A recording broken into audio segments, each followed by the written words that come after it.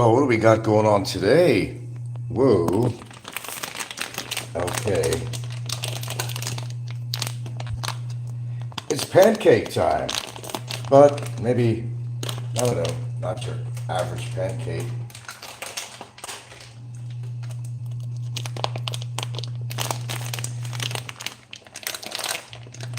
And more.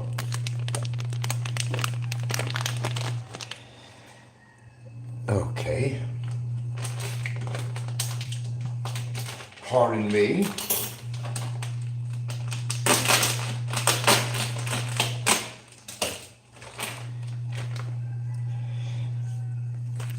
Okay, decided to make some pancakes this morning, and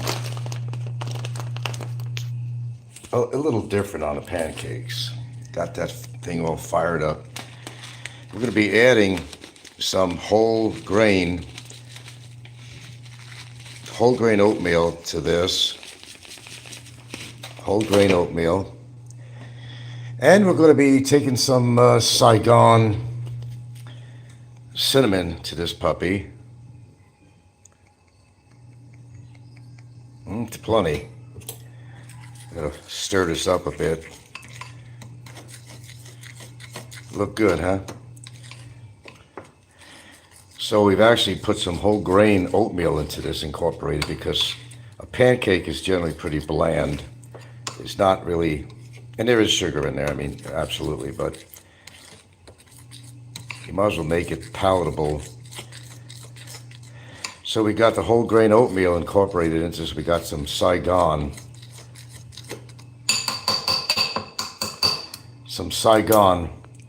cinnamon in here. I mean, there's nothing radical that I'm doing here, but, and something I don't normally do, you want to naturally, well, sweeten it up a little bit. We're going to add, believe it or not, a little bit of stevia. Sweeten the deal.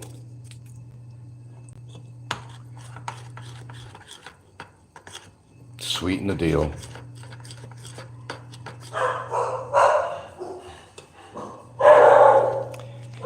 Okay, well, gotta make this a little creamier. I gotta put some, on top of that, some almond milk in here. It's unsweetened.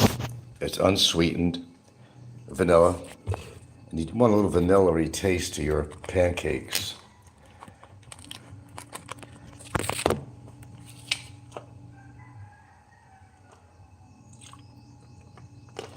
So here we go. Pardon me while I stir this puppy up.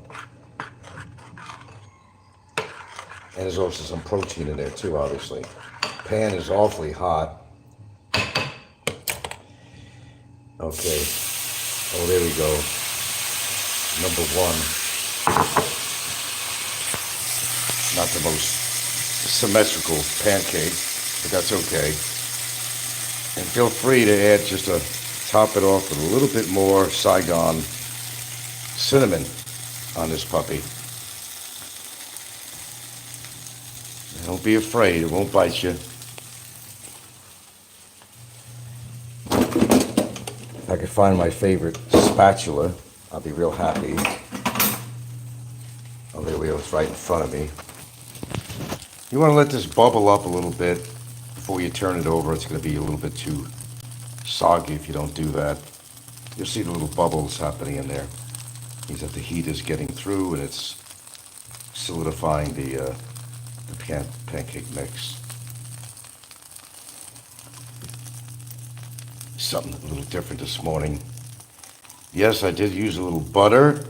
Butter, could be a no-no, but I did use butter instead of an oil. I could use olive oil, but that just would not add to the taste of this thing very well. The pan was already preheated. Hopefully it doesn't sag out on me. Here we go. Okay.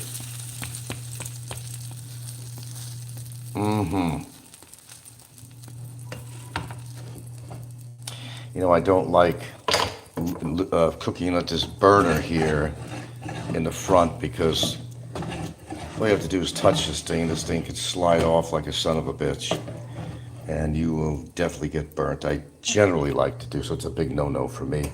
I generally like to use the back burner if I'm going to be cooking something here. I'd probably advise the same. Okay. Nice and browned. But remember, you can't eat a dry pancake, so that's where the butter might come in handy afterwards. So this one here is fine to put in the dish. So you want to add the rest. So again, you're going to have to utilize some butter to make this work. And if that's all you really got. So this is salted butter. Try not to use too much of this, really. Butter really is not going to necessarily kill you. Take the puppy out.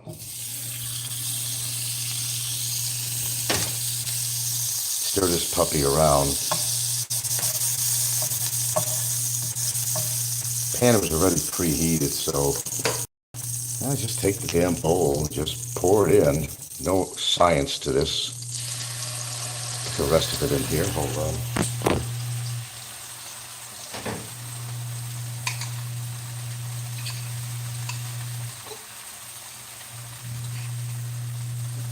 Okay, so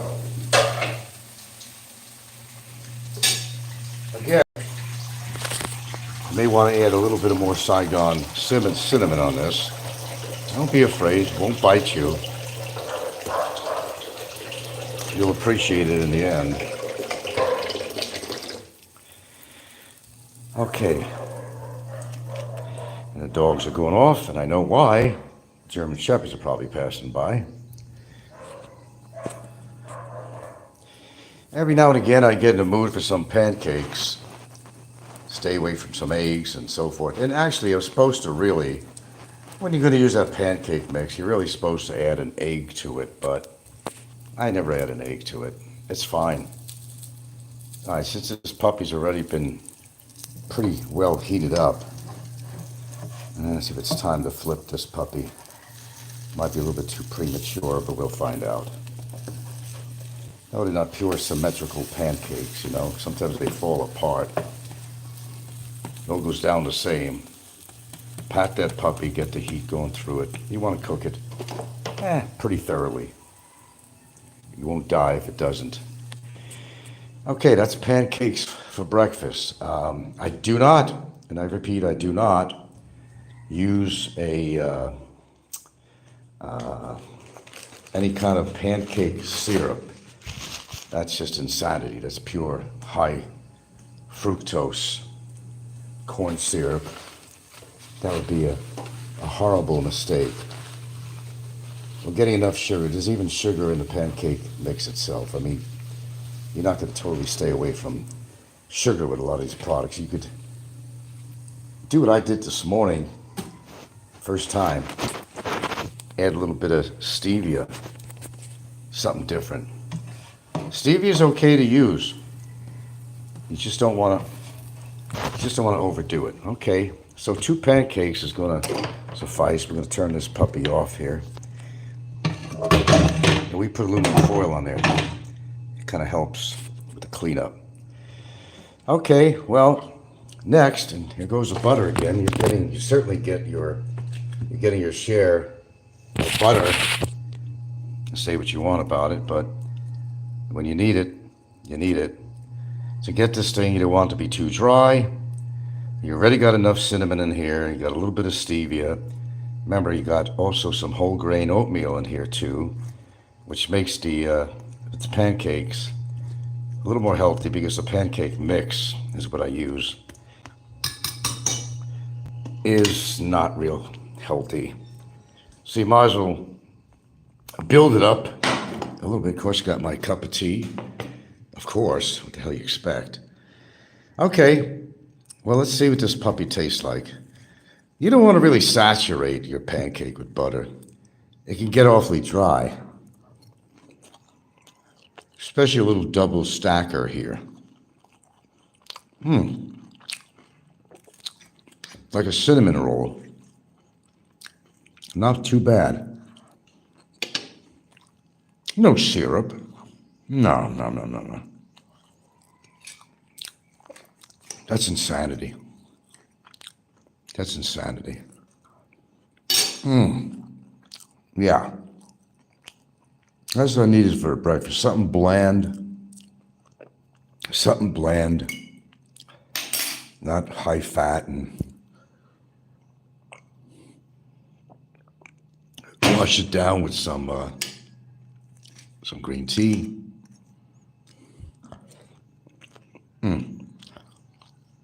I've never made perfectly symmetrical pancakes, nice and round.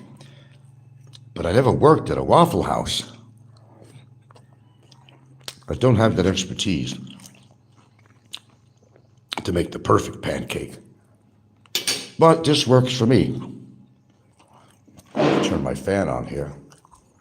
It's early morning, but it's getting hot already. I know what this day is going to be all about.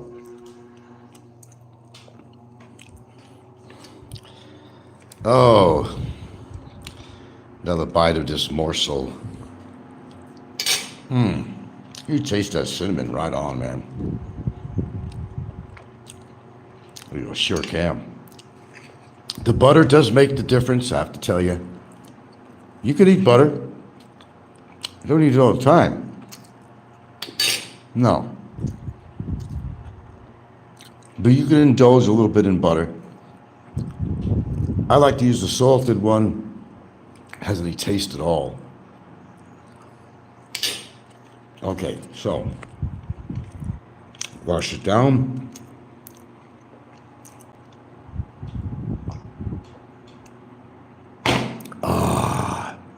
My tummy is saying thank you, thank you, thank you. Remember, overnight you're fasting.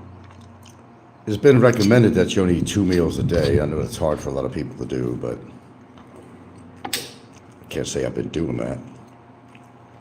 Oh, boy. So wash it down. Each bite. As I said, I use this pancake mix. I don't put an egg in it. They always recommend to put an egg in there. I don't use an egg. She does, but when she makes it, but I don't use an egg. Oh, my tummy says thank you. Thank you, thank you, thank you. I should do a cooking show, really. People seem to dig it. Wonder what I really eat. Not that you care, but some people do.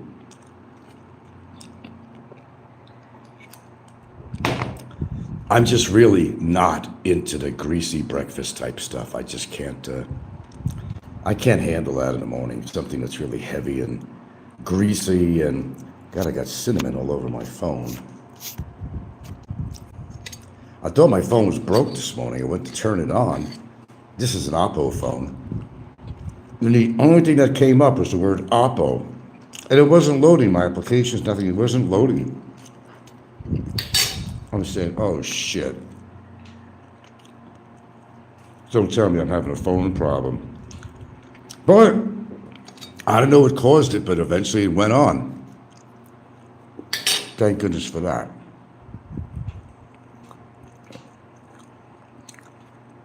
The pancakes are very satiating. I mean, it kind of goes heavy on your stomach.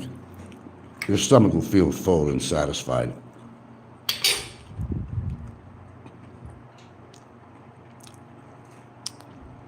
I'm sure the mix has some crap in it, but like I said, you can't be perfect all the time when preparing foods or what you buy from a store. I mean, they only have what they have. You want pancake mix, well, you don't have to go to the local store. They will carry that, though. We always have pancake mix around the house in case we can't think of what the hell to eat for breakfast. And we got another thumbs up. Thank you, sir, ma'am. What I want to talk about this morning is people who are so dependent on their AdSense from monetization on their shows. And they got so spoiled.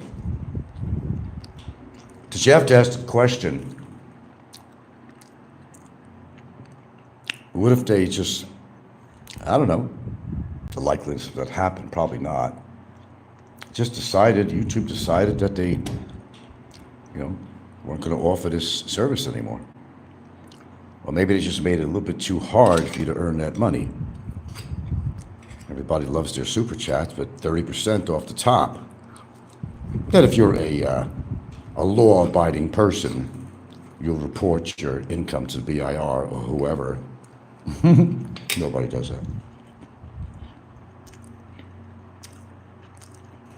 Okay, region. Oh, almost done with this puppy. This bad boy. Oh, can I make the last chunk of this? Give my stomach a rest for a second. Not your average pancake, but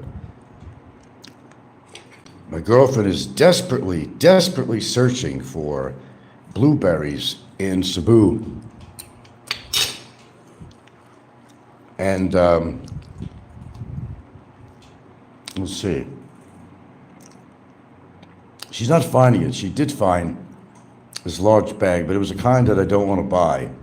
That these tiny little blueberries, and they taste like shit. So we got a blueberry problem going on here. Very serious situation. She found me my lentils, though. She bought like 4 bags. Bless her heart. It could be. I cheated a little bit, though, Region. I added some stevia to it. So it's not really a complicated pancake. It was pancake mix. I added some whole grain oatmeal to it to give it some kind of enrichment. Added a whole shitload of Saigon cinnamon. Mixed it up with a lot of unsweetened vanilla almond milk. And of course, I just ate it. I topped it with some butter. Not too much, but I also had it cooking with some butter. I didn't want to use olive oil, not on a pancake. I don't know what else to use, really. They got canola oil around here, but I don't even use that. But anyway, it worked. Syrup, definitely not. Oh, geez. It's the worst thing you could do is use syrup. You might as well just take a whole thing of sugar and shove it down your throat from the box, seriously. Don't listen to me. Don't listen to me. What did I hear about Ricky getting nosebleeds or something? I don't know, somebody mentioned that. When you got high blood pressure, man, that's some serious shit. According to how bad your high blood pressure is, but don't listen to me. Don't listen to me. I mean, I've never had a blood pressure problem. And if it ever got elevated, it had to be something that triggered it, but it was never. The one thing I don't have, and thank my lucky stars for that, I don't have. Let's put this back in these package back in here. It's gonna have to go in the refrigerator, this box, because, of course, ants. Of course. You can't trust those little boogers. Oh, fuck, I gotta find a clip for this. My oatmeal on the bag. It's been a little bit of a challenge with the lady gone here. But it's like business as usual, really. I used to live on my own at one time, and many times. I've always been self-sufficient. But it allows me to be a little creative, and she's always making a meal for me, and it's whatever she decides to make, or she might ask me what I want. I always tell her, don't worry about me. Just eat, what you want to. Don't worry about me. You know me, I'm simple. I could open up a can of kidney beans or something and mix it with something or vegetables. I'm easy to please. But sometimes I do make some very sumptuous meals. Like the other day, you saw me with that nice roasted chicken with the Brussels sprouts and corn niblets. Well, nothing much nutritious about corn. But it was a good, somewhat of a balanced meal, I would say. Ricky had a nosebleed. Maybe a bat towel might be big enough to plug his nose. I don't know if he did or not. Just somebody said that. Yeah, come on. This is YouTube. And if you haven't learned by now, you can't believe everything anybody says. But is it a possibility? Yeah, because I had a friend in Washington State that would have some bouts with high blood pressure, and his nose would bleed. It's a serious symptom that you have to really pay attention to. But I digress. Let's get to the meat and bones. Let's get on this ride to some information here.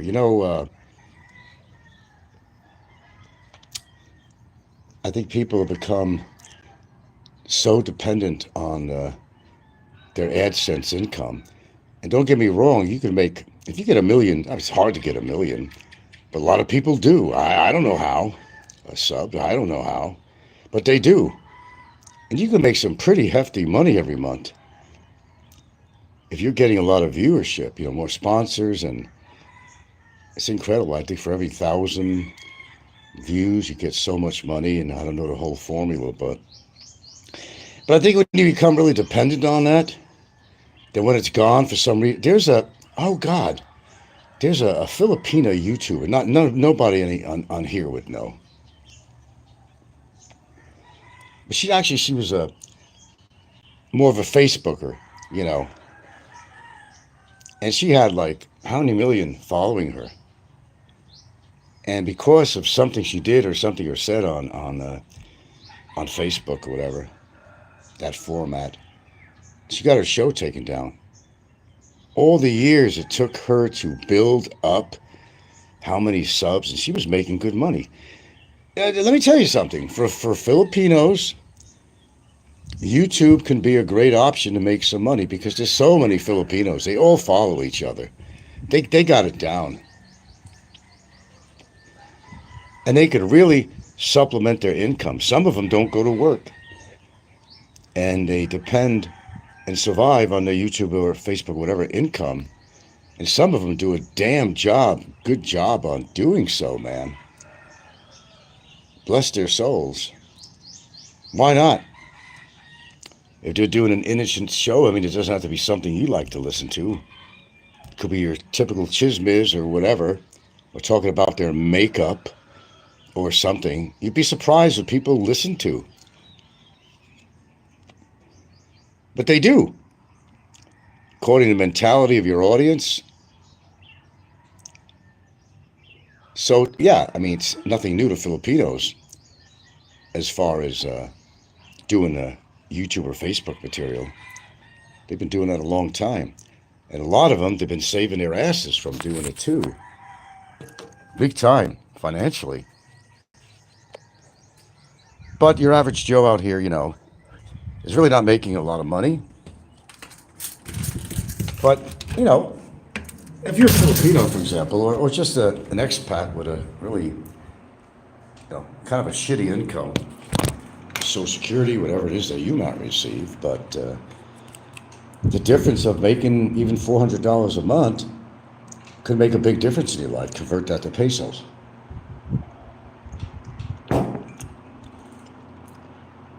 What's this?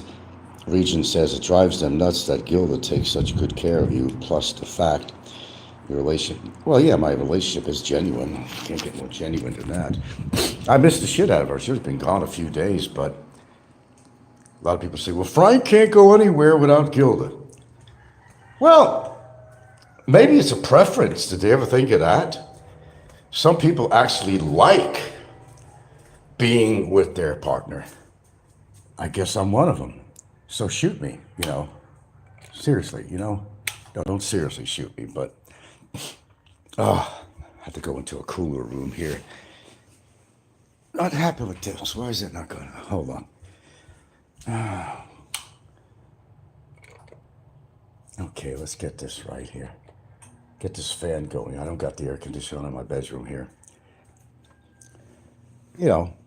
Whatever. I like I like the companionship of my partner. I love it.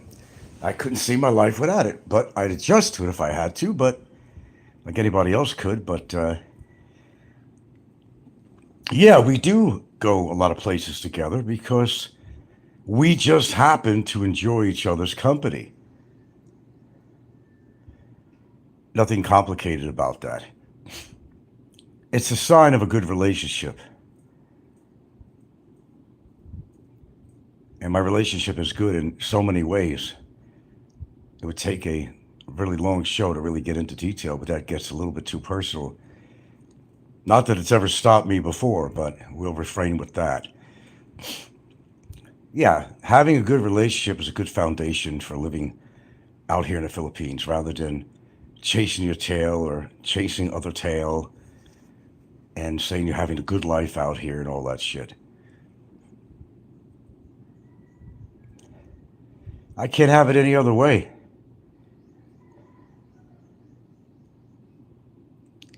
And I can't do enough for her, really.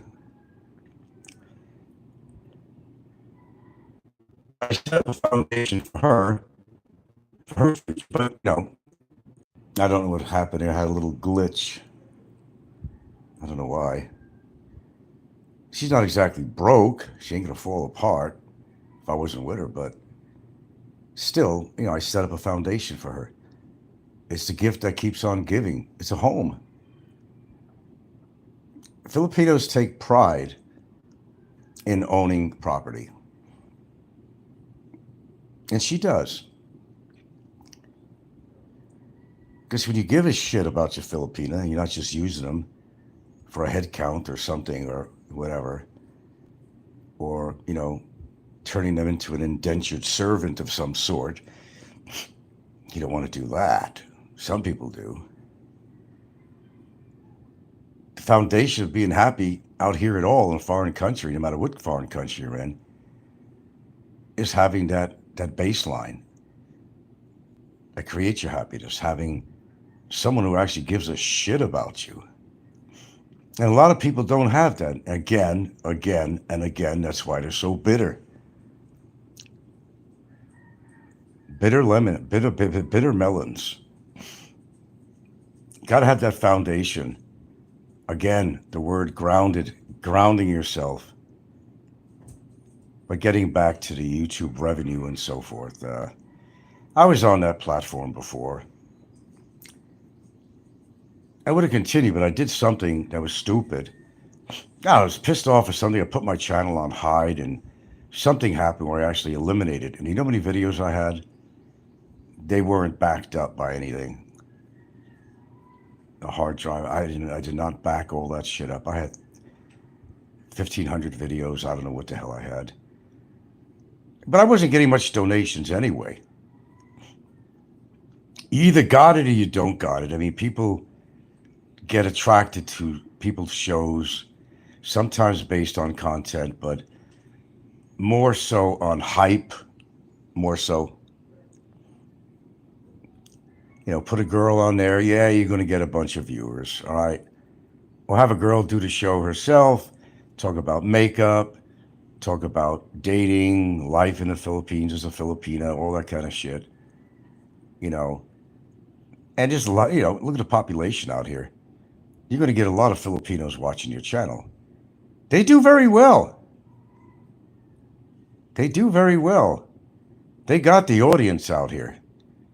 And Filipinos are really into the chismis stuff. They love to listen to that stuff. It's going to boost your ratings. Just chismis it out. And what was this thing going on about Heidi and George? And was it Smoothly? Or was it Big Man? Was talking about her and her husband, George. And you can see pretty much that George wears the pants of that family, although Heidi tries to act like she does. And George, right on camera, he'll just come out with stuff and he'll tame her right away. And they were talking about, I guess, that they want to give people what they want. So the chismis comes in. They talk about every other channel what people are doing. That's not new. That's not new at all.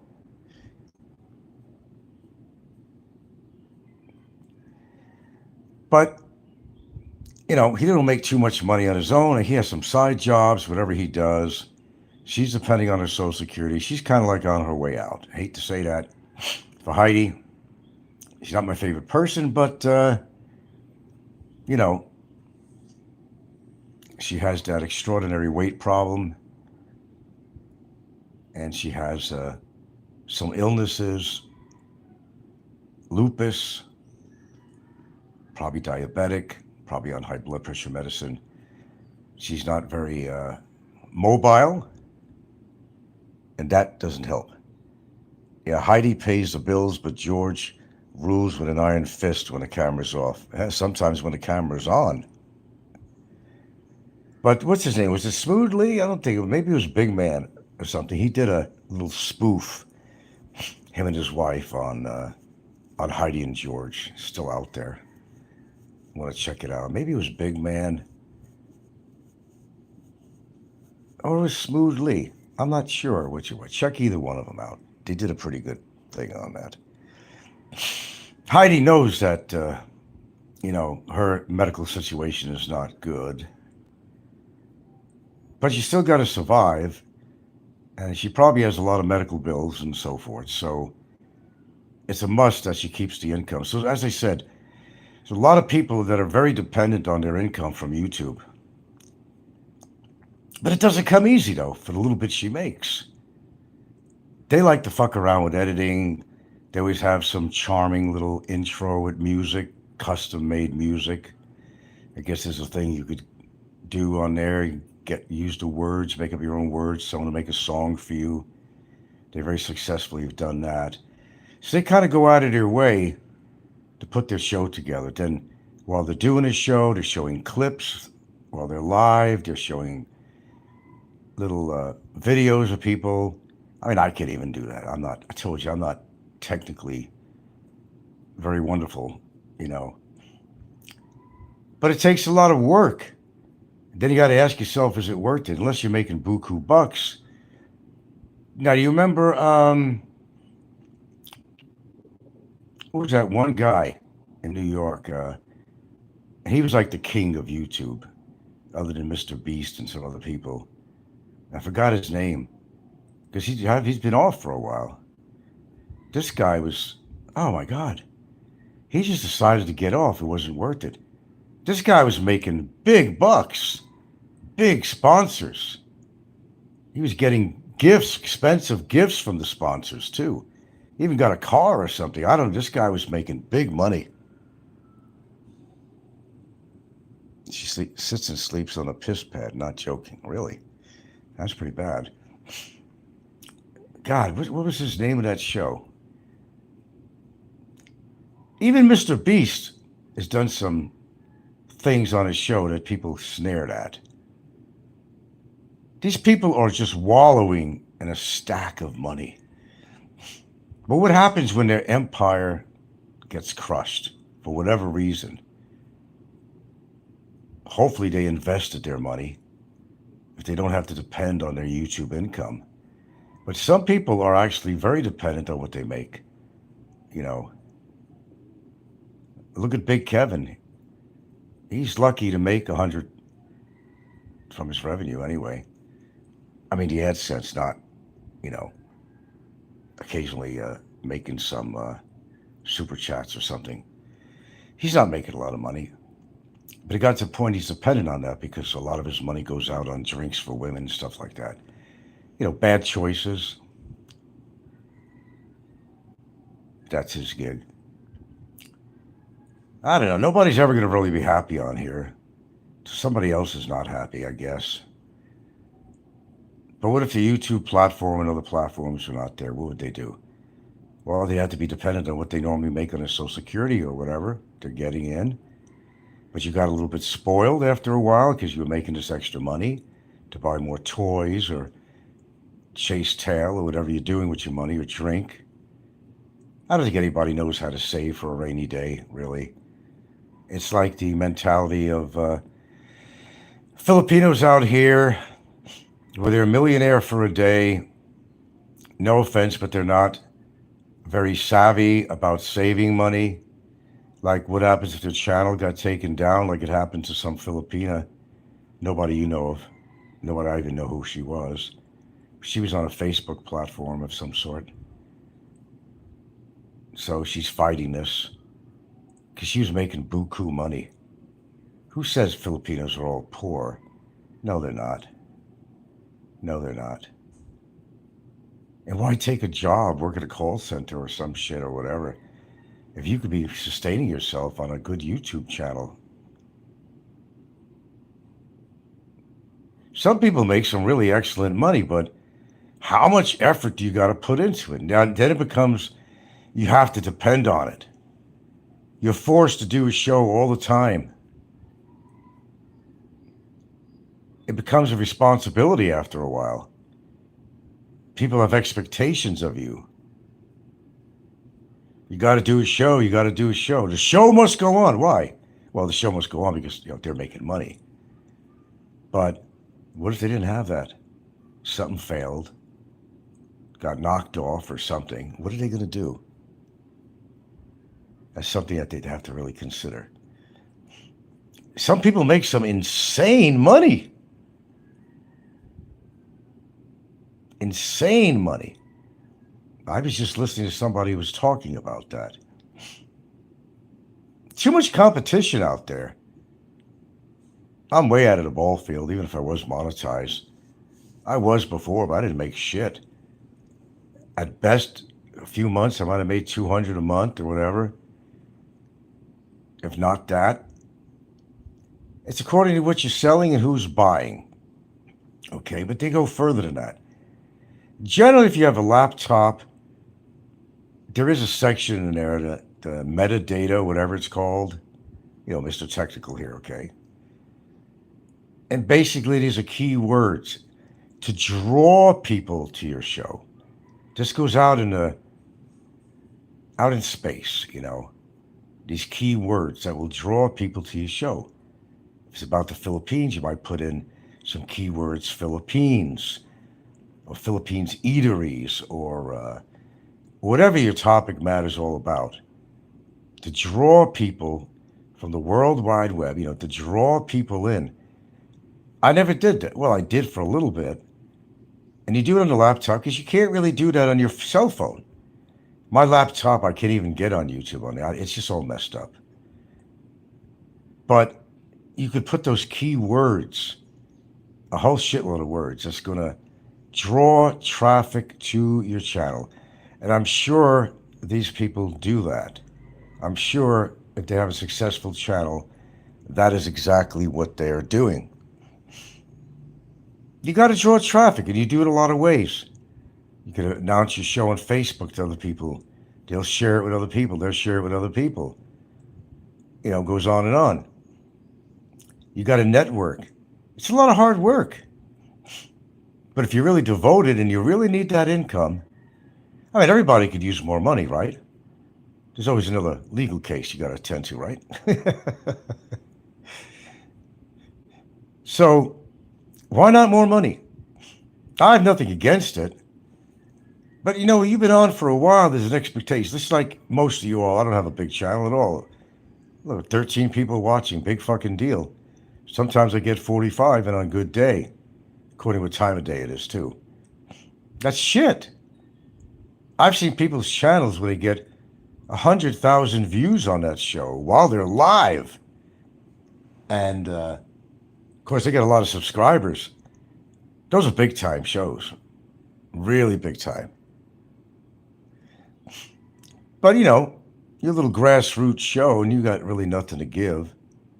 I'm not saying that my show is not worth a lot of subs. I'm sure it is if I handled it the right way, networked, That's what they do. They go on other people's shows that are popular, that people get to know who you are, if they like you or think you're controversial or whatever it might be. They start subscribing to your channel. How do you think they do that? Paul did that. All these people did that. His wife did it. She's got a channel that's somewhat successful. They're making double income now. Paul's not stupid. Paul's not stupid. He knows how to throw the clickbait out there, which irritates the shit out of me, by the way. they make people waste their time and listen to somebody's show, and they barely even ever get to the real topic. They just clickbait you, and maybe they mention something in the end, but they're using the strategy that a lot of popular, say, radio shows would use, like Coast to Coast. I used to listen to that all the time. And you're really getting involved into the show, what they're talking about. Then they have a commercial break. And you're waiting and waiting. I mean, come on, man. Come on with the show, right? Then you think the commercial's over, then another 5 spots come on there. Then the host of the show comes on, starts talking about something, and you think he's starting the show again. Hey, okay, about time. But no, he goes right off into a sponsor again. They're baiting you to stay in there is what they're doing.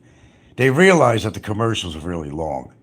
They don't want to lose a viewer, so he'll show up on there and start talking about something and wait for this, wait for that, and we're going to be talking about blah, blah, blah. Then he disappears for another 8 minutes. That's not holding an audience, but they do it. If you're not interested in the show, you kind of hang in there, right? And I stopped listening to Coast years and years ago. Every night before I went to bed, I don't know if it would be current shows. I don't know what time they used to go on to make the live ones or whatever. But, I'd have a habit of a couple of things. I'd either watch a Seinfeld repeat or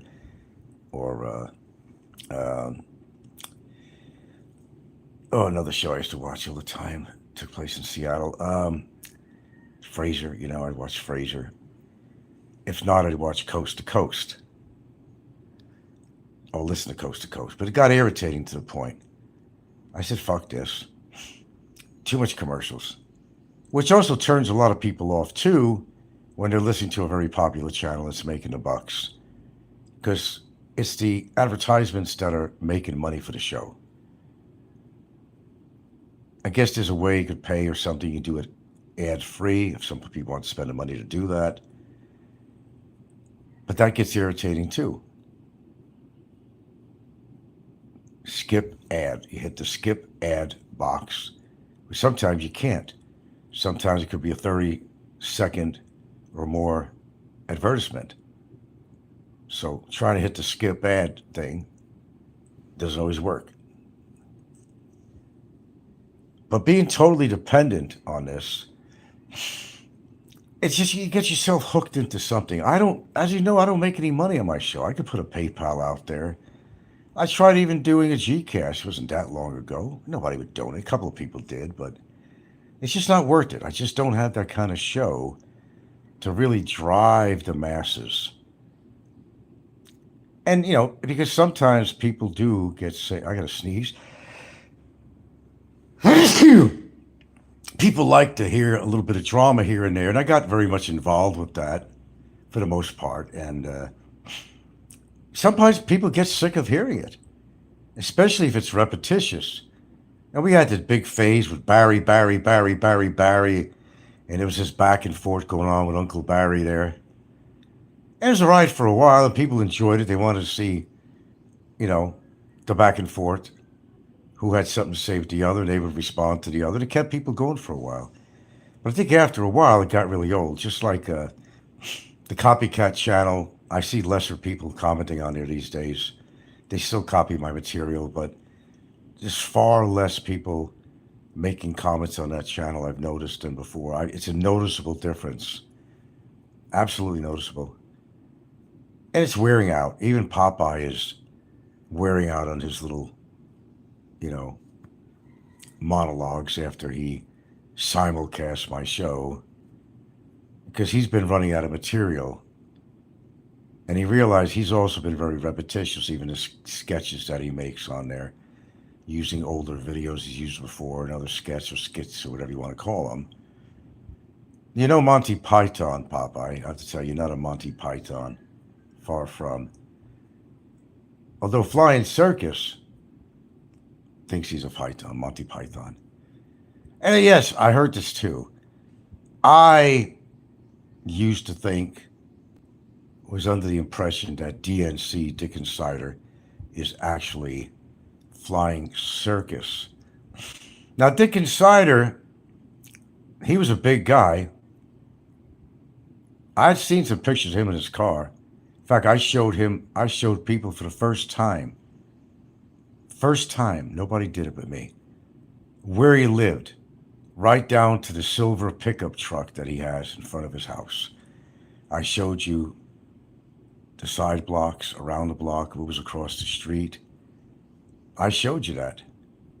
And I was the first to do that. I don't think he was really that healthy. Some people said that DNC died, but some people, even myself, seem to think that Flying Circus is actually DNC. And somebody on one of these shows was making comments to Flying Circus saying that, I've always thought you were DNC, but Flying Circus says that he wasn't. Good morning, Coin Society. Oh, God, you into Bitcoin or something? So I don't know. They had the same style,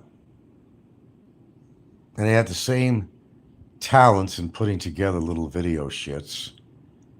And I'm still thinking that DNC, Dick Insider, is actually Flying Circus. From the ashes. I'm still convinced he is. Let me see, what was the town that DNC lived in? I forgot. It's been such a while. Shit, I got the Google Earth thing, it went right to his block, in front of his house, his silver Ford, I think it was. Even had a picture of him behind the wheel that he slipped one time. Big guy. DNC was a big guy. Big old head, bigger than Big Head Larry. He was a big, huge guy. But I heard some weird things about this guy that, here comes the chismis, right? And he had two small sons, back in the day. They're older now. But he had a very deep interest in photography. Not having any models, he wanted to practice, and he used his two sons to dress up like girls and put makeup on the whole thing. Sounds kind of sick, doesn't it? Yeah, I could say something about that. Isn't DNC the one that came up with the sperm nips? I told you, the guy was Bizarro World. Sperm nips. And he used to dress his kids up and take pictures of them as if they were girls. And I was always suspicious of this guy, that he lived a real bizarre life. His wife only lived a relatively short distance away, and she didn't bother with him. She had the kids, and I wonder why. There was something to it having to do with the two children. But, again, I don't know this as a pure fact. So I'm not going to present it as a pure fact that that's what happened. But sometimes you could put two and two together to actually come up with four, and not like seven like Barry would. Just examine some of the stuff. You put things together. The kind of Bizarro World shows they do. Very dark shows. And they present videos that are very dark in nature.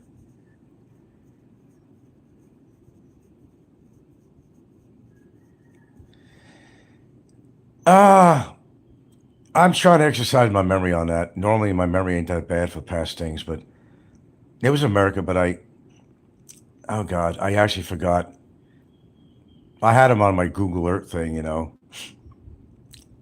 I wish I could remember. But he said that Flying Circus is an 82-year-old man in poor health living in Florida. Oh, he should become friends with Popeye. Or maybe he is. Yeah, I had the feeling that Flying Circus was older. He too has a bizarre sense of what he calls comedy. He always features some man with a mustache, a big-looking guy that, I don't know if he was basically portraying himself or something. I know he's into what do you call music? The Grateful Dead, and he comes from an era, I guess he's a Grateful Dead fan. Bizarre character, man, just really bizarre. It was very bizarre humor, dark humor. Just like DNC. Just like DNC. And I still think there's a possibility that's him. Unless DNC died.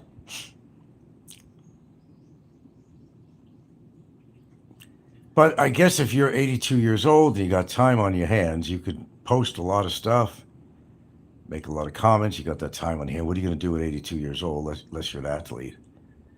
That's when you got. But there's no excuse for younger people than that. There really isn't. To make some good use of their time. I don't care. Do a little bit of exercise. You don't have to go way out. Do a little bit of exercise. Get your blood moving. Do something. See, YouTube is not the answer for everybody, but it seems to be with some. I understand the whole concept. I'm not stupid. You're living in a foreign country and, you know, you've adjusted to the atmosphere and the environment and everything of your new country, the Philippines, but it's still not your country no matter what. You're used to being around English speaking people, the same kind of slang English that you use, that they use, the culture you grew up in, which is radically different than the Philippines. And that's why a lot of people, even in part, really suggested of myself, really, why I even bother, because, you're surrounded by people with another language, and sometimes you want to talk to people that can speak the king, not necessarily the king's English, but what they call English anyway, and communicate with people who are of some likes of you. You have something in common, or maybe with some of them you have absolutely nothing in common, but don't want to get into percentiles, but there's always somebody you can relate to out there that experienced those same things you did. A commonality. I think that's why a lot of people come on here. But then again, some people it's strictly a money deal. You go, they're always pushing. Always put, don't forget to hit the like button. Don't forget to subscribe. Don't forget to buy me even Amazing Philippines. Rod is just as much of a capitalist as anybody else is. Good guy, good show, like him, good fellow. But he'll always on his broadcast going to push it. Don't forget, I got a buy me a coffee button here. Buy me one, two, or three, or a bunch. I also have PayPal and blah, blah, blah. It's all about the money. Yeah, some people are really trying to be informative. It's a hobby. And I think with genuine people like Rod from Amazing Philippines, he's pretty genuine, but it's still about the money.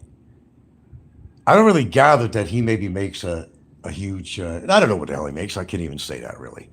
I don't know what he makes on the Social Security or otherwise. He could have a pension too or something. He's not living bad. In fact, he has a very healthy diet. If you listen to Rod, you hear that he's very health oriented. He absolutely is. I listen to him and I pick up all this stuff.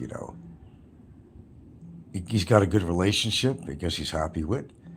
And he does what he wants. He likes to walk around, talk about the rent. He goes to rental units, prices, sale prices of houses, communities, talks a little about current events that are happening in the Philippines, whether it's the elections, whether it's storms, or whatever it might be.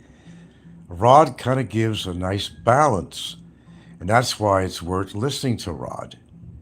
Rod is not a troublemaker.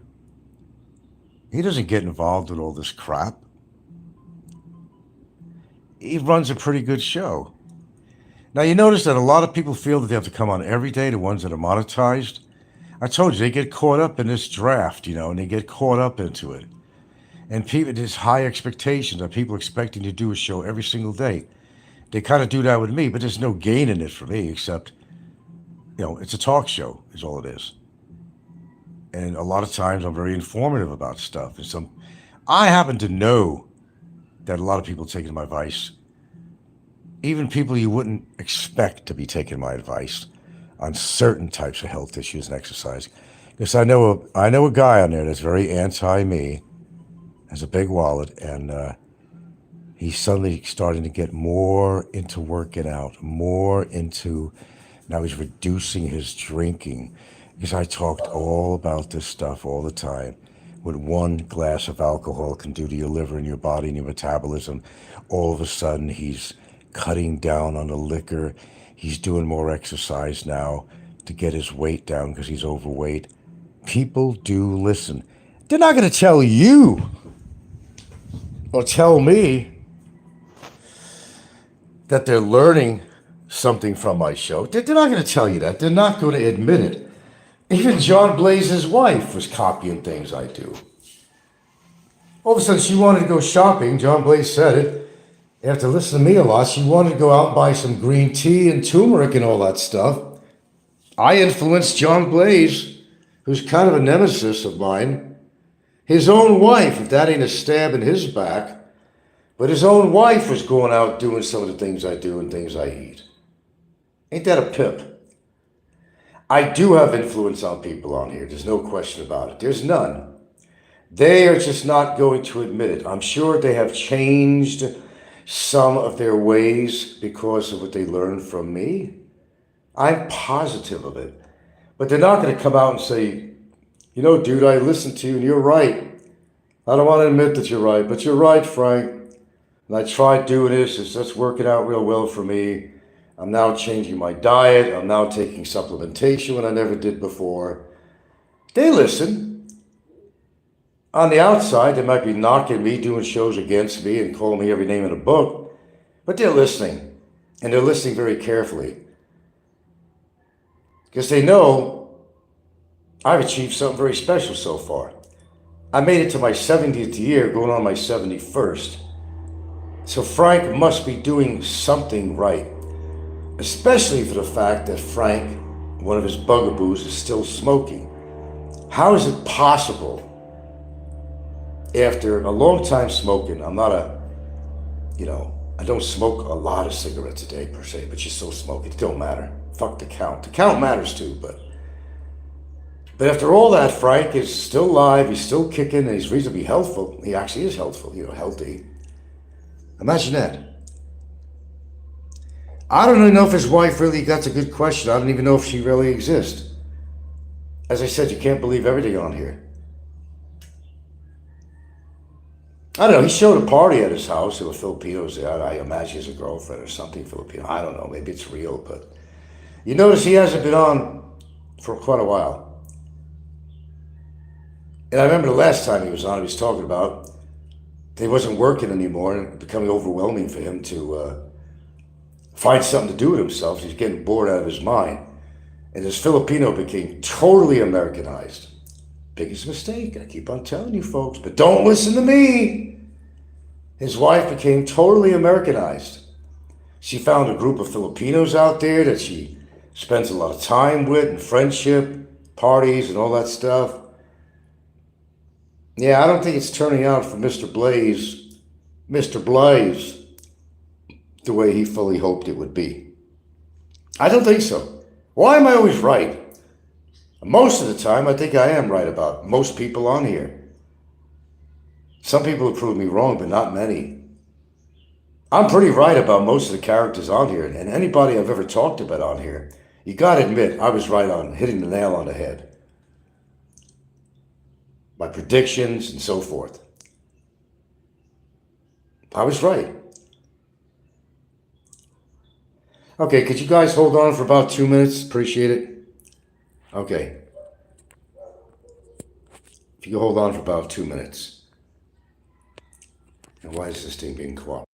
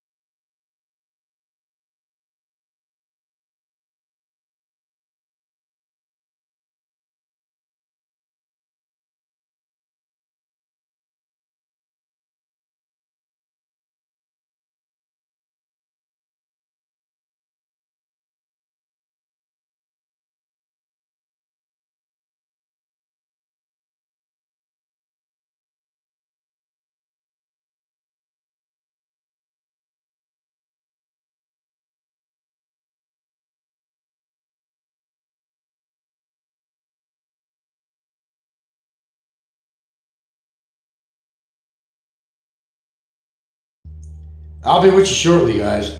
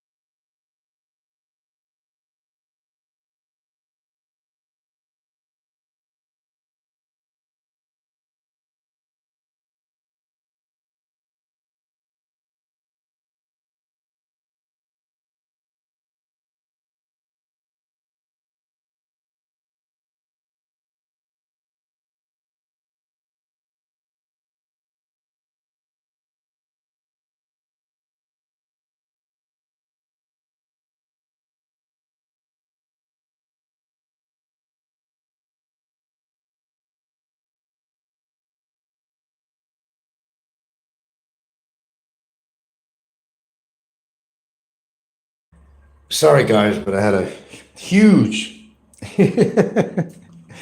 CR emergency. You have no idea.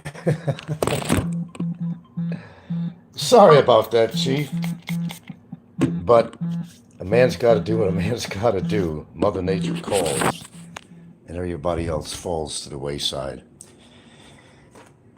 Anyway, now that I got a load off my mind, and a lot of people are asking about past the hints of what's going on with Barry J. Well, he's not been a big topic matter because he's kind of out of the picture. And if you want to ask me about that, I'm just going to tell you that I really don't know what's going on. I imagine he's still in Bikitron. I don't think that's changed. I guess I would probably know about it at some point. But as far as I know, I mean, he's still there. I haven't heard anything really. I mean, all the way around on anything.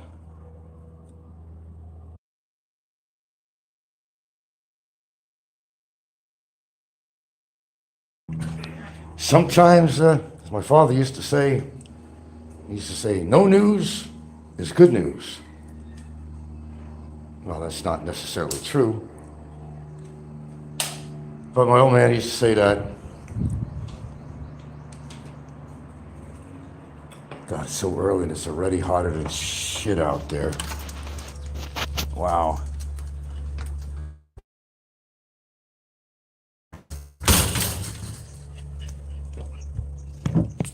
Oh, that's not doing okay. Okay, he's dead. Okay. All right.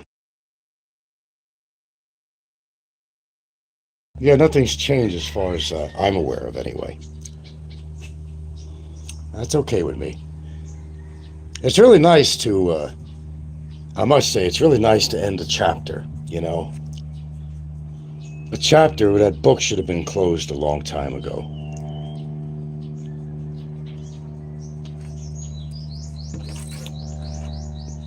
And if you're wondering if I have any regrets, I have absolutely none. None. I did the right thing. I think everybody knows I did. They won't admit it, but they know I did. They know I did. And whatever repercussions came or come and whatever from that incident, I'll handle that too. But I think I did what really needed to be done, especially with this particular character.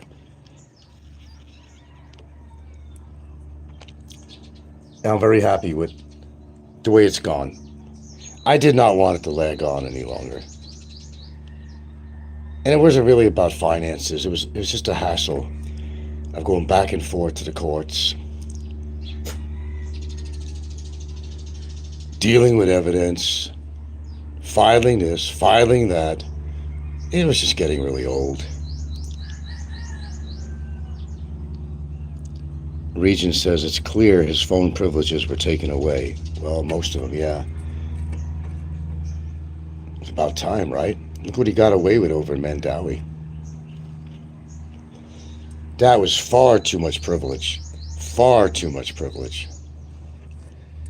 But again, and again, and again, he did it to himself. There's not a person out there, there's not a troll out there that's going to say different. They may say different when they're talking on somebody's live stream or comments or something, but they all agree with me. I think they're all happy about it. They're not going to tell you that, but they're happy about what happened with Barry. There's no question. I know all you are. And I'm happy about it too. Everything has a beginning and everything has an end. But you see, it's not really ending with Barry. That's the problem with him. He's still going to be himself. And when he does finally get to go to back to America, there's a lot of questions as to what he's going to be facing when he goes back. So it really may not be over for him when it's supposedly over. And maybe just a beginning, actually. A never-ending domino effect with him. But again, I'm not the guy with the black hat here. In fact, I really wear a hat with that often. You'll know what he's done and said, and, that's history now. It all paid off. I didn't have to wait for a judge's decision to sentence him. He knew he was wrong and he pleaded guilty. We accepted his plea of guilty. We accepted it. And we thought it over. Put our heads together. Because we knew either way, it still wasn't going to end very well for him, as it turned out. When you're that broke, 250K here, 250K there, and then other expenses that you owe, and immigration fees, all that shit that you almost 7 years. That shit adds up. Not everybody could go in their pocket. But like I said, it's not like he never had any money. He was saving his Social Security. But he might actually be cut off. I mean, as I said, I don't know everything that goes on with these people. They're going to lie to you anyway. You're not going to hear the truth from anybody, really. But yeah, I believe he was on Social Security the whole damn time. We're not going to make this about Barry Jordan here, in case you're getting a little excited now. I try not to talk about him too much on here because there's not really much to talk about anymore. He's not doing live shows, so, there you go. He throws a comment in every now and then, gives people a little bait that, things are going good or something, like life is wonderful in there. We know it's not, because, you know what life is like in Bickerton or any prison in the Philippines. It's not a jolly place. But, he's paying for his crimes, and rightfully so. He can hold a grudge against me the rest of his life. It ain't going to matter.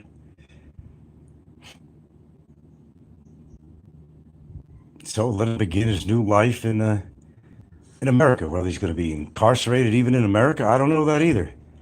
There's a good possibility that he is going to be floating around. He's been saving his Social Security because he wants to get a vehicle. Just as far as we're going to go talk about Barry Jordan, but he told everybody he wasn't getting it because, he obviously didn't feel sorry for him. He knows how to play that role. So he'd get more donations and didn't have to cut into his own money besides for grab, food, and stuff like that. He knew what he was doing. As stupid as the hillbilly that he is, he knew how to get people's attention and played a role. Some people bought into it in the past, but no more. The sympathy thing, And I remember very clearly how many times he's saying he only had 400 pesos left in his pocket. Well, which was a big lie.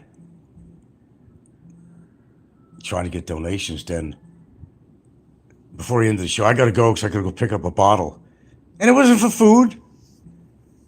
It wasn't for food or medicine or nothing. He wanted to go buy some Mighty Whites and he wanted to go buy a fucking bottle. Same show. Same life show. He was lying about being broke. But he had money to go out and buy cigarettes and booze, didn't he? That's Barry. I don't know, the likelihood of him coming up with the money that he needs to get out of his situation. I don't know. I think it's unlikely unless somebody really comes forward and helps him, but that's a lot of money. I think it's more money than most people even have money that could help him out or may be willing to give him, unless it's a conglomerate. It's an effort between numerous people to do so they don't have to put too much money out of their pocket. But still, the same problem with that is that they know that Barry's has to pay a penalty of 250,000 pesos to me, and they don't want to see that happen. So if anything, that's what's holding people back, if it's holding anybody back at all. Because I'm not going to pretend that I know everything that's going on. Someone said that a donator gave him $1,000 or something. I don't know that to be true, but it's a far cry from what he needs to settle his whole score. I don't know. And like as I said, I don't care either way. 250,000 is not going to change my life. The reward is seeing him stay in Bickerton for as long as they can. That's reward enough. Eventually, he's going to really need to get out of there. By hell or high water. And I'll get the award from the court from him, one way or the other. Because he ain't going to want to stay in it that long. But I think what he's thinking is that there's a limitation on how long they could keep him in there. Because I did read something on that. He's thinking that maybe, they have to let him loose after like a half a year or so. But I just don't see that happening because the ruling was that he has to pay the court, has to pay me.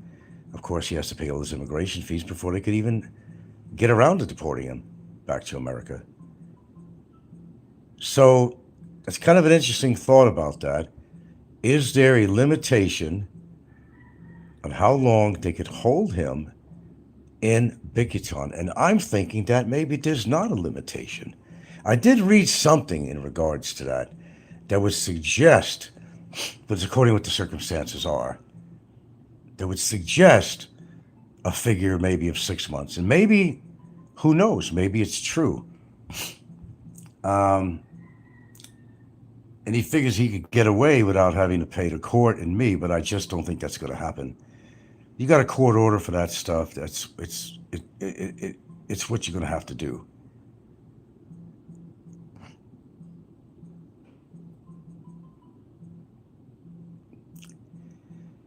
But, there's never been a feel sorry stage for me when it comes to him. Never has been. Never will. I'm just saying he's a lucky man and he just don't know it. I'm not going to say anything more than that. Just say he's a lucky man. He's a very lucky man. In some ways.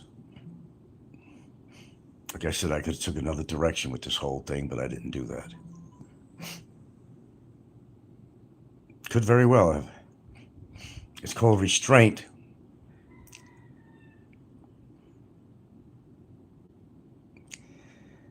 Okay. Well, it looks like the dialogue is kind of slowing down on here. I think that's a hint that I probably should get off. I'm pretty sure you'll hear a Big Kevin show come up. And talking about fucking losers. One thing I've proven, I could definitely say I've proved, beyond any doubt, beyond any reasonable doubt, and preponderance of the evidence. And it really does turn out that a lot of the trolls on here are truly not living the life that they try to portray. Taga Isle. Never heard of you. Oh, okay. Hello, Taga Isle, and good morning to you. Kind of coming in late here, whoever you are. Had my breakfast this morning, folks. My pancake, very special kind of pancake. Mother Nature said hello to me. I had to go have a talk with Mother Nature. Don't need to share that, but I do anyway. But the one conclusion I have come up with here is that these people got some problems, man. But I see it changed. You know, the tide is changing. Even the copycat channel, there really isn't as much comments on there anymore. It actually got to the point that people are burned out on all this. Even Havoc Master, who don't particularly like me, sort of kind of stood up for me in a way on Kevin's show. And he said, I said, what's coming on here? He said, everybody, all they talk about is Frank. Why do they talk about Frank all the time? Man, I'm that significant. It's amazing. Wow. But it's changing. I feel it in the air. I feel it in the air tonight. Oh, Lord. It's changing. People are getting sick and tired of Frank this, Frank that. People start to believe that these people have some kind of a bizarre affection to me. They're attracted to me or something. I mean, what else could it be? We talked about the jealousy part. Well, that's obvious. I'm not going to go through the whole speech about having a steady relationship and blah, blah, blah, blah, blah, blah, blah. I think you already know that. And you've even talked about it. There's trolls that even recognize it. But not everybody wants to admit it. That there's something missing in their life.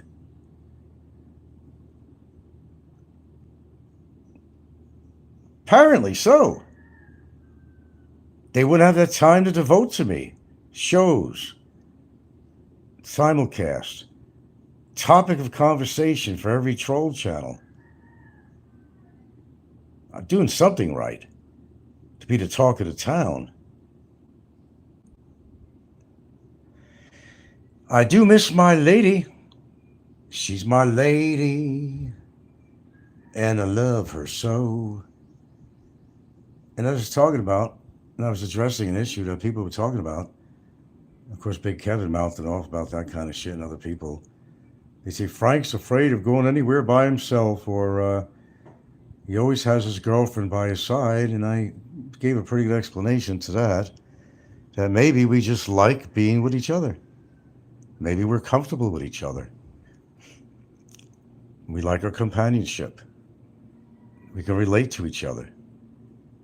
That there's really love, true love. Not like all this icing on the cake, phony, sugary topping that people talk about their relationships, but it's not really what's happening. It's all about the fucking wallet and shit. There's nothing about a wallet here at all. Never has been, never will be. We just like being together, even if it's going downtown together to go to the store. There's a lot of times she doesn't have to come with me, or I don't have to come with her, but we choose to be with each other. I mean, I'm getting a little older too, you know. You want to spend as much time with your partner that you can, and that's part of it too, you know. I don't regret that. If I was uncomfortable around her all the time, I'd take off and do something, but I'm not one of the guys that needs to get away from the ball and chain, as they call that in America. They call their women a ball and chain. Well, why did you marry her if she's a ball and chain? Why didn't you just keep being single and not get, why get married, If she's going to be a ball and chain and you want to make a reference to her of that nature, that's pretty sad. She's not my ball and chain. I'm not her ball and chain. Remember, I got numerous doors in this house to go in and out.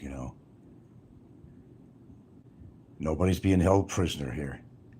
Not me, not her. You just got to want to be with each other.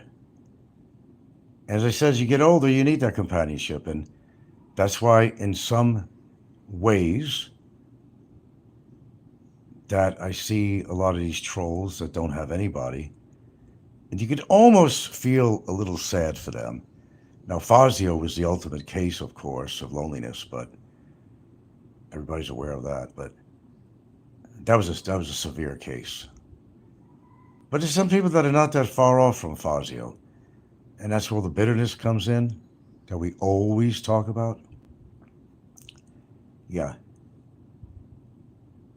And it is sad. And sometimes, no matter how much you don't like the person, you could almost feel a little bit sad for them. Because in a world of 5 billion people, I don't know how many people in the world now. Is it 8 billion now? I don't know. I lost track. You would think there's somebody out there for you, no matter who you are, how fat you are, how ugly you are, what a rotten personality you have, what an evil person you might be. You would think there'd be somebody out there for you. And it's like there's no excuse to be alone. Of course, if you have to resort to paying for your dates, then I guess that's what you got to do. But like I said, it's so shallow. I couldn't do something like that. I lucked out, but maybe I wouldn't have, A stroke of faith, if you believe in faith. I don't know. I don't know. Maybe there is some kind of angel or something on my shoulder. Because I should have been dead by now. Accidents I've had, little incidents, near car wrecks. I mean, there's a lot of shit I've been through. I talked about the other day. Still here. Still here. Luck is on my side. Karma's on my side. I don't know. I couldn't tell you for sure. Let's just say I've been lucky. I don't know.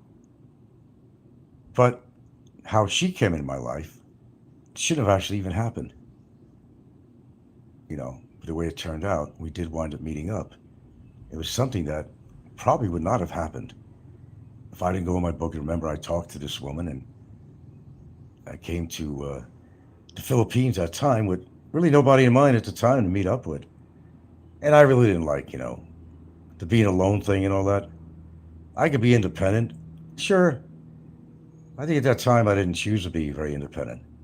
It gets very lonely in your hotel room, And we're not talking about sex.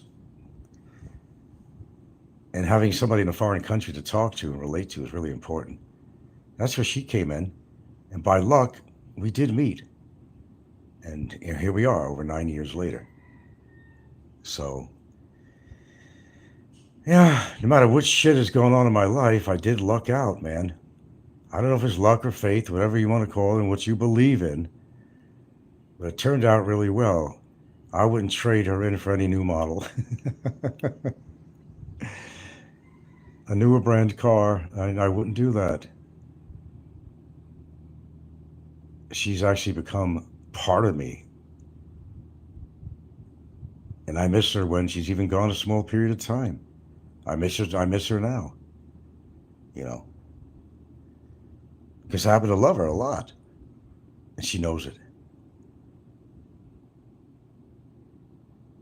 So I feel really sorry for a lot of elderly people who, oh God, especially in America too, a lot of their relatives have died off. They've outlived them. They're widowed or divorced. They're living on their own. And it gets really lonely. I mean, look at Steve Montelli. I didn't have to mention him, but I did a show in regards to a show that he did. And you kind of see what's happening to him. Now he's gravitating to senior centers to be able to talk to another human. That's with his success in his career, sort of, He's got money, and it all came down to this, which goes to show how important a good companion is in your life because when you don't have one and you're getting older, man, it's critical. You hit critical mass. It's so important that you have somebody in your life. I can't even emphasize that. I couldn't see it any other way. I don't think I'd be as healthful as I am now. I don't think I would have lost it a long time ago. I think if I didn't meet her, I was at on the edge. Had a couple of disappointments from some chicks in the Philippines. I got bamboozled by a couple of them. You know, I was just about to give up. Seriously, it was that one trip. I was going to be here for a month, and I had nothing going at the time. I didn't want to get back really with a couple of these gals I met. I was really holding off, but then things worked out the way it did. I made a phone call, talked to her, we met, and the rest is history. The rest is history. Here we are. Celebrated our last February, celebrated our ninth year together, and we're still together. I don't think she has any big gripes about me, and I don't have any big gripes about her. So yes, I am lucky. And yes, I will rub my knuckles on my chest. I absolutely will. And maybe people don't have what I have. But my only advice to that is try to change things up for yourself. Stop being such an asshole. Because that asshole part of your personality shows out when you meet a woman too. They know an asshole when they meet an asshole, okay? We all got one, but we don't have to be one. That's the difference. And their personality shows out, and that's why they can't get a woman or keep a woman. Because if you're that fucked up in the head, you can't hide it. It's going to come out. Especially spending time with a woman. And, what's really great is with a good woman, she knows all your idiosyncrasies, She knows your goofiness. And I could be pretty goofy. I could break out into song and dance, whatever. She takes it, for being me. She accepts me for me. My daughter was like, oh God, she used to get embarrassed all the time. She needed more of a sense of humor, really. Because I was very humorous around her. I was always, at some point, doing something that she would find kind of goofy. That she certainly didn't want your dad to display in front of her friends, She'd be so embarrassed for the littlest things. I mean, nothing radical, It could be little things, But she'd get embarrassed really easy. But you know what? You got to be yourself. You have to be yourself. And I've always had a sense of humor that could get me by. I mean, it's hard, even to get mad at her, my girlfriend. Sometimes I do get upset with her about something. Not that often. All she has to do is look at me or give me a kiss on the lips. And it's all gone. I start laughing and smiling. In fact, I can't stay mad at her because I can't keep a straight face. And maybe I am really genuinely upset about something. Maybe I am, but then all of a sudden I break out into a smile and a laugh. It's like I can't help it. It sounds weird, but I guess it's really happening that whatever was going on, it could have been that important for me to remain mad. So automatically, like an involuntary thing, an involuntary motion, I start smiling. And it's all over with. It's all over with. We move on. With that being said, I got to get off here because I probably should make a call I should be expecting a call from my lovely Gilda, the best girl in the world. Love and kisses to my missus. Miss you, honey. Wish you were here with me. Parting is such sweet sorrow, but you'll be here before I know it. That's love, baby. Not holding a big wallet up in front of her face. I'm only a one-woman man. I don't need more than one woman. There's no purpose to that. If you were doing that in a relationship, then there's no love. The person's just a tool to you for your sexual pleasure or whatever, or your power trip, whatever it might apply to you. I don't need more than one woman. Geez, one woman is enough. It's enough. But there's no reason to have more than one woman. Why? Why get married if you're married when you want other women? What's the purpose?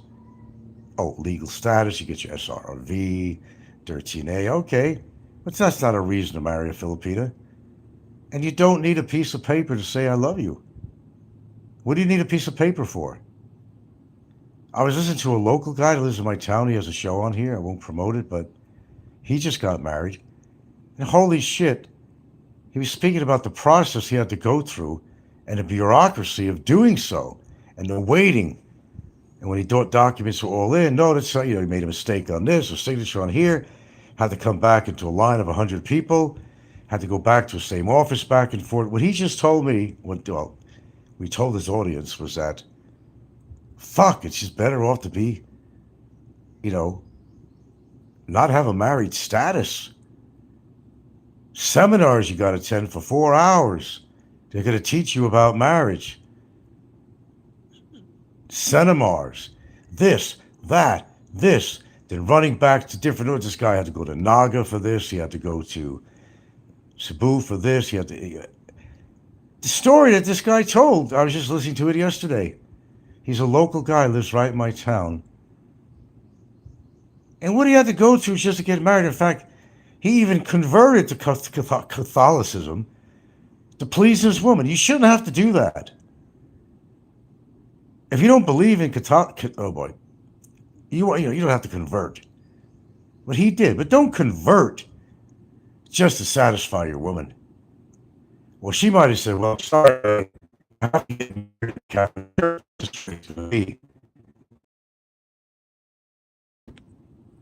Know what I'm saying?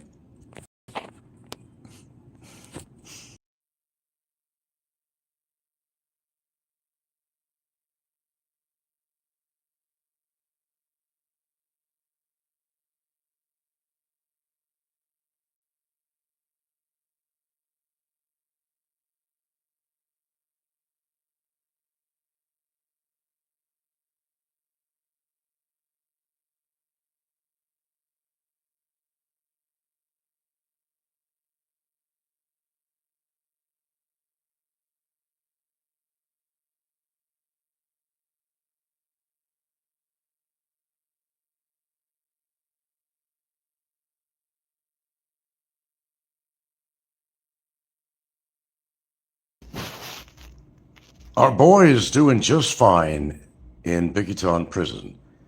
A recent post by Mr. Barry Lee Jordan says that things are fine. He's working out in the gym and he's eating very, very well. And we're very happy for him. Possibly studying martial arts too. Maybe the boy will change.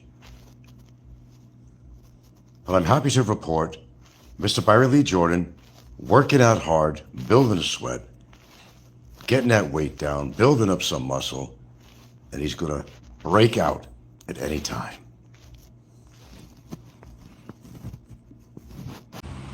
I don't know.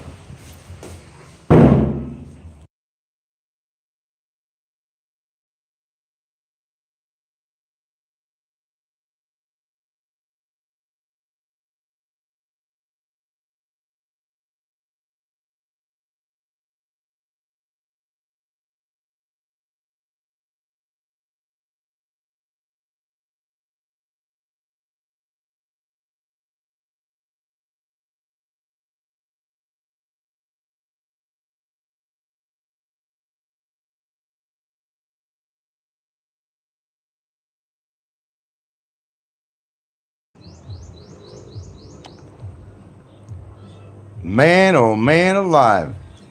It do be hot out there today. Whoo, doggy. That time of year.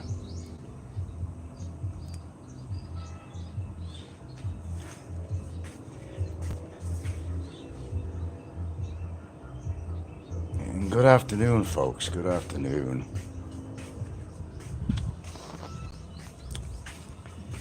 kind of dealing with the heat out here. Well, not in my house, of course, but simple thing is running chores. I'll tell you, that'll take the steam out of you in this weather.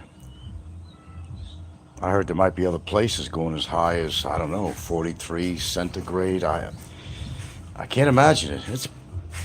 It's high enough here. It ain't no 43 degrees centigrade, but it's up there.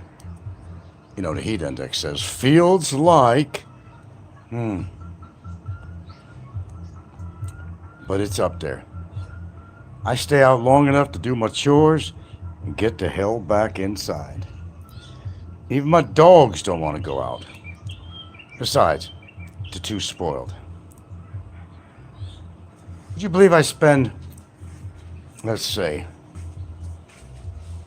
about $1 a day, really what it comes down to, on each pack that I need.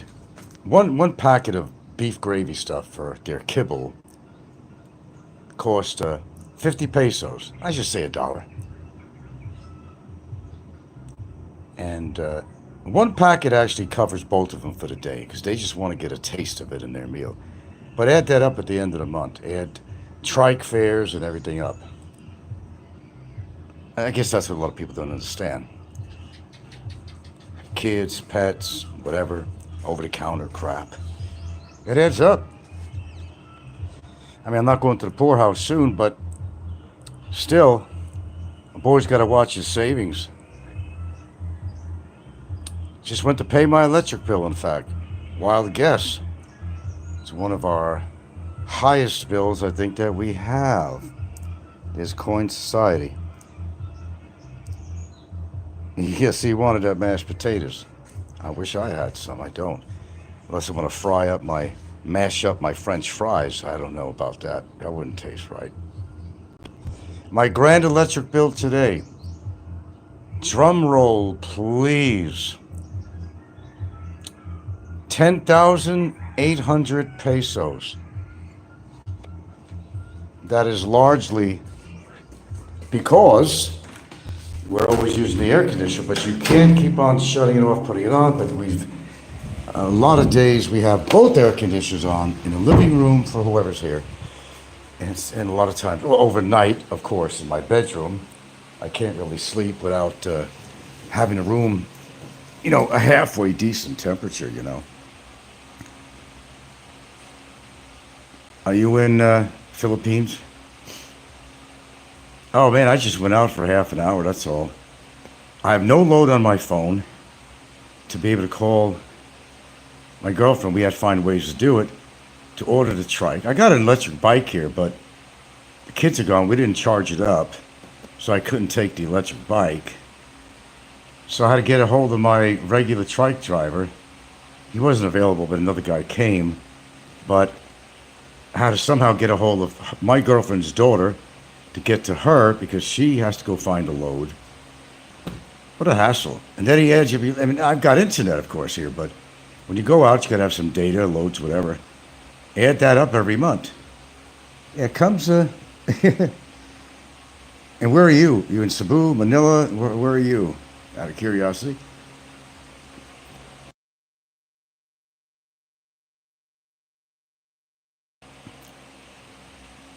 Oof. And Laguna. Oh, yeah. You guys get some temperatures out there, don't you? Are you retired? Again, I don't mean with all the questions. Are you retired? Are you a foreigner? Are you a retired foreigner?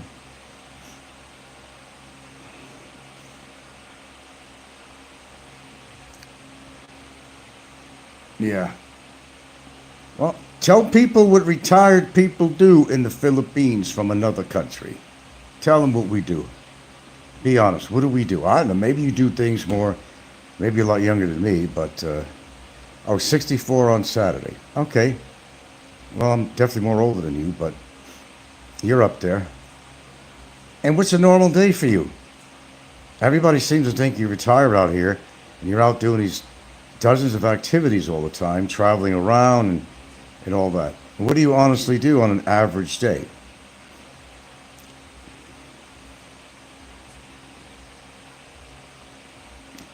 I do not do much. I get up, play father to two teenage boys. Exactly. I have two, I guess you could call them stepsons that live with me here, but they're not here now. I got 3 days off. You know, my girlfriend went to Cebu to vote and take care of some other stuff for me, some important stuff, actually. Um, it's been hotter than hell in Cebu City. Yeah. I told her, just keep cool and go to the malls, whatever. Just stay under an air conditioner, man.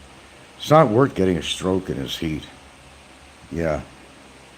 Today we went to his new school. Okay. New school. Well, they're not open yet, are they? They're on summer vacation now. We're just going to see it, what his new school is all about, whatever. Yeah, I mean, look, I'm not a super heat person, okay? I did live in Hawaii for over 14 years, but as I said, Hawaii is not as hot as here. It's subtropical compared to, tropical here. No, he's going into 11th grade. Oh, okay. Now, what grades are these kids in? One is uh, one is 13. One is, what is he, 15 now? Anyway, they're all gone for 3 days, a little vacation on my own. But it gets boring.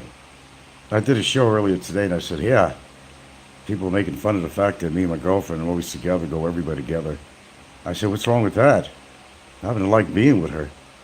I'm not used to being without her. And that's why I did a whole spiel about if you're going to be living in the Philippines, you really got to be mated up with somebody that you really care about and vice versa and all that great stuff that goes with it. And you have to be. It's not a place to live alone. And just chasing tail all the time, it's just not worth it, man. Some people like the challenge. That gets old after a while, man. It really does.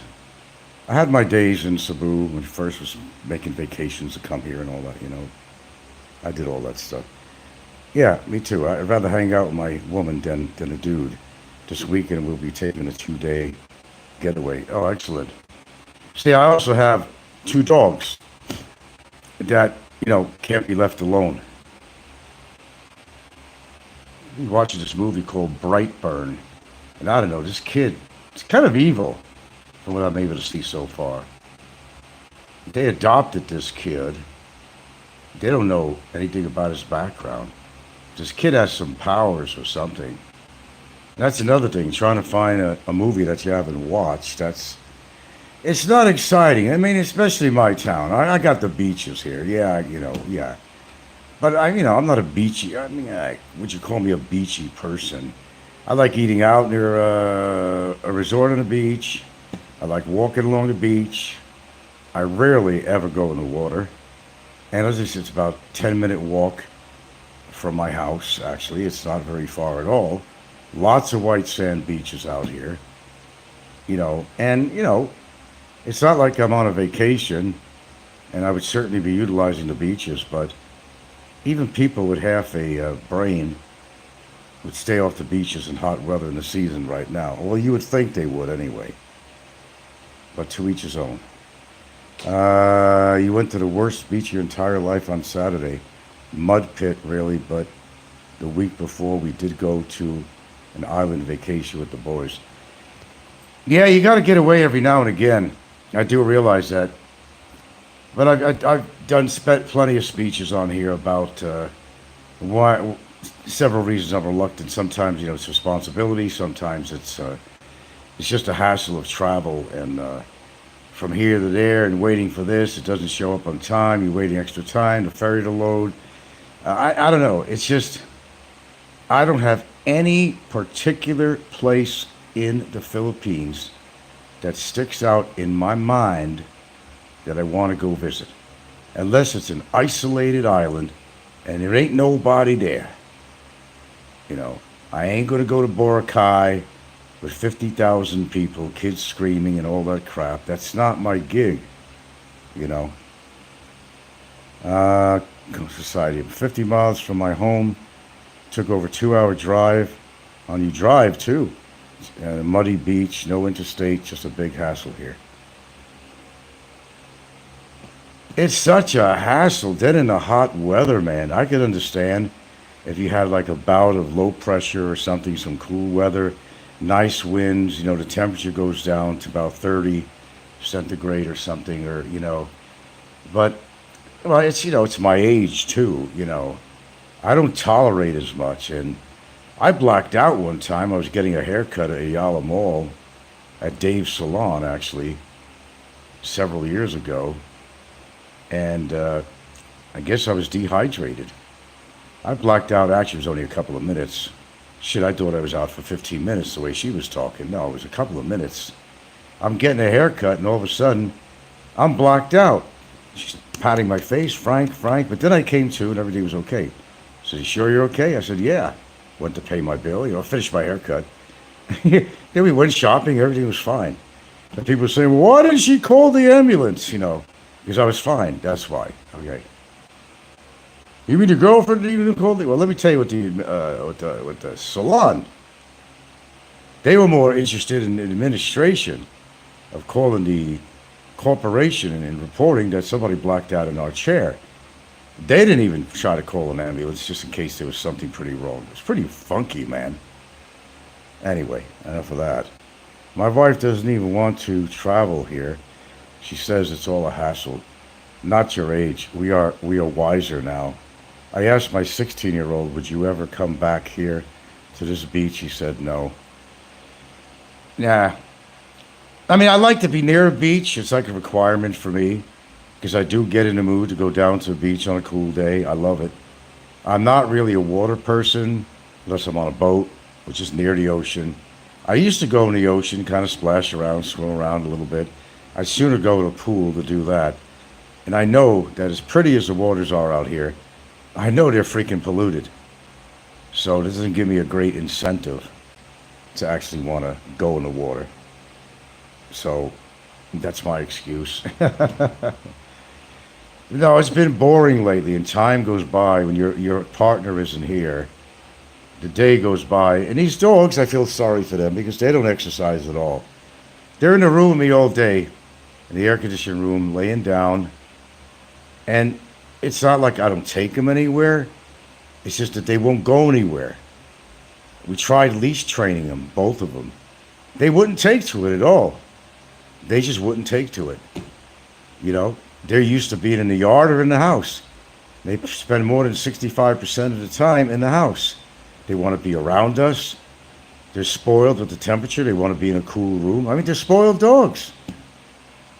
And what do you think I had to pick up today? I buy this pedigree. It's like a gravy packet. They're like 50 cents a pack, 50 pesos a packet. And I mix it in with their kibble, with their regular dog food, which is a pedigree brand. Every day. One of the dogs wouldn't even want to eat his meal this morning, even though I threw egg in it, because there wasn't a beef packet in there. I'm saying, damn, talk about spoiled dogs. Again, I agree with you 100%. My kids don't do anything. At 3 every day, we kick them out, and they have to play outside until dinner. Well, there you go. Well, my girlfriend's kids, the two that live here, they don't do a whole lot. They're always on their phones playing games or whatever they're doing. And the youngest one, he sort of kind of has a girlfriend he's always in touch with. It's kind of funny to see him grow. And I've seen he was knee-high to a grasshopper when I first met him. And this is 9 years now along the way. And, his features are changing, his voice, everything. He's getting taller. His brother is tall. But his brother, the one that's a little bit older than him, he'll get involved with exercise, unlike the other one. He'll ride his bike long distances with his friends. Not every day, but he does engage in activity. So he's the more active one, actually. When we were kids, man, I'd never be home. Paper out, 13-year-old, hated being at home. I don't know. Did you have a good childhood? I don't know.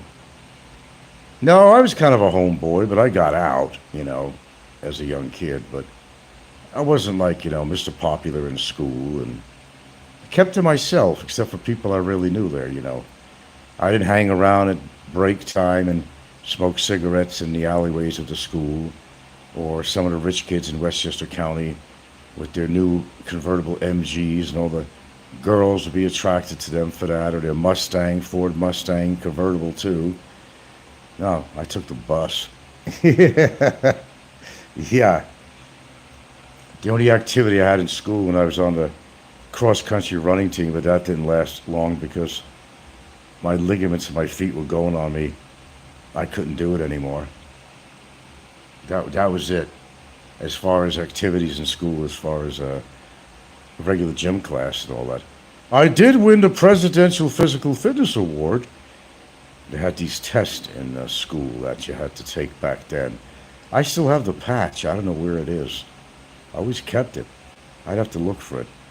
But yeah, you have to climb the ropes to the ceiling. You have to do this. You have to do that. If you pass all that, you get the Presidential Physical Fitness Award. If I would take my wife for Starbucks, a fracca, maca, lacoa, or fancy stuff. Yeah, I know what you mean, man. I just have an Americano. A lot of sugar, my man. I'm going to tell you. All right, nice talking to you, man. Right on. Have a good day. Enjoy your frappuccino, cappuccino, fuccuccino. I grew up with this fucking coffee. God. New society. Okay, have a good one there. I guess I'll talk to myself. I got a movie that I'm on hold, actually, to tell you the truth. Should I go run some chores? I'm in these stores, but I can't think what to bring home. So I get a dozen eggs because, I do eat eggs. I got pancake mix. I try to think what I'm going to have. I got oatmeal for breakfast, too. I got some strawberries frozen. And yes, my girlfriend found... But she only got me one small package. She found some blueberries for me. She did. I said, you should have bought a few of them, man. She just picked up one. Okay, that's fine. That's fine for now, So, yeah, I think I'm just going to watch this movie. I can't believe what time it is. But I feel bad for these dogs, but, they're comfortable, too. They don't want to go anywhere. They go out to bark at people and protect the house, then come in. And right away, they want to come in a room. I can't let them go in the bedroom at night with the air conditioner because I know what's going to happen. The older dog gets kind of chilled out, and she's going to be moaning to go outside of the door. So I can't do that. I'd love to have them in my room, it's fine. But the other one will stay put, the younger one. The older one, she's going to moan and whine at some point overnight, and I'm going to wake up. And I'm like their doorman. You got to see me all the time in the living room with them. They come in here, then they want to go out. I open the door. They go out. They want to come back in. They come back in again. They want to go out again at some point. It's like I need a doorman just for the dogs. Amazing. Yeah, we ain't got many commenters on here at this time of day. I took a chance anyway. Nothing exciting happening, folks. Nothing to see. Go back to your homes. It's just a typical May hot day in the Philippines, baby. And it ain't going to get any better. It might get worse. Worse, I tell you. Well, I'm not going to subject myself to that shit. I'm retired. I want to be comfortable. If anybody's got a problem with that, well, I'm sorry. But what makes me comfortable makes me comfortable. I'm not going to go out and have a heat stroke. That's just not going to happen. And sometimes you could hydrate as much as you want, but when the heat is over a certain amount with the heat index, yeah, the water's going to help. But if you sweat a lot, you're losing sodium and all that other shit. You're still going to get a fucking stroke. Unless you replace it, something like Gatorade or Pocari Sweat, which is I buy. You got to replace the minerals. So that's your lesson for today. Not that anybody really takes my advice, but I think some people actually do. All right, folks. I got to get off this monstrosity and watch a funky movie, Brightburn. It's called Brightburn, which I haven't seen. And I've seen the name, but I didn't think it sounded exciting. I turned it on. It's sort of okay. You guys have a great afternoon, day, wherever you are. Catch you on the next. Nothing to report. Go back to your homes. Nothing to see, folks. Nothing to see. And nothing to do.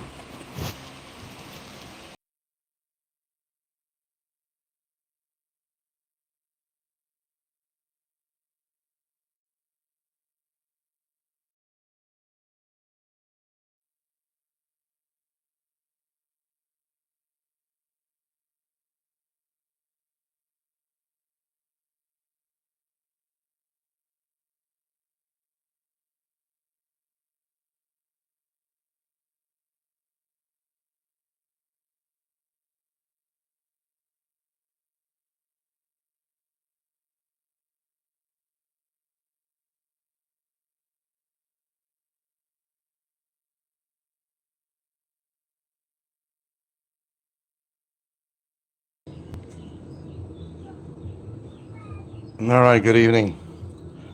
Should I just go on? I don't know. Let's see who shows up here at this time. Have a little rap session here. Mm-hmm.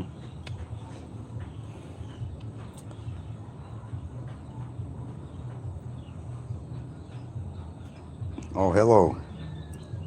Minot. Kind of a newbie to my channel lately. Well, you're probably not new. You're probably going under a different name, but that's okay. I'll keep this on. I don't know if I really need to wait till people figure out I'm doing a live. Okay, the one thing I've been noticing more and more lately, and I just don't get it. I hear more shit talk about the Philippines, the dangers of being here, and I talk about some of that stuff myself, but I'm upfront about it, and I tell you the good and the bad.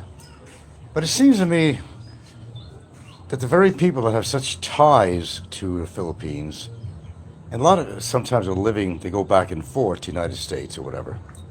They're always coming on, and they have a Filipino wife or whatever. They're always coming on and warning the world against the dangers and downfalls of the Philippines. It's better you just be honest, which, I think they mean well. And I've kind of outlined a few things myself. So, have you heard anything in a song that Rich Bong made for you? I don't give a shit about Rich Bong. He's another fucking loser. Don't even bring up their name. But, not to get sidetracked here. Oh, I've been busy all day. I'm washing pillowcases, pillows, blankets, cleaning the floor, killing ants, wiping them off the sink. I mean, it's a non-stop job. No matter how much you spray or use natural products, it's just welcome to the Philippines, Ant Nation. You hear me talking about it a lot, don't you? Well, yeah. Mm-hmm. And the biggest pests are not necessarily the ones on YouTube. It's actually the crawling ones. But then again, they're kind of crawling creatures in a way too. Look at that. Mosquito just tried to bit me. Caught that bastard right in action. Because I'm sweaty right now. Non-stop ants, man. Oh, you're back. Okay. Coin Society. You is back.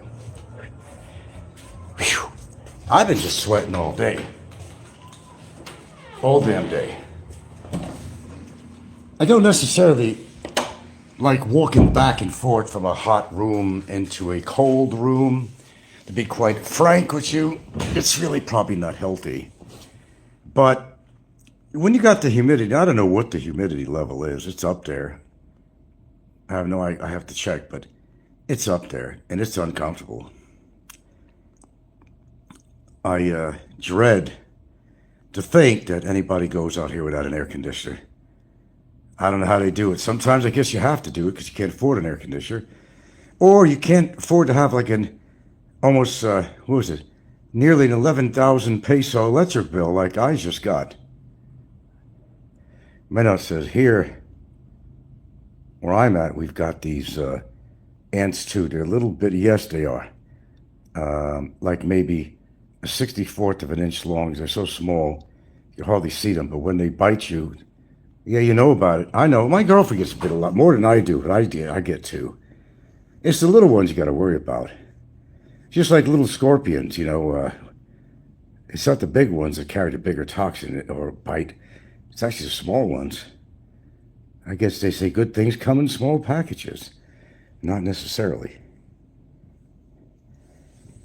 Yeah, I've been bored out of my mind because my honey, she ain't gonna be back till tomorrow sometime, but I definitely look forward to it because as I've been emphasizing, man, if you're chasing your tail, stop, stop, stop it, Get your shit together, find yourself a steady woman and settle down, man. Settle down. It's a lonely world out there if you're on your own out here. Let me tell you that. It sure is. And you got to keep yourself busy or else you go out of your freaking mind. I did venture out of the house today to do some small shopping, and that was an uncomfortable experience. It was in the heat of the afternoon, but I needed some supplies. Didn't have a choice. Top of that, I was out of a load of data on my phone because I was going to try to get a hold of my driver. But fortunately, I managed to, because I couldn't even get a hold of my girlfriend, I get a hold of her daughter, and she put the message to her. We're in communication now, but you ain't got a load of data on both of our ends. We couldn't communicate with each other. So it's remedied now. Whew, man. Then, of course, dogs drive me crazy too because the older one, she wants in the room, she wants out to go outside, she wants to come back in the room, she wants to go back outside. I was telling her, I hope she understands me. I said, no, I'm not your doorman. It was actually like that with one of Gilda's grandchildren, actually. She's a cutie pie, but she would go in and out of the door all the time. I said, same thing I say to dogs. In or out, make up your mind. Because every time you open the door, the air conditioned air is coming out. It's a waste of money, right? You think so? Okay, Coin Society. I saw my mom living alone for 15 years. I know. Yeah, my father did too. It was pretty sad. My brother and my father really the same. Yeah, my mother had got a divorce from my dad. He passed away. He's been gone quite a while. Actually, it was his birthday the other day, May 11th. He would have been 104 if he survived. I even had an uncle that died about a half a year ago now. He lived to be a little over 100. Wow. And he ate shit food. He already said it to me. But he drank a lot of Gatorade. Maybe all that, trace minerals and, that was in the potassium and sodium, whatever, that he needed. I don't know. Maybe that kept him alive despite having prostate cancer, stomach cancer, but he lived to be over 100. Go figure. I don't know. It's in his genes or something. Maybe. I don't know. My brother, the same thing, though. It's pretty much, I mean, he had people that visit him and stuff, but it wasn't on any regularity. And with all his health conditions he had, it was tremendous responsibility upon himself. And, so, yeah, that was kind of hard on him. Yeah. He appreciated when I spent a year. It was my planning of staying over a year in Hawaii. There was COVID going on, all that shit. So he was happy for my company and helping him out. But, I was living elsewhere, in another country. Had to get back. So I had to take care of business with the house, tenants, all this crap that was going on. And go back where I consider my home, And here I am, still here. But yeah, I know the little ants you're talking about. They come around the sink, maybe because there's water there, moisture. I don't care what it is. It could be a piece of cooking oil. It could be of a dripping or something. It could be the tiniest piece of bread. It could be even rice. It could be, you name it. See, they have a habit. We have this little Garbage bags are really small. They're plastic, but we'll load garbage into there, from the sink, from plates and all that. And it really should be on the sink. But either way, they go for moisture. The reason I know they like moisture is because we have the water dispenser, which is right on the counter of the kitchen. And there's always these tiny little boogers. And they go like shit 300 miles an hour. If they were the size of a human, they would be like the fastest thing on legs, And they hang around and they go for the moisture when it's not raining. Yeah. So I'm always sweeping the floor. Then I get this black dust, this sand near the sink. And I try to find out where it's coming from. And I just can't see where it's coming from. The ants could bring this in. They make nests sometimes they use sand or whatever. And you'll find them sometimes. Occasionally you see them coming out of your outlets. All these houses are made out of block, concrete. They find their way around. It seems like I've been here before with this topic, but might as well finish it out since I started it. But if it gets too boring, just go away. I understand completely. But let me finish where I started. And sometimes I hold the counter on there. I'm always wiping it down. What I do is I take like a diluted white vinegar, wipe the counter with it. You can see all the ants on it. It's just ridiculous. It's just ridiculous. It really is. It's just ridiculous. I have a feeling that they also could be coming from the drain pipe because we have a kind of a gray water feed. So the water from the sink goes down, and right outside the window at the ground, we have like a little well, just only like, 5 inches deep or something, 6 inches deep. Just where the gray water goes into there. And there's 15 feet away, we have a, kind of a septic, not for the poop and stuff, but it's for, like gray water and stuff, And there's a good possibility to coming in from there and going up through the sink. It's possible. But I try to put bleach down the sink, all that kind of stuff. I do that on a regular basis. So, but they come in. They just come in. They could come through your window. It doesn't take a real big space for them to come in. It's very easy. I suppose I should read the comments. I'm waiting for my spaghetti to boil, making pasta with anchovies. No, not for me. No. Garlic, parm, and olive oil mix. An old Jacques Pepin recipe. It's good, simple Sicilian here. Well, the anchovies I wouldn't eat, but everything else sounds good. Yeah.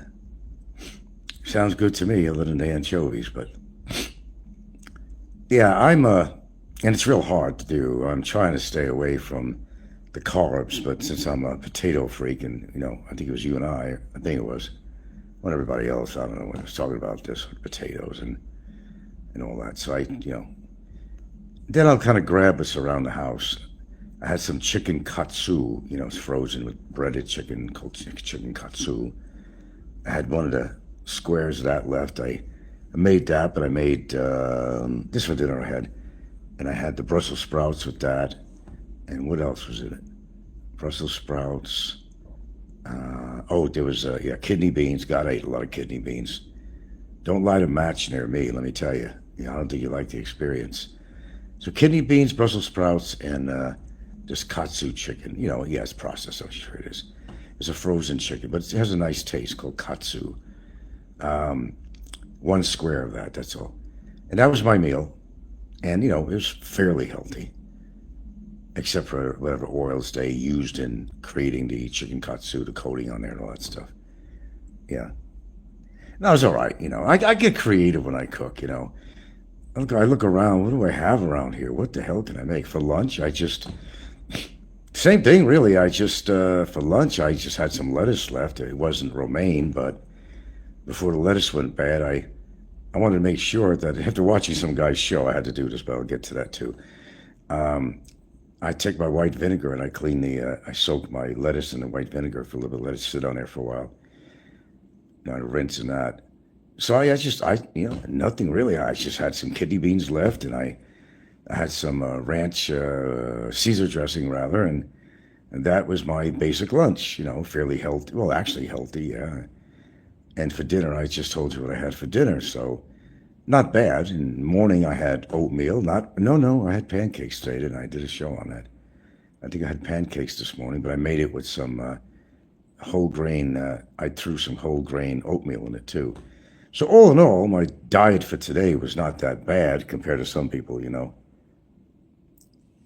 Yeah, it is, but it's a huge price out. There's only one store in my town here that carries it, and it's like, oh shit, I don't know, man. It's like it's like 140 pesos a can for a fucking can of beans. God, I remember a time when you could buy 5 cans of any kind of beans for $1 in the United States. You know, you don't see that now. Maybe if you go in one of those bargain food stores, you know, that they have, they're like a dollar store, but they have frozen foods and stuff. You might be able to get something like, I doubt it these days. I doubt it. Even ramen, I don't eat a lot of that. They do, but, you know, it's usually Canton noodles in the plastic. You know, it's horrible, a lot of salt. Shit, used to buy Top Ramen. Shit, you were able to get 10 Top Ramen packages for $1. I guess that must be going back some time now, really. I make a 3-bean salad, kidney beans. Okay, kidneys, green beans, and garbanzos. Oh, I eat garbanzos too. I got 3 cans of that. Just, yeah. I got to try that. And what do you use? You like an olive oil in there or a vinegar? What do you put in there in a 3-bean salad? I've had them, but I don't remember. Oh, be careful with vinegar. Vinegar can melt the enamel on your teeth. Just be careful. Well, they're all capped, but if that makes any difference. But I do boil the kidneys.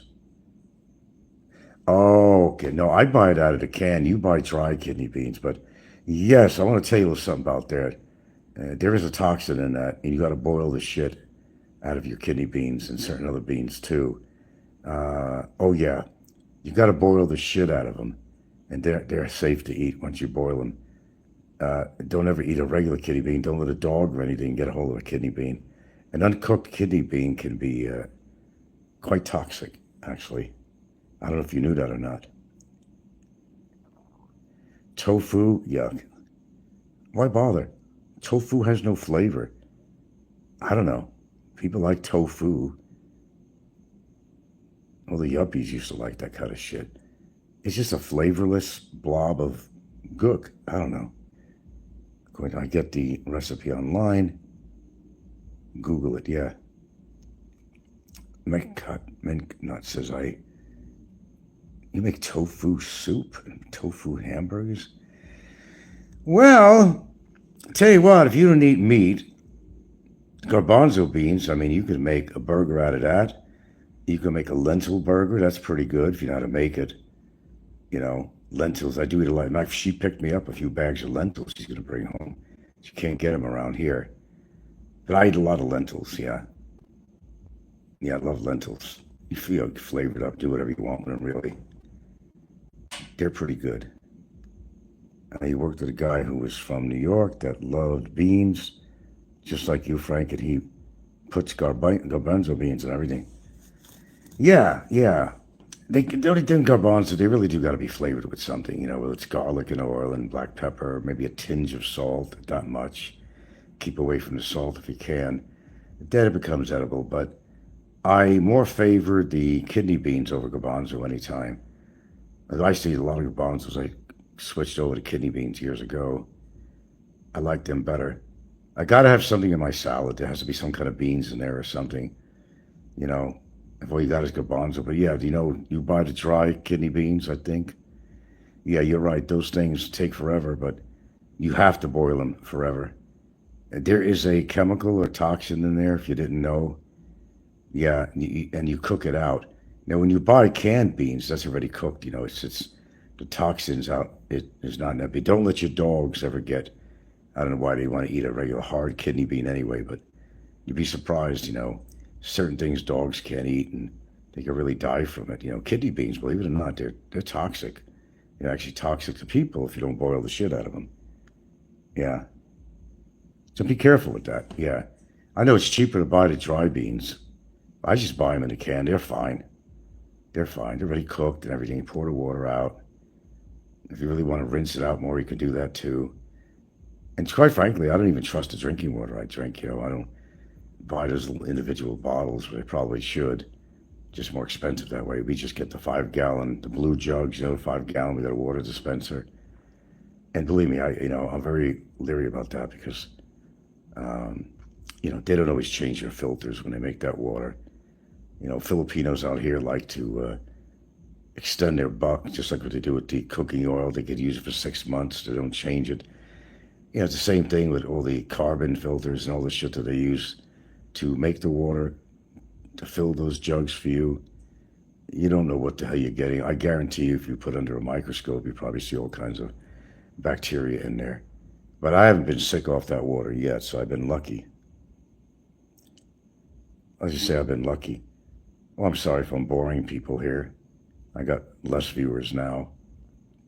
I'm sorry they want drama all the time. I can't give them it. I always tell people, if you're looking for a lot of drama, just tune out. You'll find a lot of drama on YouTube. Anywhere you want to look. If it makes people walk away, then walk away. I'll shut down. I don't really care either way. I don't get paid for being on here. I'm not monetized. That don't bother me at all. I just do a show, leave it on, and then over time people will watch it. In other words, just do an upload like I've been talking about. But I never stick to my plan. Someday I may actually have to stick to my plan. See how that works out. But yeah, uploads. There's a lot of people just do uploads that don't do lives, and for good reason. I don't blame them. I've talked about that a lot in the past. Uploads are a lot better. Although if you're looking to get super chat and you monetize, that's why you do uploads, because hopefully somebody's going to send you buy me a coffee or a super chat, or somebody will send you something in your PayPal or your Gcash. Then they're selling t-shirts and cups and everything else. I'm saying, what the fuck? Seriously? Or some people want to be paid $50 to $75 an hour to get some counseling or advice from them. And like, who the fuck are they? Advice, it's the same shit that they talk about on the show for free. You're going to pay some guy $50 to $75 an hour to ask him questions? Sucker born every fucking minute, man. It's ridiculous. That is ridiculous. I see this happening all the time. Jeez. I'll tell you what, there's some YouTubers that take it too far. Well, okay, obviously, we know that.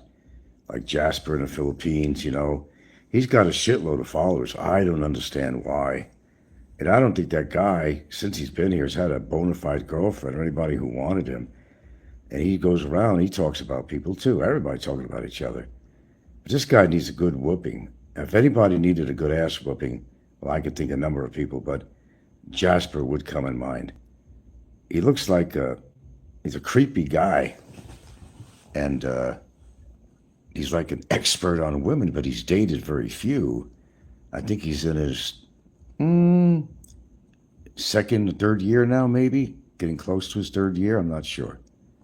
And he's quite a character, that guy. Jasper. What a creep, though. What a creep. Why do so many creeps on YouTube? I don't get it. What attracts people of that nature to YouTube? Well, I guess I've answered a lot of my own questions. Well, actually, I think I've answered a lot of these questions. People have too much time. Yeah, I admit it today. I was on several times because I've had too much time on my hands. But I'm not on here for the sole purpose of attacking somebody. I'll talk about somebody's show or something, what they said. It was made public, and you can talk about it. And even some interesting stuff, too, that I might have shared from another YouTube channel. But I don't do what these people do. No, they make an actual career out of it. An actual career. I can't even imagine. Like I said, there's a lot of people that are playing the lonely role. And you get bitter. And that's a common denominator on here, actually. But I tell people all the time, and I tell them, I said, well, oh, I should be reading my comments still. What attracts some, Frank, is a quick buck. That's what it's all called. It's all about money. Of course it is. I'm not monetized. I got enough, subs and and probably watch hours. I haven't even bothered because internally I don't want to stay on YouTube, but I'm always drawn back. If I get monetized, it's going to be something that's going to keep me on, but not really, because as I said, I was monetized once before. I didn't make shit money. I didn't make shit. It wasn't worth to take the abuse on here for the little bit of money I was making at the time. No, it wasn't worth it, man. Fame, they think, because they're on YouTube and they're famous, and it gives them a wet feeling, kind of like pissing into a sock or whatever into a sock, you know. Well, I don't know. Some people require more attention than others, man. And they're attention whores. They need the attention. Positive or negative, it's still attention. Don't matter if it's negative, it's still attention. They're going to get it any way that they possibly can. Well, I guess Barry made a posting. He said that he's doing fine, he's eating well, and he's working in the gym. Yeah, I think he's studying theology too. I don't. Yeah, he's in a country club right now. It's supposed to be better than his Mandawi detention cell, according to all the little hints he's throwing. God bless him. God bless him. God bless him. No, I'm sure he's having a hard time in there. We're talking about a fucking prison detention center. Yeah. He's not going to tell you he's miserable. Why would he do that? All right, in or out? Here we go again. I'm not kidding, folks. In and out with the dog. In and out, in and out. Which is it? Make a choice, one way or the other, in or out. I'm a regular doorman here. I'm a veritable doorman.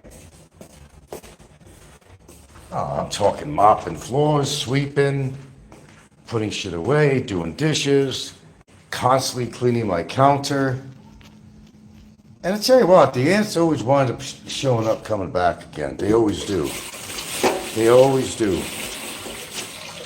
I'm trying to clean the sink even as I'm talking, just kind of wipe it down till later. It's really hard to say exactly where the entry points are because they could come in from a lot of various different points. But it becomes a really tedious job to keep after them all the time. I'm so sick of ants. Believe me. I'm so absolutely sick. We don't even get roaches here. Not in the house anyway. Thank goodness for small miracles, huh? We don't even get roaches.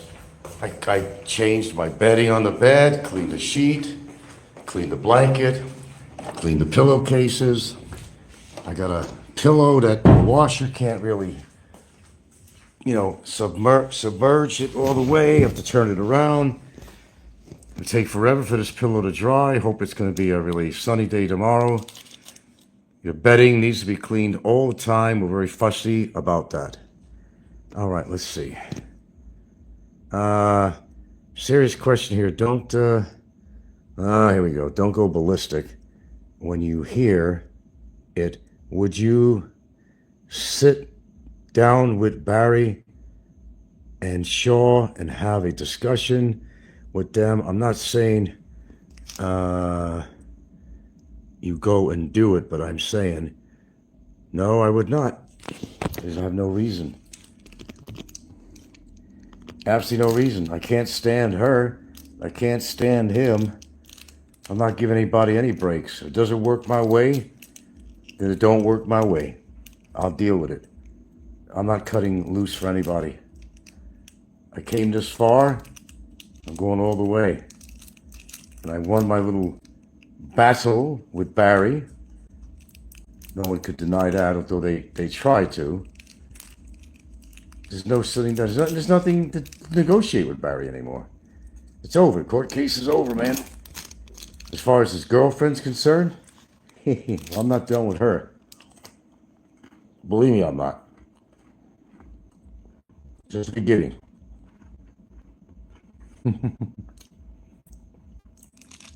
Pardon me, I'm eating something.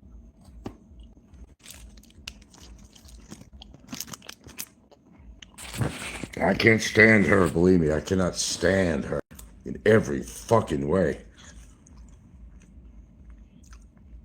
Well, I hide my feelings.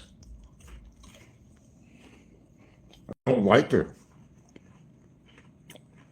There's nothing I like about her.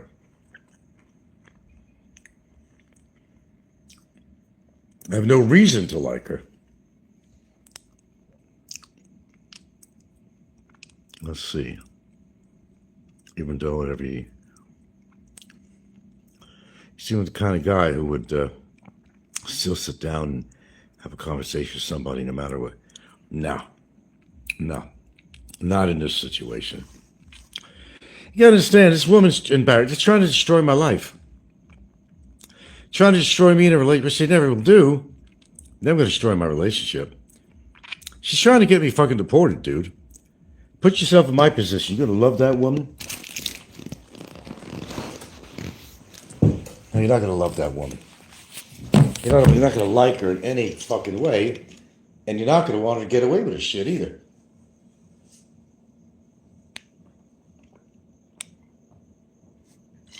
Legally speaking, of course, I'm not threatening her. Never even met the woman. Don't even care to meet the woman. To be quite honest with you.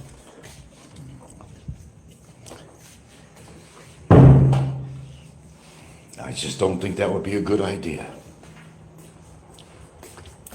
Just don't think so. No, so I would not even think about something like that. No, sir. To answer your question. No way, Jose. Ain't gonna happen. Barry's getting what he fucking deserves. He deserves more than that. But we compromised. Still worked out pretty well as far as I'm concerned. I think so. Maybe not for him, but for me. Let's see. I didn't say giving anybody a break. I didn't see anything that. I just said I think there was an opportunity. Would you do it? I'm not asking you to give anybody a break. No, there's no opportunity with her. Because I may just have some things planned for her. Because this is a serious matter. This isn't somebody just calling a name. This woman lied on a fucking report. Lied because of her loser boyfriend. Fuck that shit. I mean, I have a genuine relationship here. Not what Barry has with her. It's not genuine in any fucking way, and everybody knows it. It's just it's revenge is what it is. It's revenge. That's all it is. It's revenge. At the risk and thoughtlessness of destroying a family. Or at least trying to destroy a family. Put it that way. You think I'm going to let that go? No. All right, fair enough, Frank. Understood it was. I wasn't trying to. I understand. You're not in my situation. Okay, if you were, you'd understand a lot better. All these good Catholic girls, right? They go to church too, but they're willing to do something like that, right? Seriously. Why do you think I'm not religious? I'll say it again and again. Most religious people are the biggest fucking hypocrites in the world. And I always say too, the hypocrisy is deafening. They say, eat shit 100,000 flies. Can't be wrong. Well, practice religion, 3 billion people can't be wrong, or whatever it is. But I don't know, where was God when your child was dying? Oh, don't give doctor the credit if the life was saved. God saved him. If the child dies, God had a plan. God had a plan. Yeah, God had a plan to make your child, if that was the case, suffer from bone cancer or something, to suffer a gruesome accident. Where are you, God, when I need you? Where's God? Where's God? Why isn't God punishing people like her? Why? Where's God? Why is he punishing people like this? If there's a God, he should be punishing people like her. That's what I say. Fuck her, man, you know? Fuck her. And the horse she fucking rode it on, you know? She had no fucking right to do what she did. Or her attempt. We're not there yet. We're not there yet, so we'll see. But she listens to me, she knows. She knows damn well that if I have to go through more litigation, mitigation, all that crap, she's gonna pay for it. It's gonna come out of her pocket. One way or the other. One way or the other. You think I'm kidding, huh? Just wait and see. It's just begun. Like the song, I've only just begun. Yeah. Just like what Barry did to me. They're two peas in a fucking pod. You don't go around calling somebody a goddamn child molester when they're not. He deserves more than he's getting. I told you, a different place, a different situation, there would be no court. There would be no court. I would have took care of that situation on my own. But I'm in a foreign country. You can't get away with that shit. Oh, I thought about it. Oh, believe me, I thought about it. Hurting him really bad. But I had a sensible moment. And I said, no, there's going to be a trouble. You plan to stay out here? Okay, leave it alone. There's other ways of dealing with it. And I did deal with it. I was successful. He spent over 2 years and 1 month. He's been incarcerated over 2 years and 1 month, over a month more. He's been incarcerated. I got him off the streets. I did everybody in YouTube boob land a big favor because everybody tried to appoint me as a sheriff. I'm not anybody's sheriff. Nobody helped me out on this shit. Oh, they wanted him behind bars. They wanted this and that, but they didn't want to do anything. Well, let Frank do it. Let him get the brunt of this. Let him spend the money. Let him spend all the time and stress doing this shit. All the above. I did. And I was successful. I was successful after all. I certainly think I was. Get that motherfucker off the streets, taking money off people and using women the way he does. It's just, he's one of those really shit poor examples of an expat that comes out here. And we got plenty of them. We got plenty of them. Honestly, Frank, she will get her coming someday. Barry's already got his, and Shaw's, and she's going to get hers, and it's okay. Well, karma, law, whatever it might be. Don't worry, I'm not a physical person to hurt a woman. I'm not going to do anything like that. I would never think about it, never let's do it, you know. As I said, there's legal ways of handling things too, but there's also something called karma. So excuse me if I'm not religious. I got damn good reason not to be religious. I'm sick of hearing all the hypocrites. I know most of you practice a religion. I'm not going to apologize at all for my statement. I'm not going to. I'm just not. That's my thoughts. I'm allowed to have my thoughts. Yeah, like I'm supposed to honor war, like you talk to Popeye. Frank's not an American. He's not a good American. Dude, I don't like wars. And fighting people that you have no right fighting. Like the Vietnam War. Don't let me get into this. We got all these veterans out there to get all pissed off at me. In other words, I'm not supposed to have my own feelings. I'm not supposed to have my own opinion. It's either their way or the highway. That's bullshit. That's absolute bullshit. I have the right to my freedom of belief and thoughts and my own convictions, and I don't always agree with certain political things and measures and policies and things like organized religion. It's just not me. I'm not saying people can't practice what they believe in. Hey, I'm all for it. You never hear me saying that I'm against them, having something to believe in or something. It's just not my beliefs. But see, people don't want to respect that. In other words, you're not part of the team. You need to get off the team. Fuck that shit. I'm not part of anybody's team. I'm not the cattle of society. That's just not me. That's the sad thing is that Catholics and women, there's a bad combination. Well, what I'm just saying is practice what you preach. That's all. If you're going to preach something, and you're going to go to church, practice what you preach. Would God want you to put a false report on an innocent man? To falsify a deportation complaint against somebody who's in a loving relationship and has a family out here? who's over 70 years old? Who would do that? Who would do that? She would. Of course she was coerced by Barry, and there's a few bucks that probably was involved with this, paying for the lawyer to write this up, and who knows what else on top of that. I can't say, I can't prove, but if you ever read the report, even if you're not a lawyer, you'd say, this sounds like bullshit. I was, in that report, said that I called her a whore, a prostitute, and I never called her that. Everybody knows that, too. They don't have a recording of it because it doesn't exist. I'm threatening to her. I've never been threatening to her. Never even met the woman. She got that in a report, too. It was lies, lies, and more lies, just like her fucking boyfriend. Just like her fucking boyfriend. Let's see. People don't realize just how much time and effort and money that goes into the endeavor, especially in the Philippines, because everybody wants money to do something. Every person's got their hands out. Yeah, you got that right.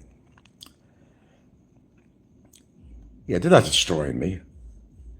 They're going to destroy themselves like Barry destroyed himself. It's done. It's over.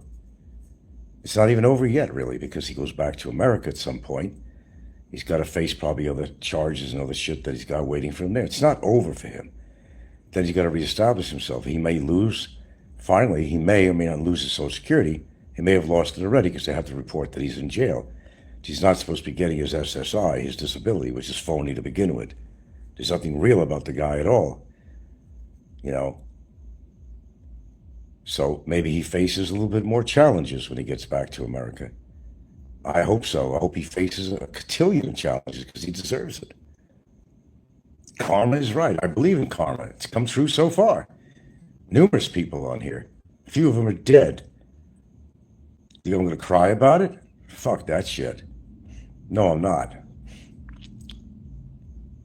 No, I'm not. But you don't put false reports on people. I don't care how much you don't like them for whatever reason, whether somebody's influenced you, whatever the situation. I mean, money does talk.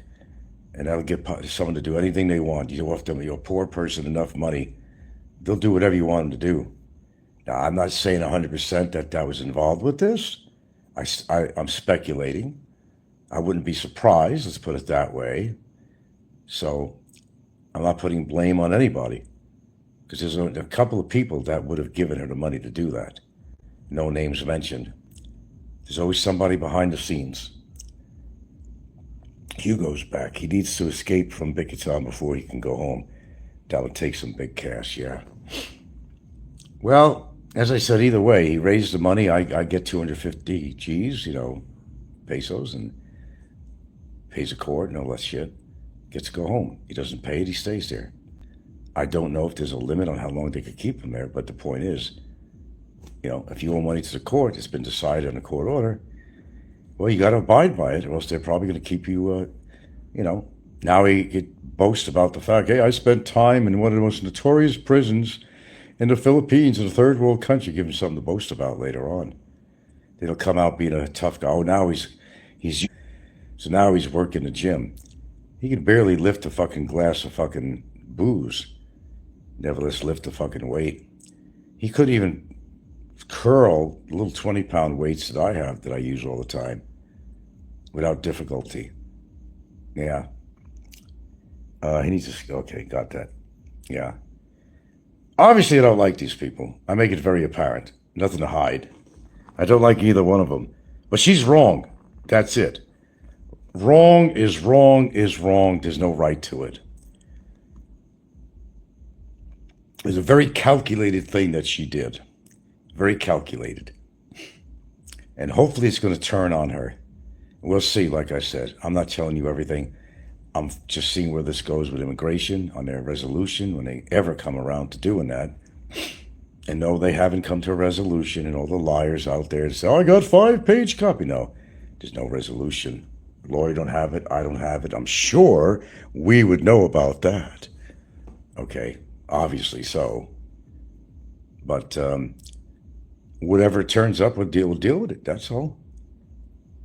I don't give up easy. There's a lot of stages I can go through to fight their decision if it's not favorable for me. It's not a slam dunk as they think it is. It's not like that. Let's see. So he's stuck until he pays the court-ordered fine or pardon from President Marcos. He's going to get no pardon. Pardon me? No, he's not going to get no pardon. Hell no.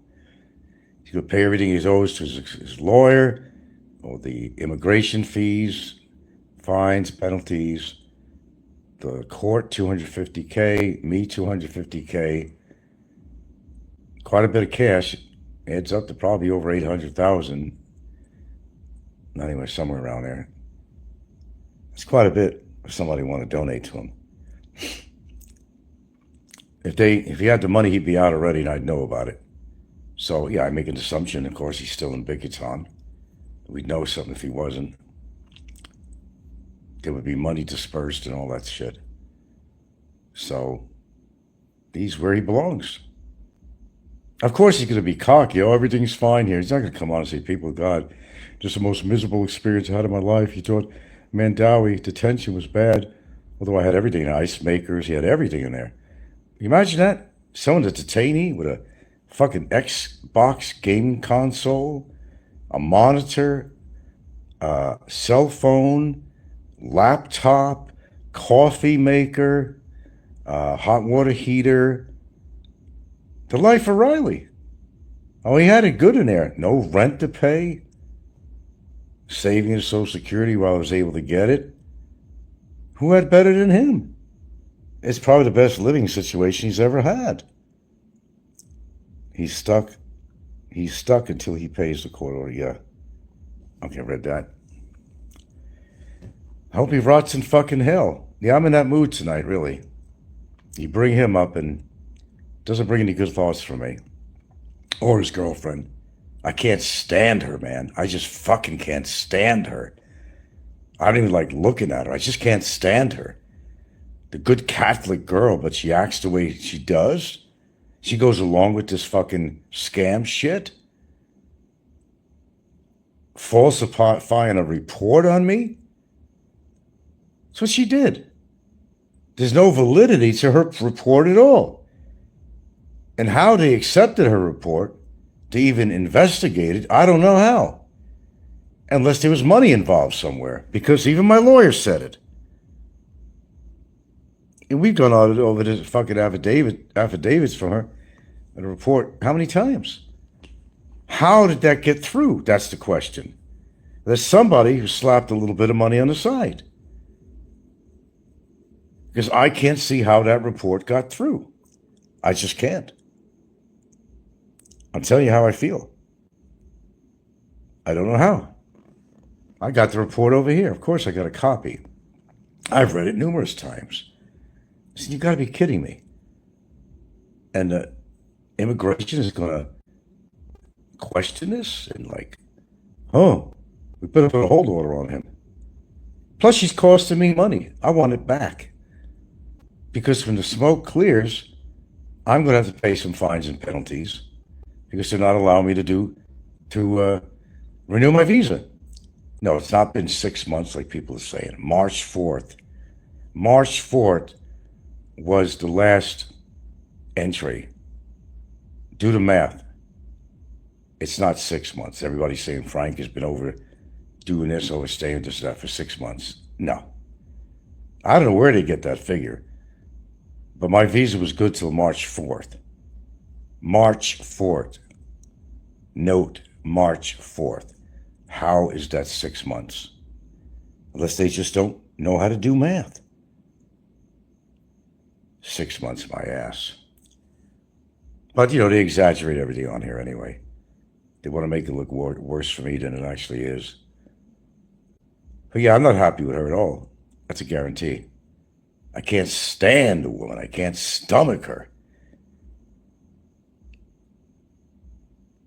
Tell you like I feel and tell you like it is. I can't stand her. They all go to church. Good little Catholic girls, they all go to church. For what?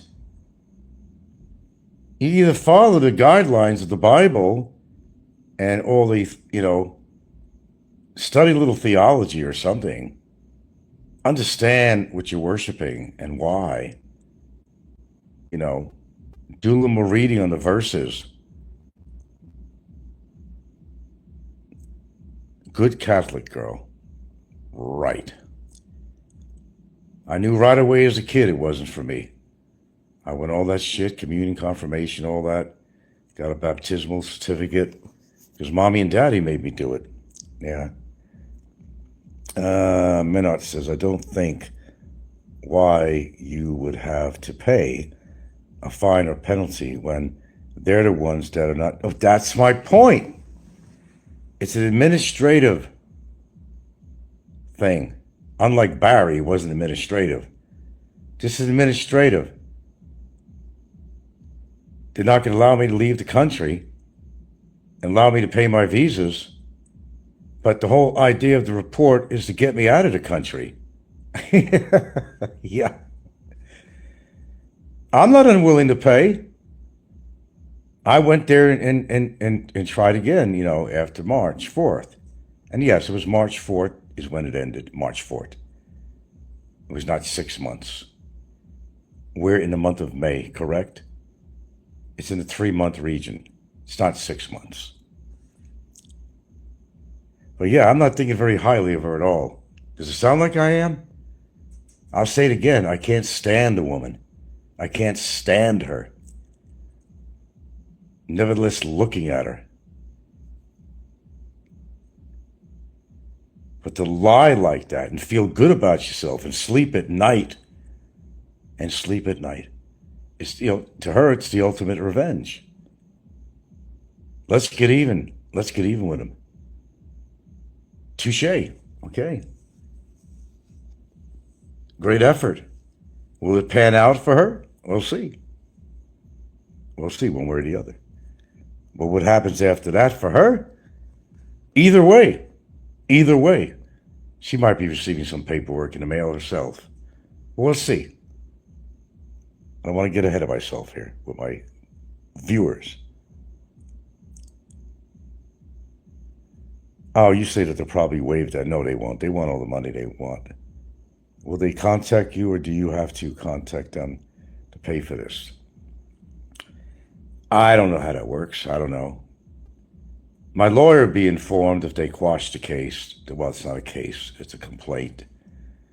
And what you don't know, actually, is this is proper protocol.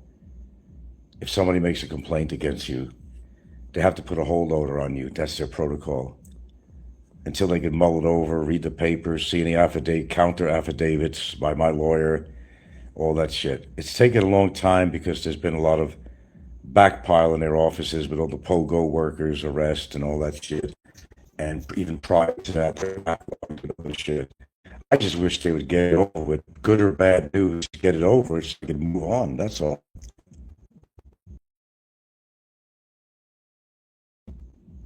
Well, my lawyers know what they're going to do. A number of little complaints on her. A couple different categories, actually. It's not over. It's not over. Oh, it's far from being over. Try to separate me from my girlfriend of 9 years plus and my family out here. Fuck that shit. As I said in the past, tooth and nail. Before I'm going to allow this woman, I'm being very kind, to pull that kind of shit on me. Tooth and nail. Fighting and scratching and biting all the way.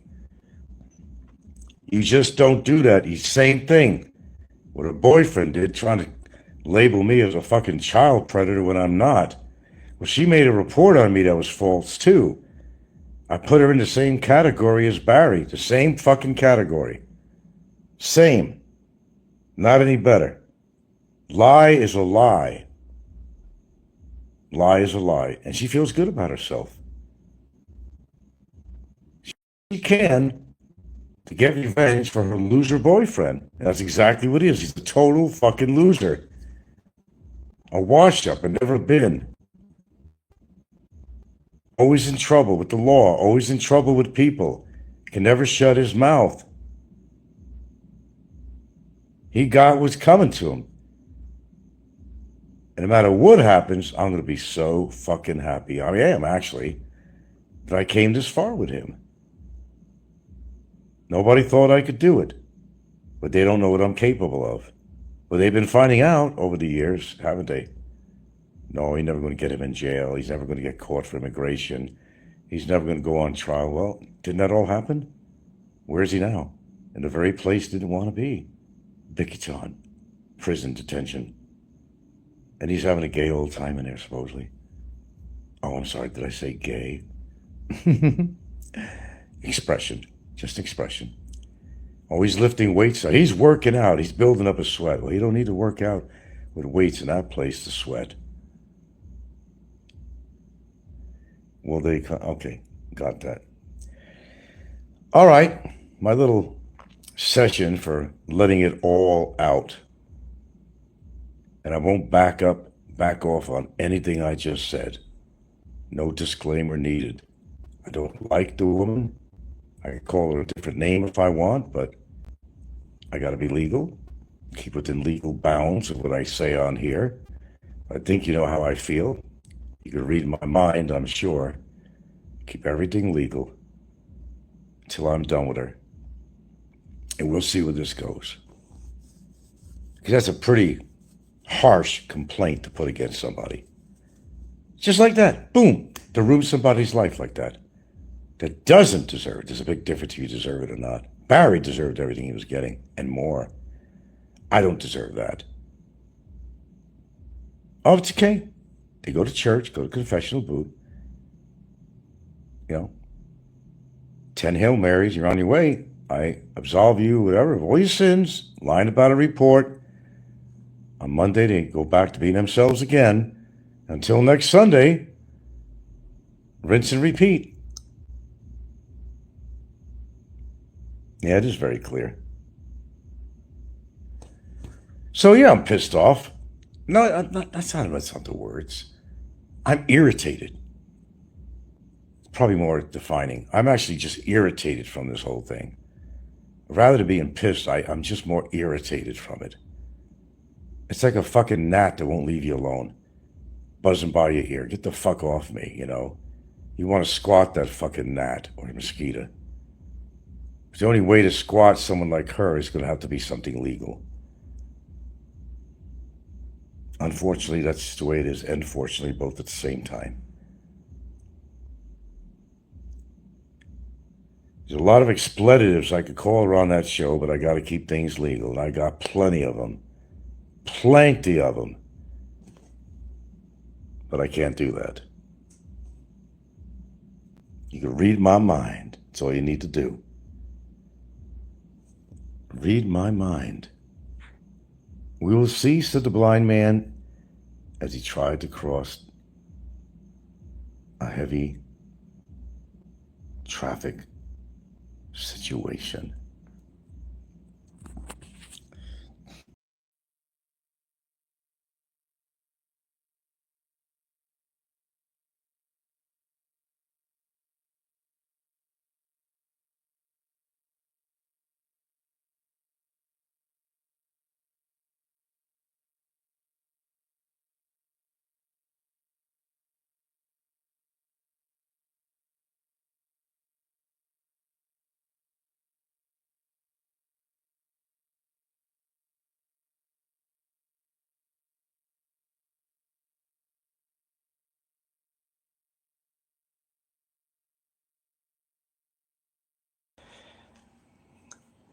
Good morning, everybody. I mean, everybody. Glorious morning. Because I made it to a new morning. Very cool morning, too.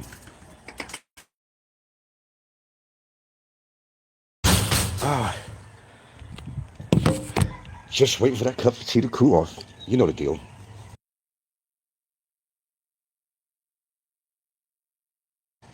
Okay. My God, I'm such a routine person. That's almost embarrassing. What I do when I get up in the morning. Sometimes I embarrass myself. How regimental I am. Our boy MJ. He's everybody's boy. Our boy MJ. I don't know. Speak what you want about MJ, and not, we've had some clashes of some sort. I don't know in the past, but see, MJ doesn't come on. That's why I put a couple of clips of what MJ had to say. He had a lot more to say, but it's somebody like MJ that does not come on all the time. Who, most of the time, they really get terribly involved. Um, and when you sit there, you listen and you learn. You can ascertain things better. You can suck in all the local yokel shit that's going on a lot better than kind of throwing yourself in between it. You know, MJ kind of does that. Our boys, he always says, this is your boy MJ. All right. Uh, MJ is not pretentious in any way. He's not pretentious. He'll sit there with his, with his weed on the table, trimming his buds or whatever. He doesn't pretend to be anything that he's not. If he goes to the gym, he's going to the gym, and he's showing his muscles. Pretty impressive, actually. He's got a set of guns there. I wish I had. I'm not going to show you mine. They have not really been too impressive lately. I've been working some weights, but it takes time, The older you get, it's according, how much really resistance training do you want? I mean, how much you want to really spend time on it, It's going to make a big difference, it's always an excuse. Nah, not today, it's too hot or something like that, but as long as you keep at it. Now, MJ, we've clashed in the past. I've heard him say some horrible things about me in the past. That's when MJ would get caught up in this whirlpool that everybody is so used to getting caught up into. But he pretty much says what it is. The amount of jealousy going on YouTube is phenomenal. And it really is. All you got to do is sit back and listen. It doesn't require much. Just try to be a fly on the wall sometimes. And don't make comments. Don't make, just try to be a fly on the wall with most of these well-known vloggers out here. Vlogger trolls. And the jealousy just spews out. I'm not going to do a big spiel about how wonderful my relationship is and wonderful life I'm living. It's just, it's apparent that I'm happy where I am. I'm happy who I'm with. I don't come on here e-begging. I don't depend on monetization to come on and express my thoughts. It's all free. Nobody's paying me. They're not buying me dinner for the night.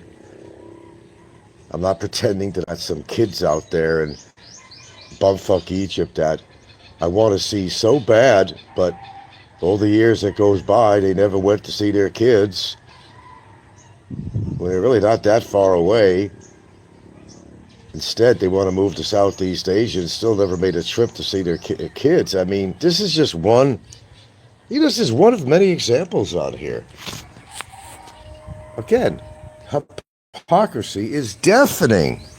And I did coin that phrase. Sorry, I did years ago, at least on YouTube.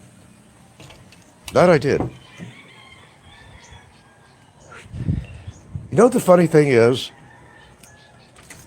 No, I'm not going to come out with a Rodney Dangerfield thing, but let me tell you I do have some good Rodney Dangerfield ones I'm going to put on sometime, as it relates to me or YouTube, but I'll refrain from that right now.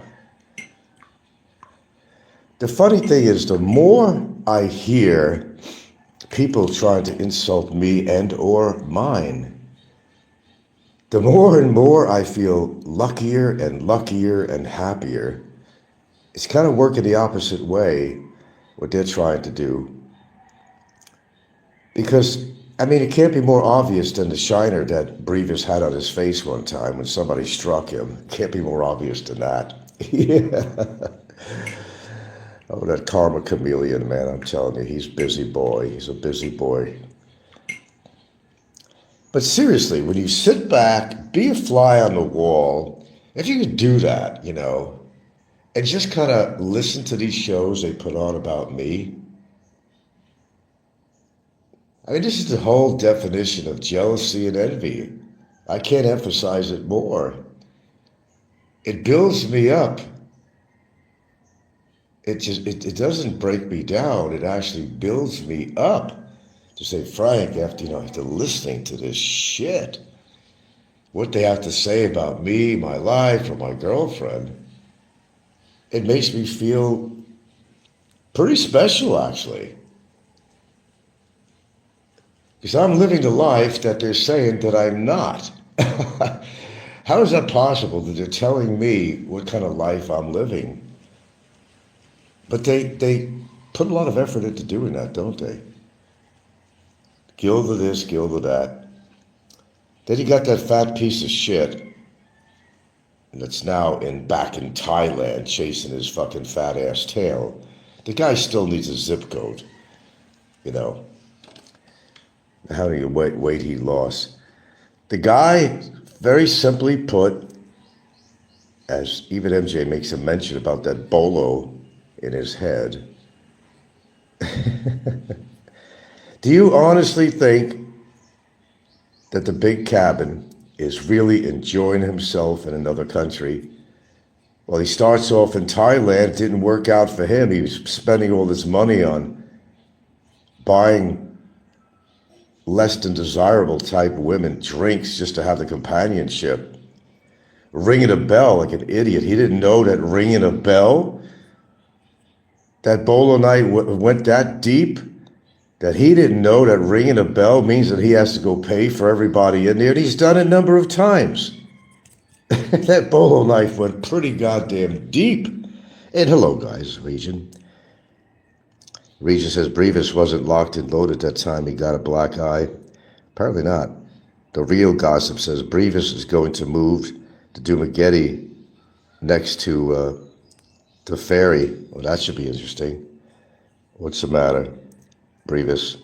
I understand it didn't work out for you at the city suites there over in Mabolo. You got in trouble again, didn't you? This is my point, folks. Regent says, the cabin literally rents a room, living check to check and paying for his company. Pathetic. That's my point I'm making. They can talk the talk, but they can't walk the walk. Well, Kevin can't walk very well either, on top of that. So he spends a lot of time indoors. Oh, Frank never goes out. I never do a lot of things, right? Bolo man. A whole lot more than you do. I'm not chasing my tail. I'm right here. I'm right here. I'm on YouTube, in fact. And I'm right here. I'm not chasing my tail. The one thing I could say that these people don't have is a solid relationship, and that applies to a lot of them. Whatever happened to the sanctity of marriage? They make these marriage vows till death do us part, faithfulness and all that shit. You think they're being faithful? No names mentioned, of course, but we have a guy out there. Not only is he married, but he has a mistress living with him, another girlfriend who he impregnated. Now he has a child from her. They're all living together, probably staying in the same fucking bed. And they're religious, too, on top of that. And that's what sweetens it. That's what sweetens it. And they can afford to talk about me? I don't think so. He got in trouble in Mabolo. Brevis is always getting in trouble. They don't learn. He's like another Barry. Someone that don't have the capacity to learn from their mistakes.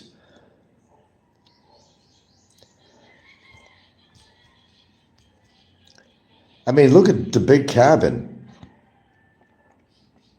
How long he lived in his aunt's basement. He wasn't enjoying life. He truly never left his room. I mean, he truly Couldn't leave his room. The guy weighed a half a ton. Well, a quarter of a ton. He was 500 pounds at the time. Couldn't even walk down to his lake without being out of breath. I remember one scene in a video, he was standing outside the door and just moving around. The guy was breathing like he needed some oxygen. That's how bad his weight got. And whose fault is that? Is it your fault, guys? Is it my fault? He decided to be a fucking glutton and become the new version of an old sci-fi movie called The Blob. Oh, they laugh and they make these comments, but the damage is done. The damage is done from all those years on their heart and the liver from drinking and all that. Every one of these goofballs are drinkers.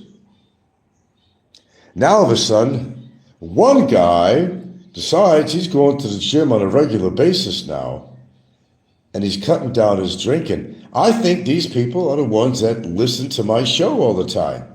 They're afraid to admit that they've learned from me. They're afraid to admit that I had something to say, but they will never admit that I'm right. That would really destroy them to admit that. They, the expression saving face. Yeah.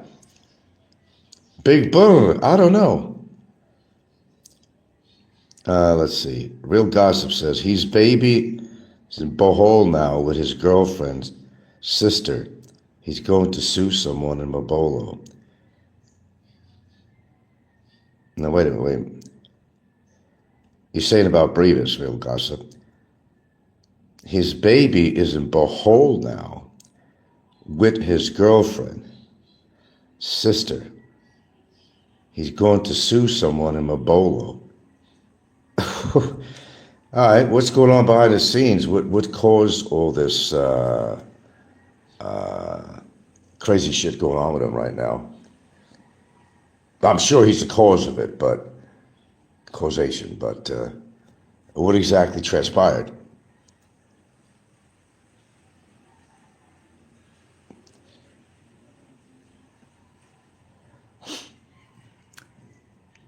Well, at least, I kind of tell it like it is. And if it hurts somebody's feelings, well, then, go on with your life. Stop talking about me. And I've been seeing more and more comments like that on some of these shows, like the copycat and all that. Like, do you have anything else to talk about? Why do you guys this is what I hear. Why do you guys so much time spending about Frank? Can you formulate something else to talk about? I mean, what else could it be? Is jealousy and envy. I can't define it any other way. I can't.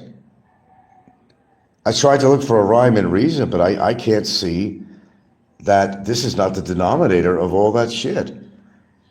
Hey, I'm not trying to do anything to be better than anybody on here. I mean, I'm just being me, and I'm just doing a show, and I don't make any money on my show.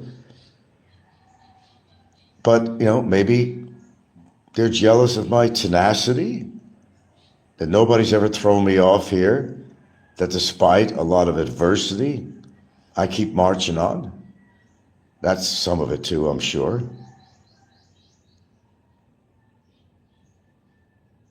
Ask Aloe the truth about me. Aloe does give me some credit, despite a lot of discredit. Frank the Lion. Well, he's probably right about that. I am a lion. When it comes to the truth, when it comes to just telling like it is and being in your face, I will be in your face if it's deserved. I will, and enjoy every minute of it. Catching people in lies is one of my favorites. Now, like MJ, for example, I use him and I use a couple of shorts of his. Not the kind he wears, but, MJ doesn't come on a lot. MJ just listens. And you say what you want about MJ, but whatever he's doing in his life, he's doing it his way. And he's doing it. He got his wife. She's in the United States with him, seemingly happy. Some people call him a pothead and all that other shit. Well, it's legal what he's doing. He even displays it on his show. He's happy getting high. He's happy working out. And I've seen his guns. He's got some quite impressive biceps there. I only wish I had. Only wish I had. So call MJ what you want, but at least MJ sees things as it is. And MJ doesn't just, speak things about me, but he talks about other people that were in a line of fire too. He'll come out with it because he don't give a fuck. He's like me. He don't give a fuck. He'll spit things out that people don't want to hear. I'll give MJ that credit. I'll give him that credit because he don't give a fuck. He just calls it like he sees it. Please tell me you're not going to move to Dumageddon.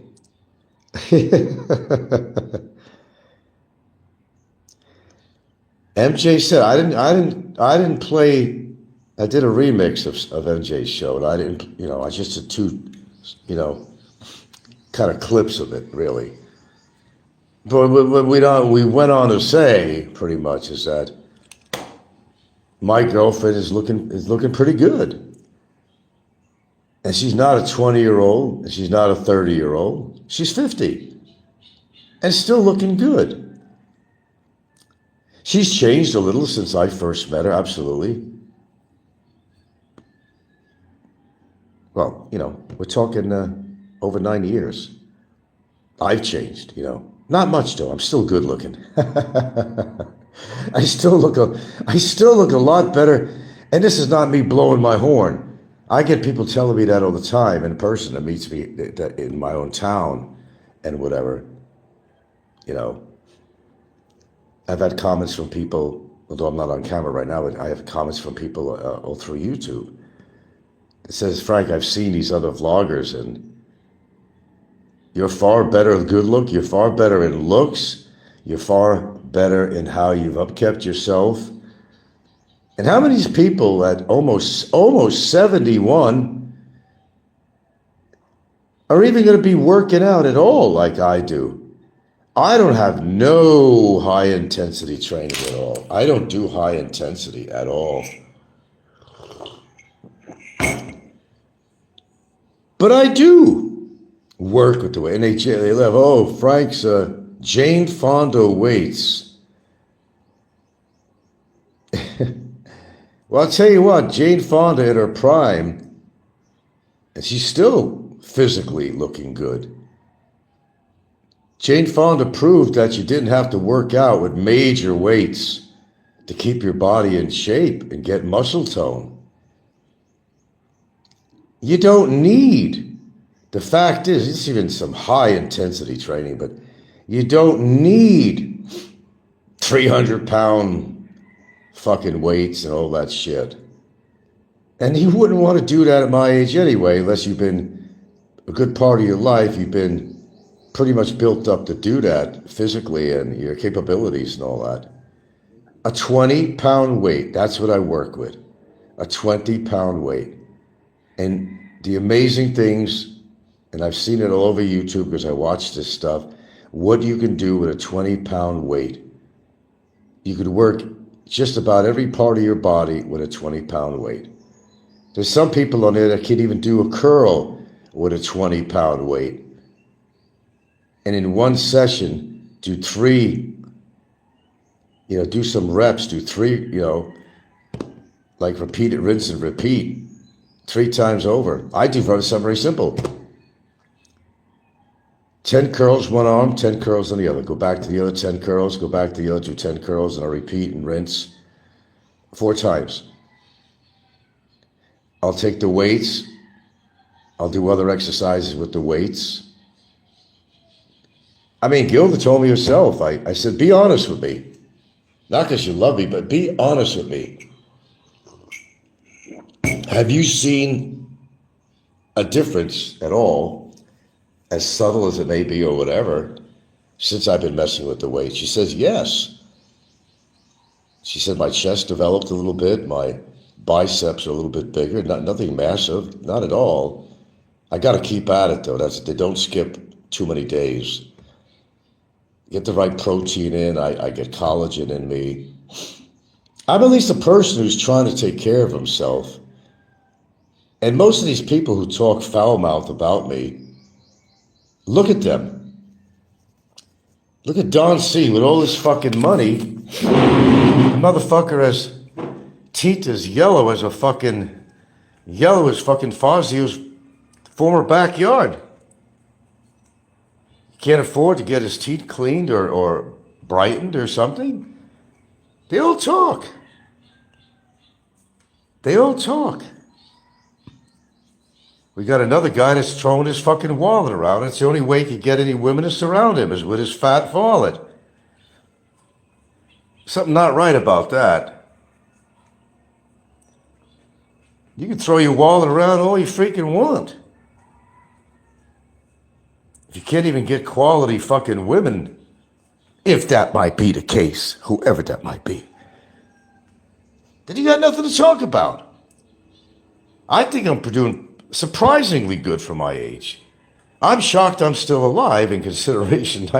I've gotten myself into some shit through my life, little accidents or this or that, this, that. Yeah, I've been through the mill in some ways, but I keep on ticking. I'm still here. You're listening to me right now. I'm still here. Despite the insults, the bullshit, people trying to do reports on me and all that shit, I'm still standing strong right here. Your boy Frank. Your boy Frank. Okay, read.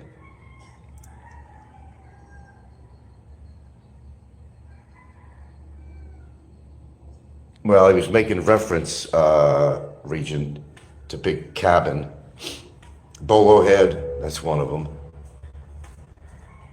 Yeah, Big Kevin, it's just like a lump of clay, you know? Look at the new toy I bought, look at the new toy I bought.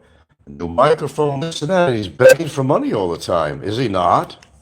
He's begging for money all the time. I mean, honestly, people have tried to help him out, even taken him by the hand to an immigration office to try to settle his stuff with the Philippines immigration thing. That's why he's not making any effort to go to the Philippines. Because he still, he still owes money. He don't want to spend it. Secondly, with all the trouble he had, he's afraid to go back. He's afraid of getting another fucking bolo knife in his head. And you know damn well, if you know Kevin's personality, you know damn well that he deserved whatever he got. Because something radical had to happen, you know that. And he's never been telling the real story about what really transpired. What transpired is that he pissed somebody off that fucking bad. He's probably chasing ass. Because when he was capable, and it wasn't weighing the fucking size of a sperm whale, the guy was chasing ass, and he drank. Always getting into trouble, whether it was Philippines, whether it was when he lived and worked in Alaska, and when he worked at some mines. He was always getting into trouble. Kind of like Barry, another version of Barry anyway, where some people just can't stay out of trouble at all. But they're too busy making judgment on somebody else. And that applies to all the trolls. If you examine their life and you've listened to them long enough, you know what a fuck up they are. I mean, there's no question about it. You know what a fuck up they are. They're doing things that they're actually accusing other people of doing, or worse. But look at their lives, how fucked up it is. Well, they got these women, they got that, a number of women. Oh yeah, find the right Filipina, put that fat wallet in front of them, and they're going to follow you till kingdom come. Fuck, it's a formula that works. Come on, man. You got a wallet like that, and you jingle it in front of somebody. Yeah, you got to get their companionship. They might even marry you. They might even marry you. The bennies are good, you know what I mean? The bennies are real good. Who's going to want to not have those bennies? Go eat at nice restaurants, make little trips around Asia. This is an example. Nobody in particular I'm talking about, but this is a good example. You know, life's good. Why would you want to hang on to that? If I was a desperate Filipino man, I say, bingo, bingo, bingo, or jackpot. I hit the jackpot. Oh, and they did. But at least I'm living a solid life. I may not have the kind of money that some people have. We're fine. But I don't have to do all these shenanigans. Musical chairs, playing musical chairs with women. I got one. Because that's all I need is one. I'm not trying to prove my sexual prowess or whatever as a man or whatever. Hey, look at me. I got a fucking harem. Yeah, how's that worked out for you so far, I would say to a person of that nature? How's that worked out so far? How many incidents happened when shit wasn't going very well? And there started to be some demands. You either see it my way, or I'm going to take you for every fucking thing you got. And one person I have in mind did happen to have that situation in his life happen before the woman he's with now. And that happened too. And we heard him on Facebook saying it. When he was upset, he left the country to get away from her. That's what he did. That's what he did. How dare can he talk about me? Seriously.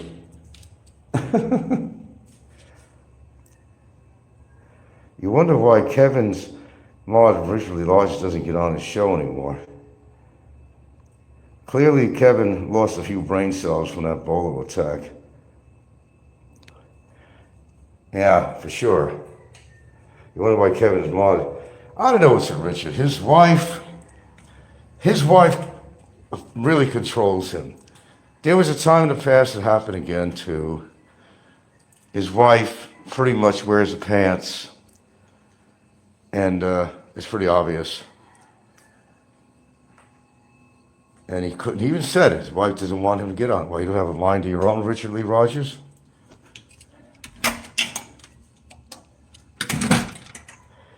I mean, you know, my girlfriend she doesn't really like me coming on YouTube.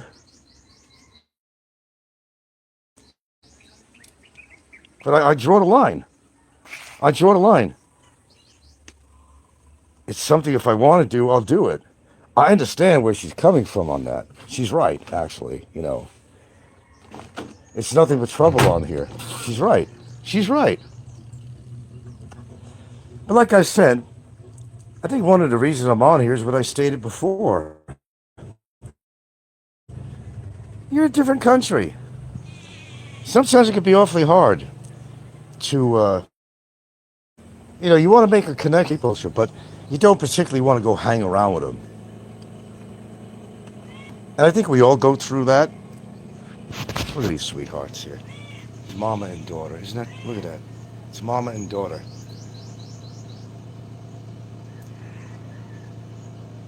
Hey, sweeties. It's mama and daughter. And they're still very close. I always thought that cats go out on their own once they've grown up. But these two, they seem to stay together.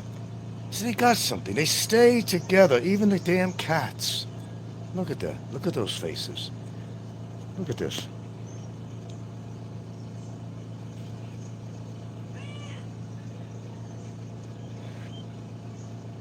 Mama and daughter.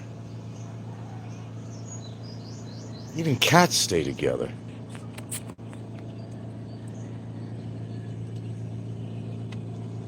I'm sorry, in a bad spot. I'll move back. to the other spot.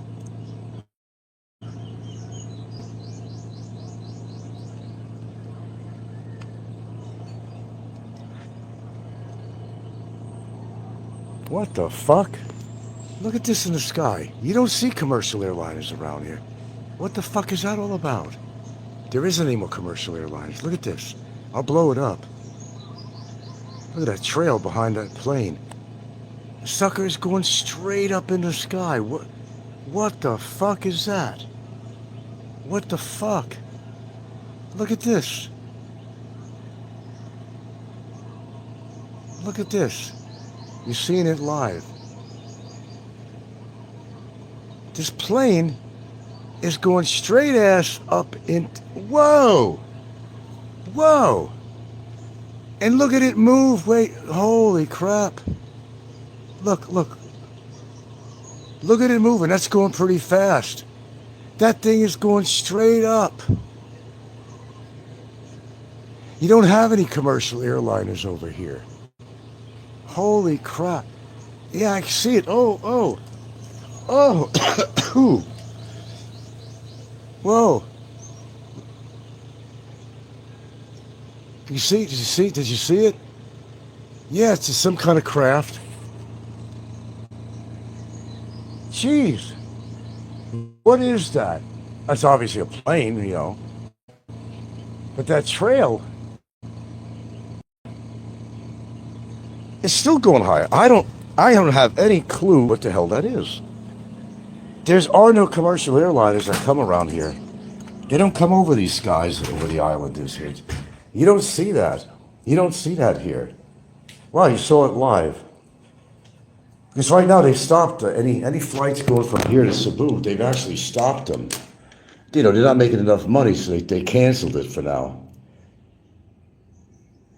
I'm glad I stepped out when I did to see this. This thing was going straight with the altitude and fast. So I don't know, it could be a military craft or something, but look at the chemtrail, whatever on there, you know. Chemtrails. It's going straight up. Developing altitude. I've never seen anything like that here. There is generally no commercial airspace around here. There's, you know, the only crafts you've ever seen commercial, the ones they started to have at the airport to go to Cebu. Wow, that's something to see. I've never seen that before. There's always a first. I don't know. It's got to be military or something. It's not a UFO or nothing. It's got to be military. There are no commercial passenger. And to go in that trajectory, I mean, to go from all the way down at a low altitude and go straight up, you can see the vapor trail on there, you know. You could see clearly the vapor trail. And going way up and continuing to build altitude, that's unusual. If anybody has any idea, tell me. But no, you don't see ever any other commercial aircrafts around here. And the only thing I think of, it's a military craft. And what they're doing, I have no idea. Of course, you're going to hear all the people with conspiracy theories and all that stuff, you know. No, it's a craft. It's not a UFO. What the fuck do I know? Maybe it is. I have an open mind, at least. Wow, that was pretty impressive, and you saw it on camera. Pretty cool. But getting back to what we were joyfully talking about here.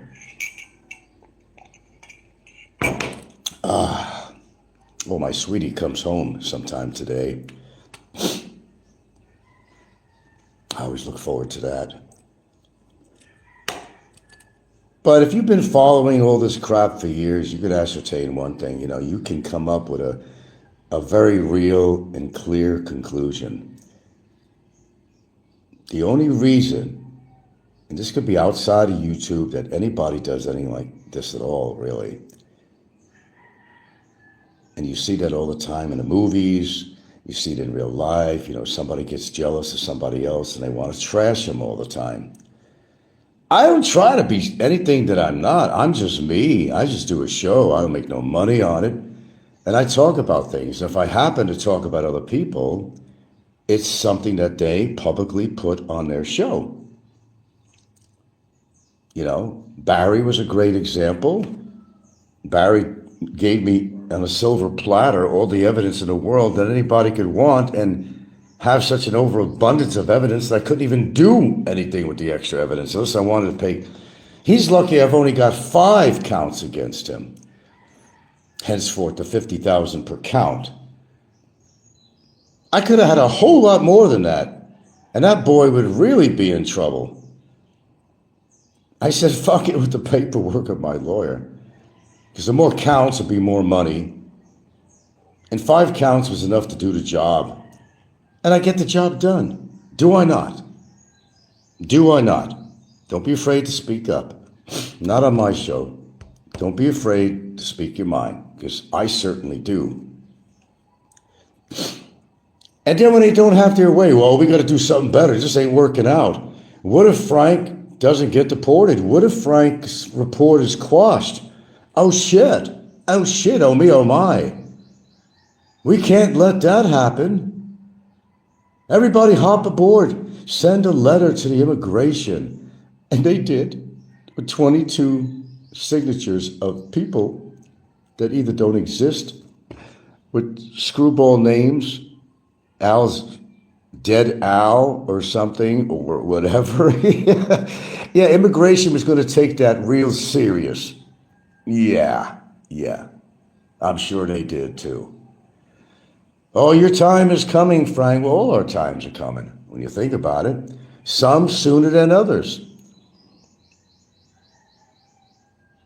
That's for sure. They make fun of anything, your age, this, that. The fact is, I'm aging pretty well. If I say so myself, and others have said so too, I'm aging pretty well, I think.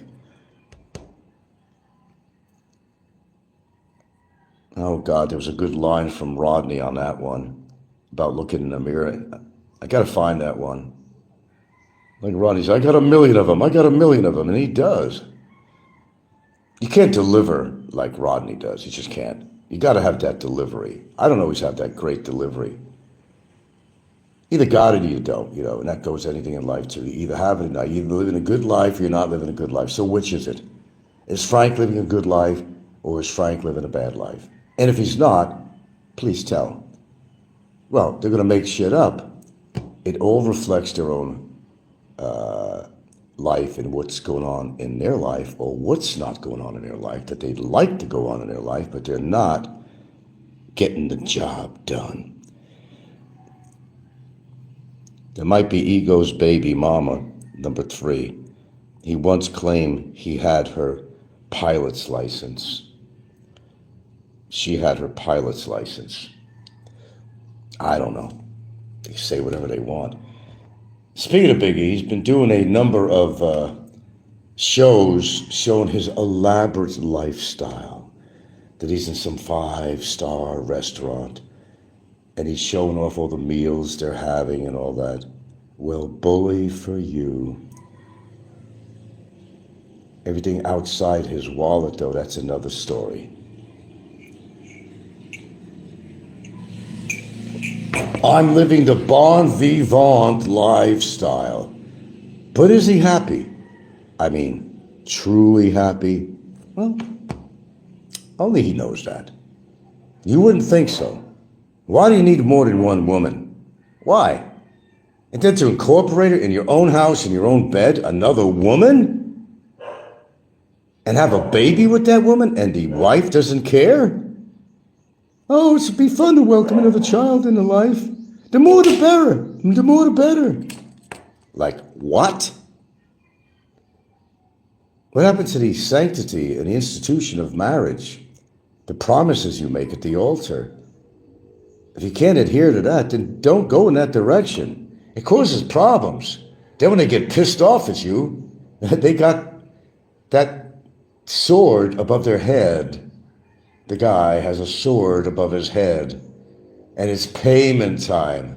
Oh, it's payment time. And then They become happy again. They amicably settle the matter. And they're all one big happy family again. How would you guys like to go balance a relationship? You're married, but you got, well, it's a mistress, is what it is. I mean, to have another woman incorporated into your relationship and have a baby with her on top of that, and the wife don't care, then maybe it is all about money after all. And anybody listening to my voice hearing this, how would you conclude it to be? It would be an honest conclusion. What woman would allow her man to be having sex with another woman and they're married and to have a baby with that woman and completely accept it?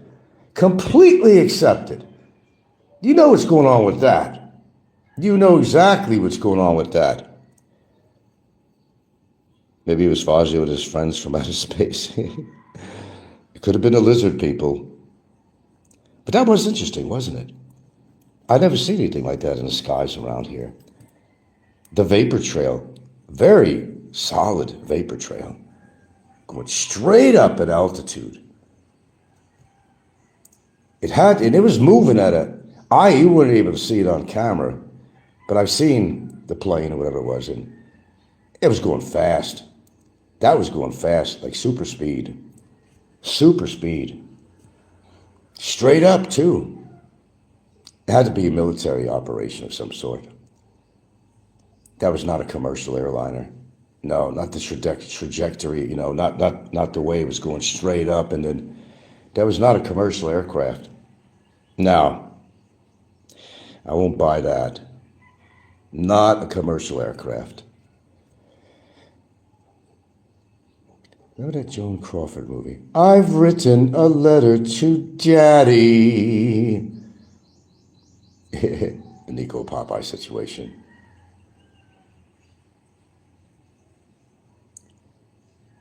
God, Joan Crawford, what an actress.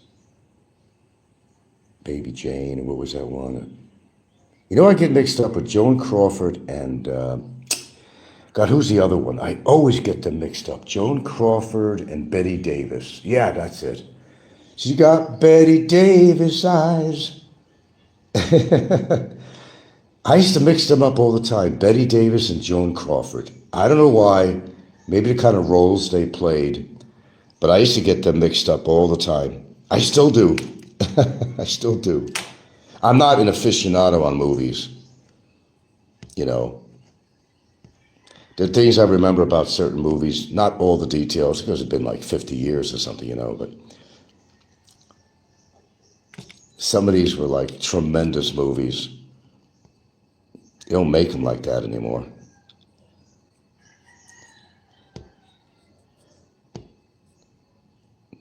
I could be a movie maker.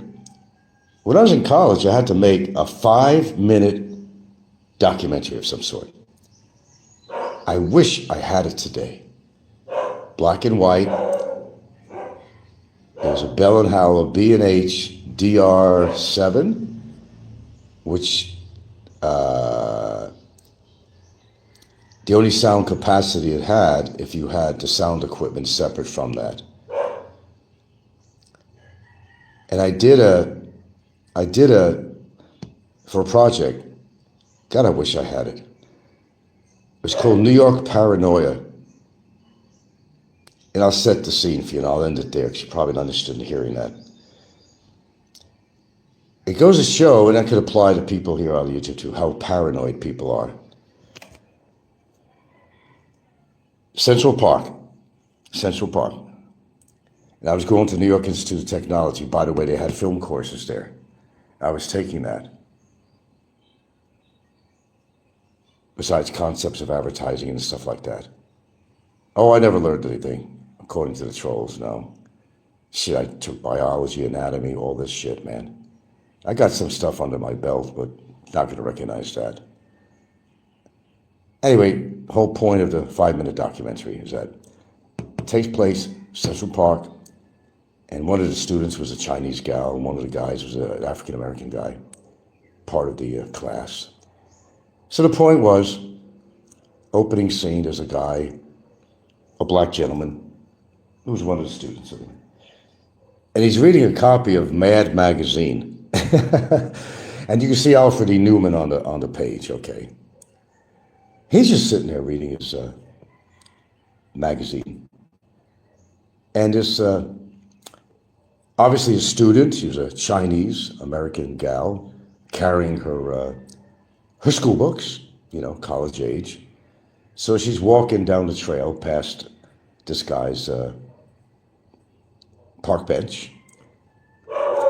And what happens is she loses. The first impression was him as, oh God, he's a black guy. He's a black guy. So that made him like, oh, he's a criminal because he's black, right? All right, she's walking down the way. She happens to drop one of her books. She doesn't realize she dropped it. The African-American guy who's reading a copy of Mad Magazine sees it. So he gets up and he slowly follows her because he wants to tell her, he wants to go pick up the book, which he does. Then he's following her, trying to get her attention to let her know that, like, ma'am, you just, you dropped one of your books. She didn't realize what was going on. Turns her head. There's a close-up scene where she's looking over her shoulder. A really good little thing, I think. Well, I wish I had it today, God. And she starts getting scared, so her pace starts, picking up.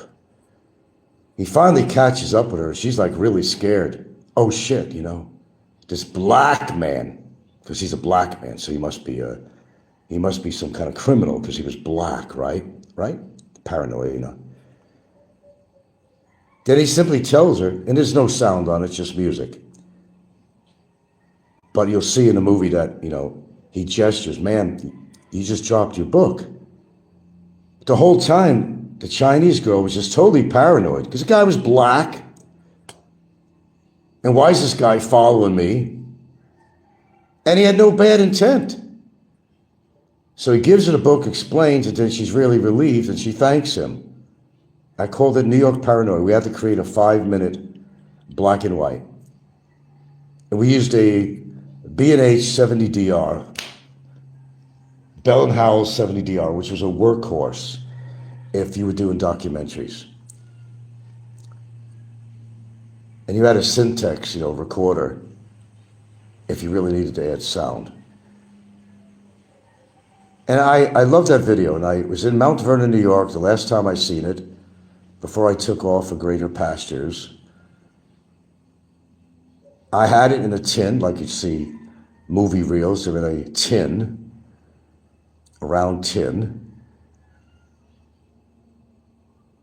Now, I think maybe because we had to turn it in as a project, but I think I got it back because I remember having that tin when I was still in Mount Vernon.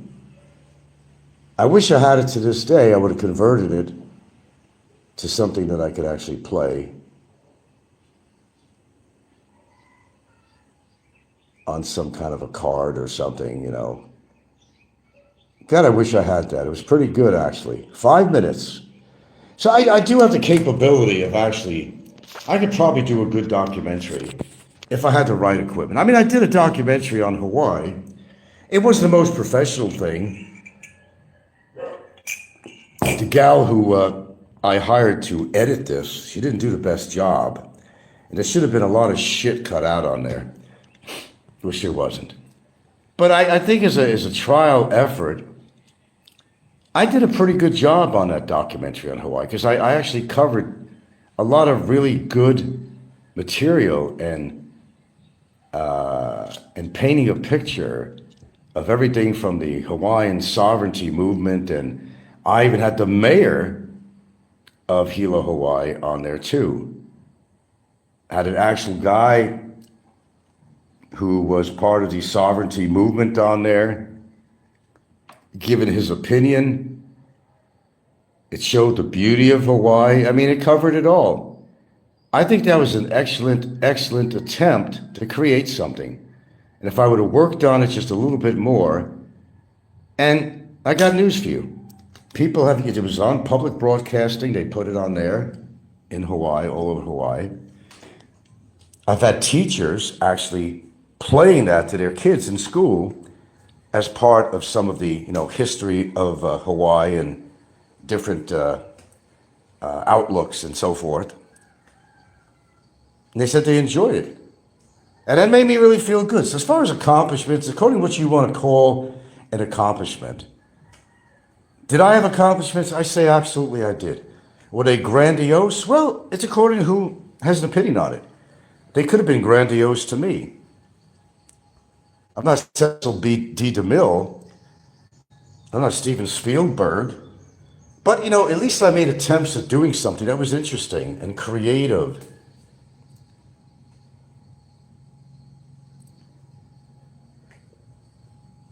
What have these people done except throw their wallet around and say, I'm the man, I'm the man? You got this fat piece of glutton sitting in fucking Vietnam or back in Thailand, doesn't know where he wants to go, who has the gagnoles to degrade me. But look at his life. All right, girls, come on.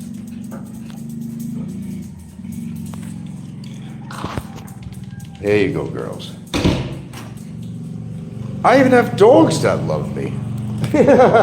And I'm not ringing a bell at some fucking bar. I'm not like, come over here, honey, I need company. I'll buy you a drink. I don't even drink. I don't even drink. That's why I get such a laugh at this shit. A lot of it is actually flattering. It is. Where people could talk, even, MJ, other people too, Havoc. There's a lot of people that come on there, they express their opinion. Whether they like me or not, that's another thing. It don't matter, but they're saying it. Is that all you have to talk about is Frank? Don't you guys got a life? And they make a good point. They make an excellent point. But these are the same people that are boasting what a wonderful life they have, but they're spending it all on me? On me. Little old frail 70-year-old Frank.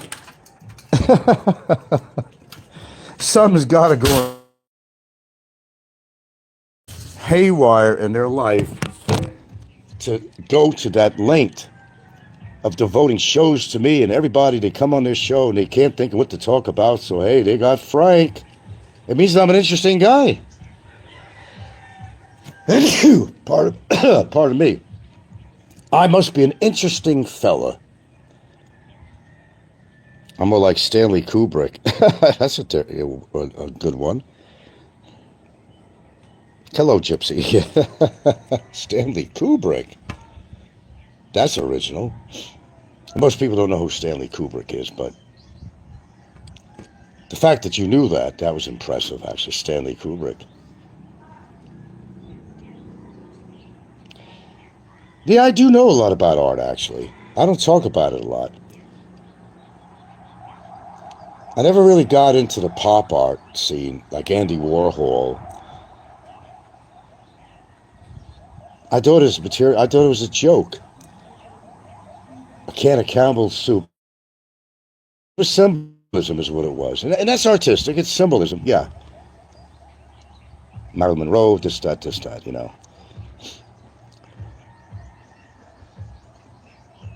But yeah, I do have an art degree. I actually have an art degree. It wasn't liberal arts. It wasn't, it was fine arts. It wasn't liberal. I don't have a degree in liberal arts, which probably would be a waste. I have a Bachelor of Fine Arts that encompasses photography, even a little bit of film. It encompasses great artists, learning about them. It encompasses a whole lot. I'm going to have to get off here pretty soon. I got to call the lady. She's going to be taking off this morning to come back. So please, talk all you want about me. Impress me even more. Make me feel so much better about myself. And you're doing a great job. It's not what they're trying to accomplish. Apparently not, because I'm still here talking. Didn't run away. Make me feel wonderful about myself and continue to do it. I have no problem with that. A lot of my viewers, they hear all this shit, so they can validate They can validate what's going on. There's no question about it. People validate things for me. I don't have to do anything. They watch the shows. I see the comments they're making about these people. They fully realize what fuck-ups they are. And it don't matter how much money you have. It don't matter. Class, you can't buy class with money. And people get really kind of mixed up with that. Because you have money don't mean you have class. And you can go to all the 5-star restaurants you want and hotels. It doesn't mean you have class. You got no couth. You got nothing. Using women. Look at me. My wallet is getting fatter all the time. That'll make women salivate. The right women, or the wrong women, call you how do you want to look at that. I'd rather have a woman that's with me for me, not the size of my wallet. That's so shallow. I couldn't deal with that, but that's me. And some people accept that stuff because they just want to feel good about themselves because they know they're a louse on the skin of society. No matter what good job they have or how much money they have, you got to change who you are. And money is not the answer. Money is never the answer. They think it is. Now, I'm sure we got some characters out there that might fit the billing, and if the shoe fits, wear it. That's all I'm saying. But I get a kick out of it. I get a kick from champagne. There's a song. But I don't get a kick from champagne because I don't drink. I don't need to drink to get through life. My reality is my own reality. And the only time I was taking prescription drugs was to try to sleep, in actuality. And even I got off that. I eat good. I do exercise. I'm not trying to impress anybody other than myself. That's it. I don't need to impress anybody. I'm living the life I want to live. Not anybody else's life. Don't be concerned about my life. Be concerned about yours because obviously your life ain't going totally where you want it to go. And this applies to a lot of people. Look at Barry, man. He's still in fucking jail. Did he figure his life was going to turn out to that? Well, probably. There's some people you can't change, and they won't change. They're not willing to change. And they got to take the consequences. There's a lot of shitty things that happen to you. You really honestly think I deserve a complaint with immigration to try to get me deported? That was unfounded. That was not cool at all. I believe, the person who did that's going to pay the price one way or the other. Not physically, no threats. Karma's going to take place. The mud pie is going to go back in their face one way or the other. That's the way it works on here. They try things that are not cool to try to put something against somebody that it comes back at them. It doesn't work. Shit, I've been on here over 10 years. I've had people threatening me. I've had threatening verbal, threatening physical, threatening legal, but nothing has ever panned out for them. Why? Because there was nothing to pan out. Because there's all a bunch of bullshit complaints. I'm sure somebody was probably paid on this complaint. I have a good feeling I have a right to my opinion on this. I'm not saying anything out of context or illegally at all. It's my opinion. Because that report should have never have gone through. Ever. So there's some shenanigans going on with that. Oh, they want so much for me to be kicked out of the country.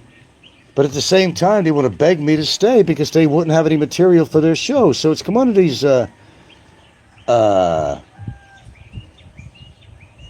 contradictive kind of things that's going on. Contradicting themselves.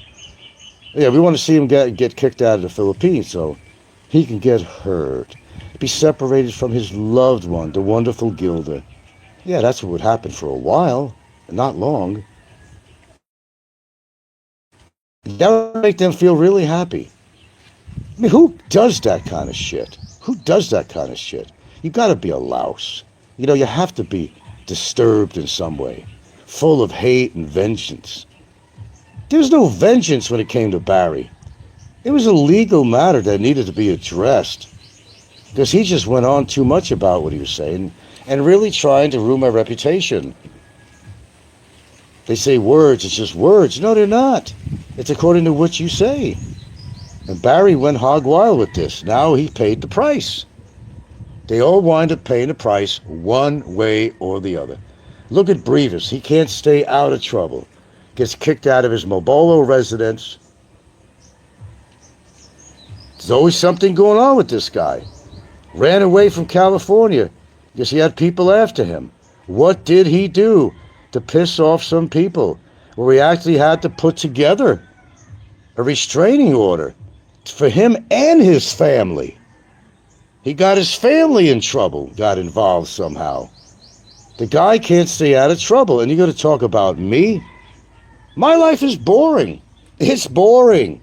There's nothing to talk about. It is boring. I like it, but it's boring. So boring that I come on here and do shows. I'm not a big traveler and all that shit. But I'm comfortable, with the status quo. Okay, I gotta go. Gotta make a call. Hope you enjoyed the show.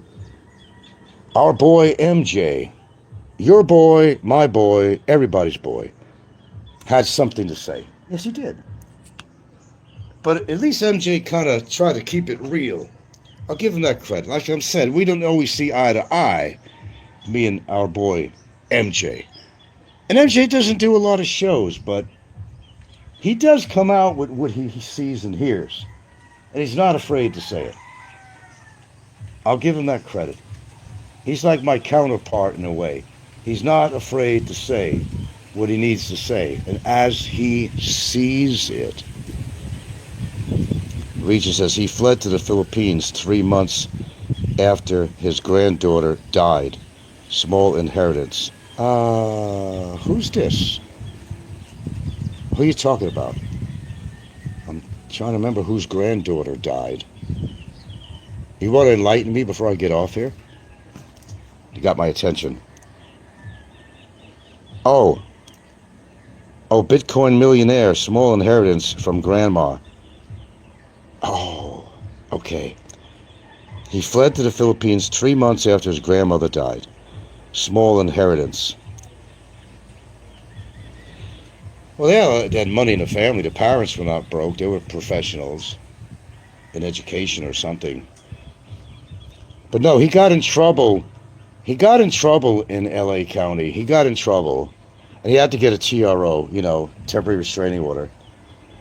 And it got so bad that, he had to include his family on this TRO. And things got really bad and he fled to the Philippines. Must have been pretty bad. I have some ideas of what happened, but I can't say that on here. Total fucking loser. Brevis Nordy can never afford to talk about me. Goes out on his girlfriend and gets women pregnant. Then you got another one there that fucking has a fucking harem. No koof, no soul, no conscience, no, and they live with that. And they feel good about themselves. Horrible display that this particular person did on camera once. It was a horrible, disgusting display of disrespect.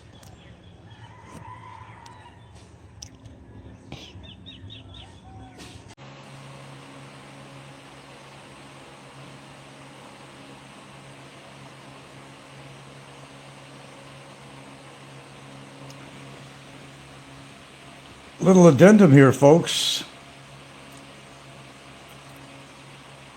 I'm getting another laugh. I guess Kevin, the big Kevin, coming up with another show around 11 o'clock. I think it's entitled, "What's the Reason to Be Jealous of Other YouTubers?" Well, generally speaking, Big Cabin, there really, for the most part, isn't much to be jealous of with other YouTubers. Let me answer that. There's two sides of the coin on that. You're jealous. And by the way, someone came in on their show, saying that Kevin's killing it He's making $300 to $400 a week on his show. Well, that's an out and out lie. Just go to Social Blade and look up his show. I wish I could do both at the same time here. Trying to build Big Kevin up. Well, if Kevin was making $300 to $400 a week on his show, he wouldn't need to be e-baking all the time, would he? Just a bullshit that's being thrown around here. Absolute bullshit. So Kevin wants to express himself. Express yourself. Well, go ahead and express yourself, Kevin. Let's give us a good laugh again. Why is there to be jealous of other YouTubers is what the entitlement of his upcoming show is all about. Well, tell us all about it, Kev. Do tell us. Well, there are other YouTubers that you could be jealous of, like me. I'm not going through the scenario again. We already discussed it on the last show. And you know why. Just having your shit together. Which, Big Kevin, you don't have your shit together. Not even with your blood family. Your own kids. Shame on you, man. Shame on you.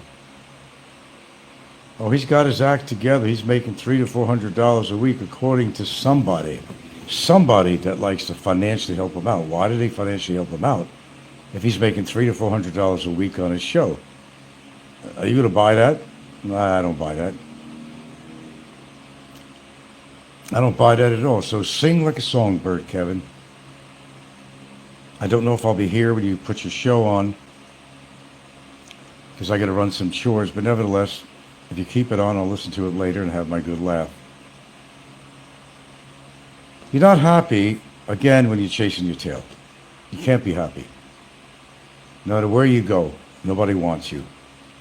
Unless you take out your wallet and you pay for their time to sit with you, be with you, give them a drink. Kevin's having a miserable time out there, but he's not going to admit it. I wouldn't be surprised he cries himself to sleep at some point and probably says, I should have never left Kentucky. I should have never left Kentucky. Should have never left Kentucky in my aunt's place.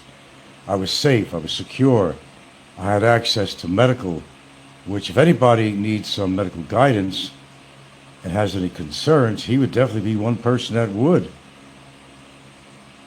have good hospitals near him that he could actually afford to pay for because he's on a, Medicare. You don't have that where he is now. Oh, no. So give us a little speech there, Big Cabin. Tell us how you feel, how you really feel. Of course, 75-85% of the show is going to be about me, of course. But yeah, promote me. That's all you got to talk about anyway. If it wasn't for me, you wouldn't have a show. Maybe you owe me money for making you so, as you think, popular. No, people just like having a good laugh. That's all it is. At your blunders, constant blunders. It's sad to be you. It must suck to be you. So I'm kind of beating you to the punch before you put your show on. Tell me how you really feel, Kevin. And stop doing an autobiography. It's getting too obvious. Tell us about all your ploys. Tell us about all your adventures in the 2 countries you've been living in. Besides sitting in a smelly bar, emptying your wallet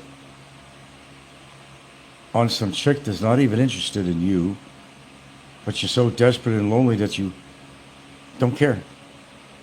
If it's a way of communicating with another human in any form or way, you're going to do that.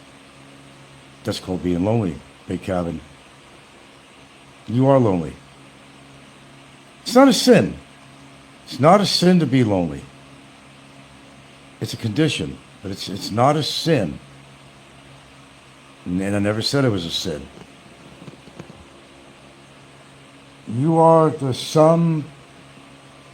whole sum of your life experiences. What makes you today, what you've done in the past, that made you the man you are today. But that's not a life in a foreign country. Not knowing what the fuck you're doing day to day. It's hotter than hell out there, so I don't see him walking the streets in the hot of Thailand. Not in his condition. So where's he going to be? Stuffing his mouth somewhere with food, highly caloric, highly cholesterol, high carbs, when the whole idea was to lose weight, not gain it. And he drinks. Oh, always drank. Oh, wait a minute. Do you think I'm coming down on you, Big Kev? It may seem that way, but I'm just kind of putting a mirror in front of you. I know you don't have good cognitive functioning because of that bolo knife that went in your fucking brain, but I just thought I'd say a few things. I don't think I'll be able to listen to your show today. Well, later on, maybe. Just keep it on. I'll try to listen later on. But I can't listen to your whole show. It's impossible. I'll kind of scurry through it. But I'll definitely listen later on. You got a lot to say, so say it again. Admit the fact that I rule your life. I rule your show. I'm the one that brings any ratings to your show at all. If anything, you should be kissing my lovely lily white ass. That's all I had to say. Kevin, don't try to project, okay? You're embarrassing yourself. Okay? You're like a fucktard running around in 2 different countries. And they look at you as a fucktard, because that's what you are. I'm not trying to be mean. I'm just trying to give you a taste of your own medicine. That's all I'm trying to do. That's all I'm trying to do. Take a good look at yourself next time you're naked in front of a mirror. And all that loose skin. Because you probably have to get an operation to lose that, because you did lose a lot of weight. By the way, I hope you shower a lot, because between those folds of skin, it makes a breeding place for bacteria. If you didn't know that. Think about that. You got to find direction in your life, Kev. You got to find some kind of direction. And you're chasing your tail like many people do on here. You're chasing your tail. You don't know what you're doing from week to week. Then visa time comes, you cross the border, come back again. And I imagine that after a while, Thailand, as it was in the first place, you're going to get burned out on it. And maybe go back to Vietnam to be close to your buddies. Then that's going to get burned out again, and you're going to go somewhere else. But you're not going to go to the Philippines. Philippines don't want you here. And you're afraid to go back. Why don't you talk about that? How about you make a trip to visit your children? That would be novel, wouldn't it?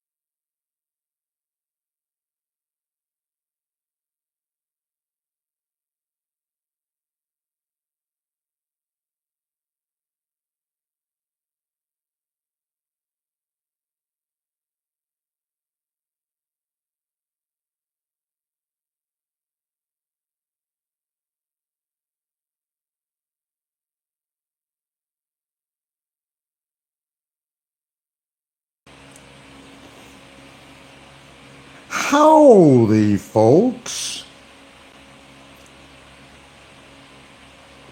Well, after some back-breaking work, and I do mean it because my lower back is kind of aching, and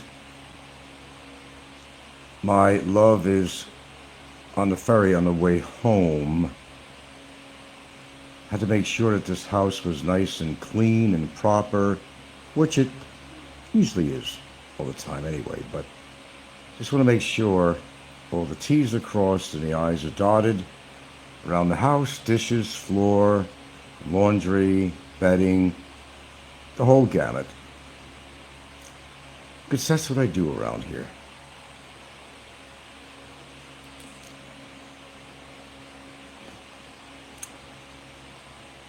Yes, I did have the pleasure, although I didn't hear everything because I was in and out of my rooms and had the phone playing in my dining room. I didn't hear all of Kevin's show, but I heard enough. I tell you what, there was some measure of support from me in there if you read the comments, actually. Yeah, he's no relationship with Apple. Maybe he did get to see her, but that's just about it. And what he's been really doing is, he didn't have a sinus problem. He was bleeding from the nose from his high blood pressure. Yeah, he had high blood pressure. That's why Ricky did not, well, yeah, it's the sinuses, yeah. But he was bleeding from his nose from high blood pressure. And Ricky's been looking into his health situation. That's why he hasn't been on. And as far as him really getting together with Apple, well, I have something to say about that. If he got together with Apple, you know damn well he's going to throw her on camera.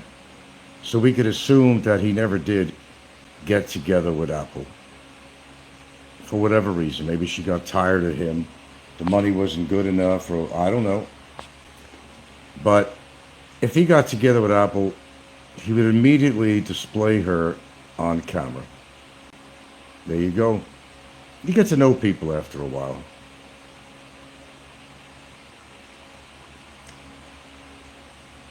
And Ricky making excuses that Frank's going to have 7 photographers around if any hassle happened to this and that. No, just me.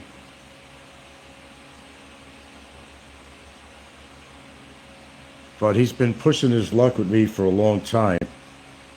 And even my girlfriend is pretty much sick and tired of him. If we run into him in S&R again, she's not going to be that friendly with him, I guarantee you that. She's not going to be smiles and having a conversation with him. She's actually pretty tired of him. I was afraid to say anything more about her, and he's certainly afraid to say anything more about me. He'll do it on his show, but in reality, you know, I've met him in S&R a couple of times. Well, of course, I met him before that. But I ran into him in S&R, and the second time, I must tell you, he didn't want to stay there and be questioned anymore. Oh, okay, I gotta go. He wanted to get away because he saw I was getting a little bit riled up with him at one moment.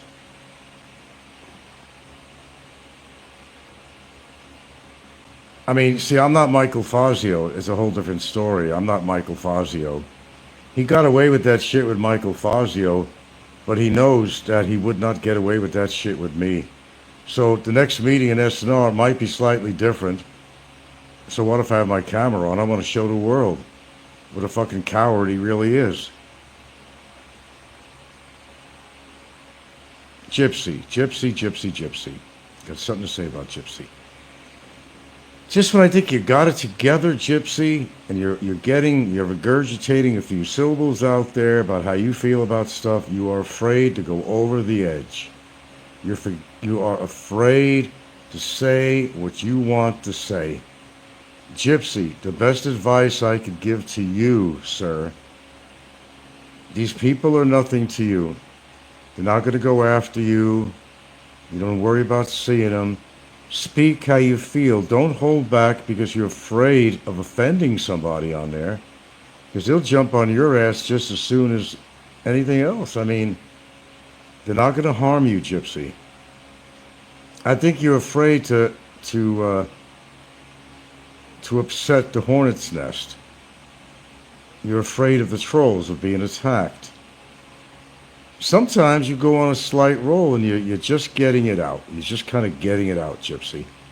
Go all the way and tell him how you really feel. Don't say you like Barry, but at the same note, Gypsy, you're saying that the guy's a scumbag and everything else, that he deserves all this shit. But you're saying you like Barry, so you're telling me you like a fucking loser? You're telling me you're double talking, you like somebody who's done all the damage to these women and people he owed money to? Certainly you can't mean that, Gypsy. I don't see how. So, get it all out there, Gypsy. I do it. They do it. They're not going to harm you. Hello, DT. Yeah, he's still in there as far as I know, yeah. It's extra hot today, too. I don't think he's working out in the gym with that hot weather, buffing up like he says he is. He can't even lift the fucking weights. Nor does he have the health and lungs to lift any weights and work out. When does Barry work out? When has he ever worked out? He could work those Oreos, all right. But from what I heard, of course, Ricky was going off on me, and of course Kevin was. Kevin claims he's living a wonderful life, now again in Thailand. No, he's not. Someone was right when they said that they know damn well that Big Kevin is not leaving that apartment, the overpriced apartment, when there's so many apartments he could get that are better for a lot less money, but oh well. And still claiming, I don't know, look at my thumbnail. That's from Social Blade, if you will, showing what Big Kevin makes on his show. I don't know where it is. What's on my thumbnail anyway? It's on my thumbnail. That's what he makes. No, he's not making $300 to $400 a week, $1,200 a month on his show. Any super chat he gets hit with 30% to begin with. No. Oh, I called my daughters. Well, how about if you go visit your daughters, Nimrod? How about if you go visit your daughters? Wouldn't that be novel?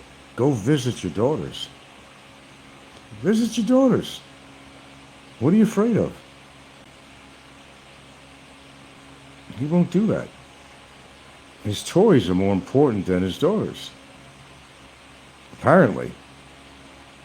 And I see how Big E and other people trying to build Kevin up. Oh yeah, Kevin's making the big money. Well, they're saying that to jazz me up a bit. I know what Big Kevin makes.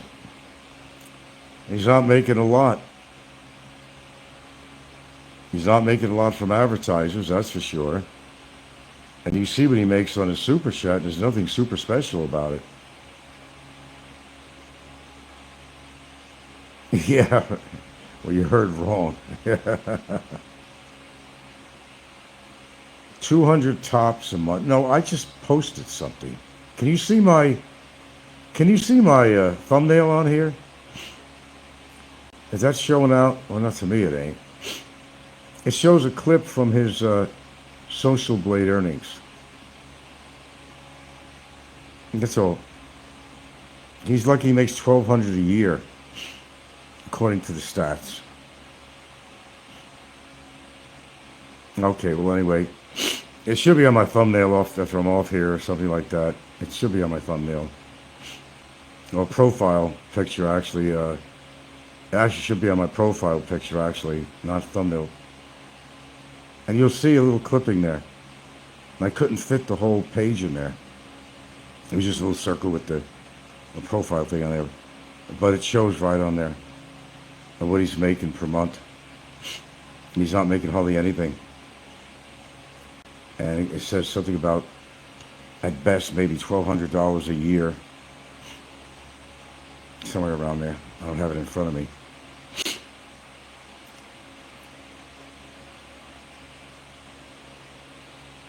Oh, hell's bells. God, I'm glad she's coming home.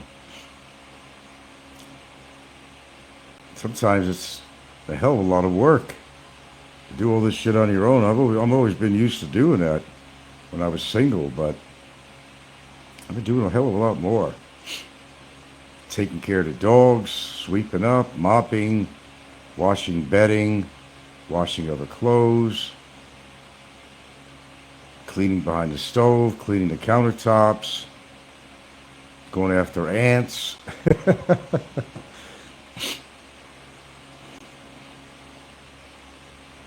She's been to Cebu. She had to vote, but she also had to drop off some papers to somebody. I see her mom, see her family. I had to watch the dogs, that's why I couldn't go. Her kids came with her because it was Mother's Day too. And while she was there, they kind of surprised her on Mother's Day, some gifts and whatever, and cake, acknowledgement, that was nice of them. Yeah, so I didn't go this time. I would have liked to, um, but I'm really glad I didn't because it was pretty hot, I heard, in Cebu, and crowds of people with the voting and all this shit going on, and it just would have been not very advantageous for me. No, it surely is. People getting killed. I stay so far away from that, it ain't funny. I told you, I don't like crowds. And I could only tolerate Cebu maybe 3 days. And that's usually the most. The most I stayed there was 4 days or five. Maybe when I had some of that shit going on, I'm not sure. When I had some of that shit going on with the kidney stone thing. I don't stay there long. Oh, what did Ricky say? Frank didn't go to Cebu because he couldn't afford a condo? How about if I told you I have a condo there, Ricky? Would you believe me if I told you that? That I actually have a condo with a B&B? Would you believe that if I told you that? I actually do. It's actually through her sister. Long story, but yeah, we actually have a condo there. You wonder where some money comes in. There's different resources. We have a condo. We have a condo in IT Park.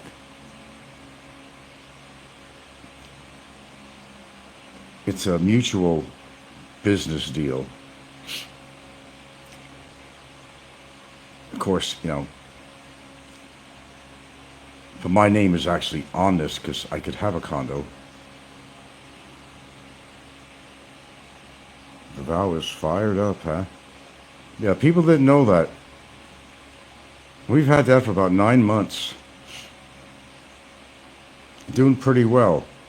There was a slag at one point, but then it picked up. And every freaking time a holiday comes or some event, especially a religious holiday, holy shit. But we don't go and raise the price like some people do because, as far as I see it in Cebu, there's really no lack of condos to rent. If you want somebody to rent a couple of days, a week, whatever, you give them a fair price.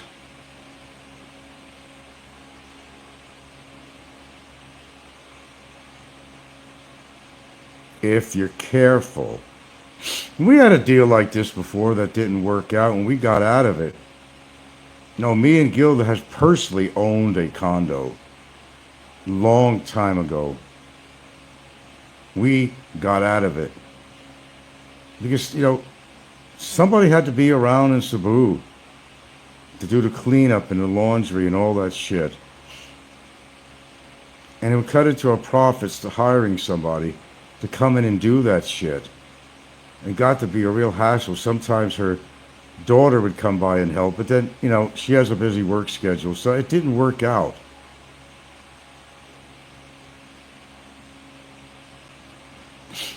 Well, I'm not exactly a landlord because I'm not handling anything on this. Gilda's handling it. I'm not, and we do have somebody that we're kind of in it with, taking care of it at a certain percentage of profit. And we're not making a ton of money from it, but we're making pretty good. This happens to be a really clean unit.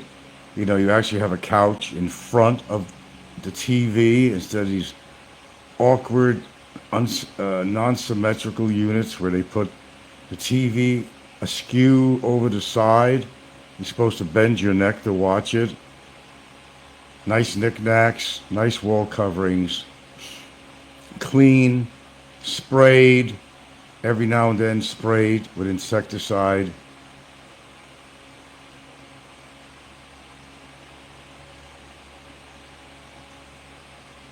It's not an easy job if you have to do it all on your own. I would not recommend that to anybody. We're making a profit, but I'm just hoping it doesn't turn out like the first time. That was just strictly me and Gilda. The first time was a disaster as far as I'm concerned. There was too much involved. Sometimes you find things broken in there. It's hard to go after people. You can take it out of your deposit, but if it's something small, you just say fuck it. But then, of course, you have to pay a bill on the. You want to have internet and you want to have a working TV, go watch movies. And we have we have, back then too, a 50-inch screen, not a little 23-inch or some shit like in these dumpy condos. Anyway, it's out. You never know where, but that's where we get to stay when we come out there. Frank can't afford to rent a condo, Ricky said. Well, when you own one.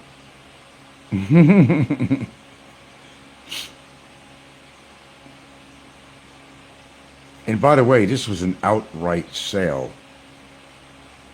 Well, it was my money and somebody else's, but we got it worked out pretty well. Paperwork is solid. No worries. And if one person wants to bow out, the other person, well, you'd have to get bought out, first of all. But there would have to be a little bit of a fee involved with that for bowing out on the deal. If you want to, you could sell your equity, your portion, to the other person. But we got a deal like that. It could not be the other way around. I don't want it to be. I don't want to singularly handle this. I don't. It's too much work. I learned the first time. Hello, Coin Society. Oh, tell me about being a landlord. Don't let me go there. Go back to Hawaii and tell you that story. We're not going there. We're not going there. No, I don't really have to do anything. I don't have to show up to maintain any. Somebody does that. The other person who's in the partial ownership, they do that, but it's costing me, let's just say, little percentage points of profit to have them do that, because I don't live in Cebu City. I don't live in. You'd be surprised with the things I got going that I don't talk about on here. That's why I say when people, they're just pulling my chain, of course. They know I'm not broke. But when they say I'm broke, just to pull my chain, initially, they have no clue. No, we're not wealthy. I'll say that 1,000 times over. We are not wealthy at all. Not even really by, I think, Philippine standards, really. Well, I don't know about that, but yeah. Anyway, it's all figured out. We get a good price for the unit because it's a furnished unit too. It's got split air. It doesn't have a window mount. It's got a 2 horsepower, in fact, so the place can get crispy cold. I give plenty of towels, plenty of rags, supply shampoos, soap, and unlike some places that I've rented, you got to go to 7-Eleven and go buy a couple of rolls of toilet paper. They get so cheap they won't even put toilet paper in there. Why, I'm under one right now. All I need is 26 Celsius. That's what I got it on right now in my living room. It's perfect. I also have a fan on to blow the air around, and there's a split air. That's a let me see. In here, no, this is a 1.5 horse, and one in my room is a 2 horse. I believe, yeah. And I got something kind of to blow the air around too, so it makes it real good.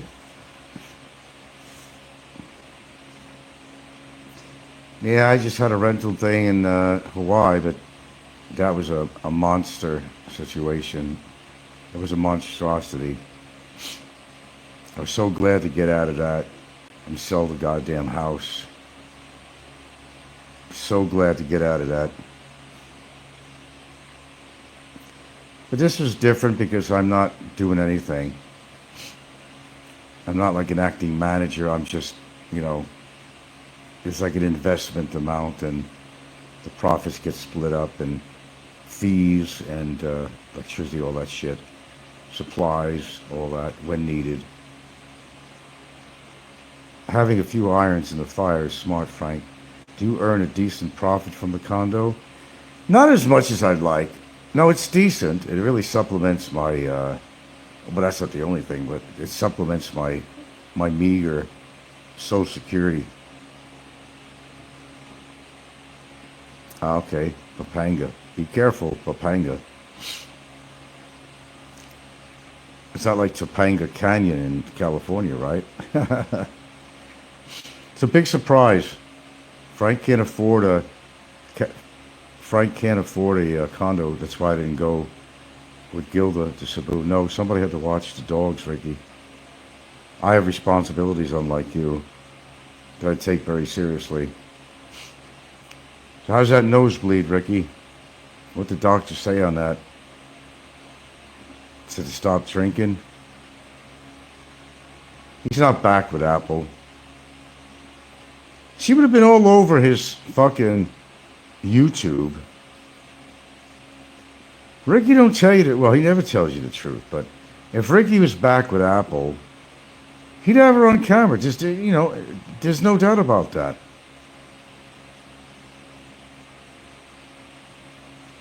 There's no doubt about that. Oh yeah, I had all these chicks, this and that. Well, wait a minute. I thought you said you got back with Apple. So why would he be all these chicks? Yeah, look, Ricky, you're too unhealthy to have all these chicks. I personally, even with Viagra, don't think you can get it up. That's just my thought on the situation. It's because of that goddamn blood pressure of yours and the other problems you have. You got a cabinet with about 12 different medications, man. What's going on with you? Why don't you tell the truth to the public? Because you're going to wind up on a slab and figure you're going to wind up wanting to know what happened to you. Ricky, you're never going to make it to my birthday, to my birth age, to my age. You're never going to make it to my age. Neither is Big Kevin. Neither one of them will. That's why I take this so lightly. That's why I'm snickering in the background all the time, because I know how they eat. I know their body mass index, get a good idea of it. My eyes aren't sharp as an eagle, but I have eyes. I could see. And when you've been overweight that fucking long, the damage is already done. Don't care what you say, Yeah, I got a nice house, not an ancestor's.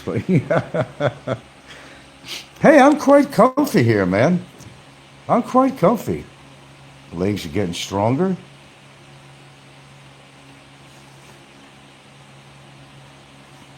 I'm quite comfy. I don't have a huge TV. Got a 50-inch? Nice air conditioner, nice lighting.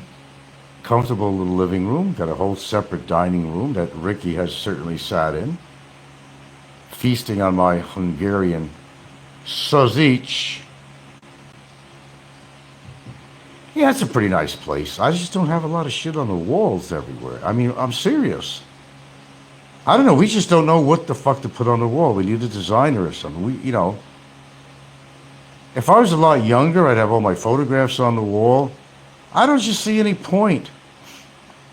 I suppose I should be out taking pictures of scenery out here, but you've seen one beach, you've seen another.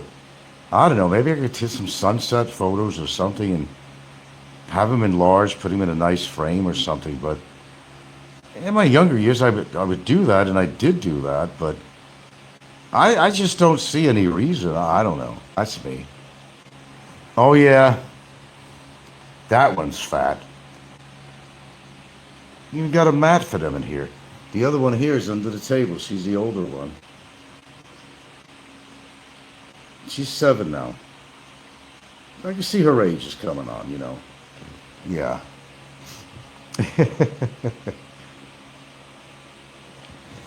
Well, I spent some time in the kitchen cabinets today and just getting rid of shit and plastics and stuff that we don't even use. In fact, I got to empty some of them out. I got to buy some semi-gloss paint, and I have to paint inside these cabinets.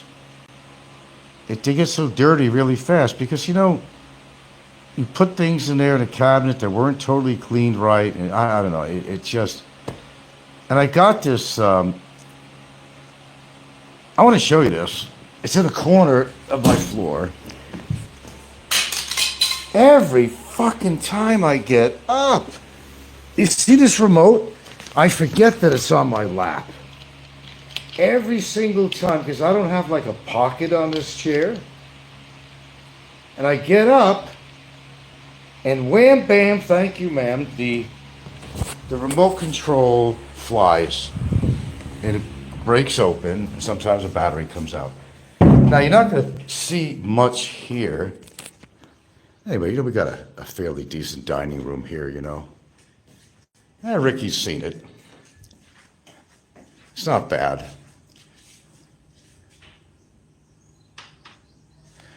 Now, in this little corner here, if you can see this, there's not much sand there now, but you see that in the corner? That thing builds up, and I'm trying to figure out where's this coming from, and I think that the ants are, you know, doing that. They'll make nests, but there's nothing, and there's nothing underneath this ugly looking, under the sink here. It's just some stained tile. And I always find, after a while, there's a buildup of sand. Different spots, there'll be sand on here. And I imagine it's from the ants, right? But in this corner here, which I gotta clean, I just cleaned the floor, but I didn't get the corner. This will build up, and I'm thinking, okay, is it coming from underneath here? Or where's it coming from? Where's it coming from? I don't know.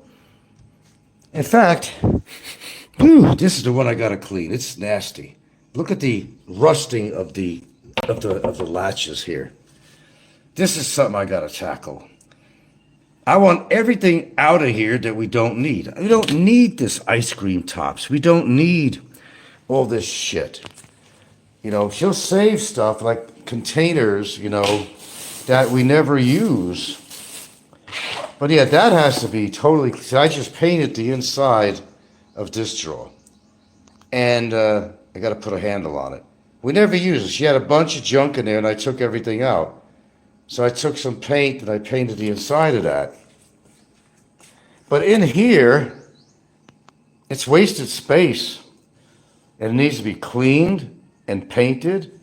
Some caulking on any kind of areas that ants might be able to come in. This old dish rack or something in here. All this is all bullshit. And it has a musty smell coming out of it. So yeah, you got to be diligent. You know, you got to be, especially, you know, a kitchen area. We got a nice little kitchen here, you know. We got a nice little setup here. Let's put the table in here, but now it's become a table. It's a whatnot table now, where anything goes. Kitchen rags. I got to get rid of this garbage bag here. Everything goes. Sometimes they sit down and eat something here instead of going in the dining room, but this table, which we use for events, they decide to put that in here, and it just becomes, you know, a whatnot place. Garbage bags, there's some lemons in here, which I gotta make, by the way. There's garlic in this bowl. I mean, fucking A. Yeah. No, I'm not gonna lie, this place, you know, it's there's a lot of maintenance here. Of course, especially having the dogs. Oh, absolutely. Absolutely. I just finished my bedding and everything here. I cleaned everything in here.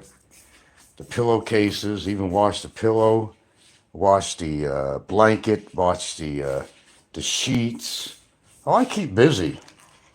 But I'm not one to make like a slave out of my girlfriend.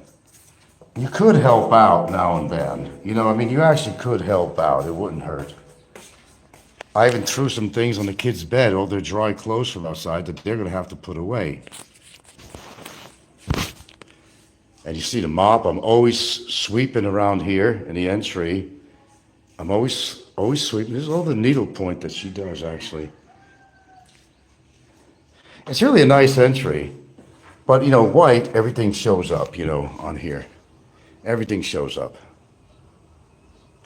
It's not that big of a house.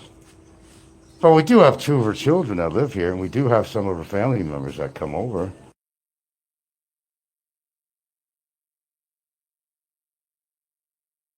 It's not that big. But I don't want to feel claustrophobic.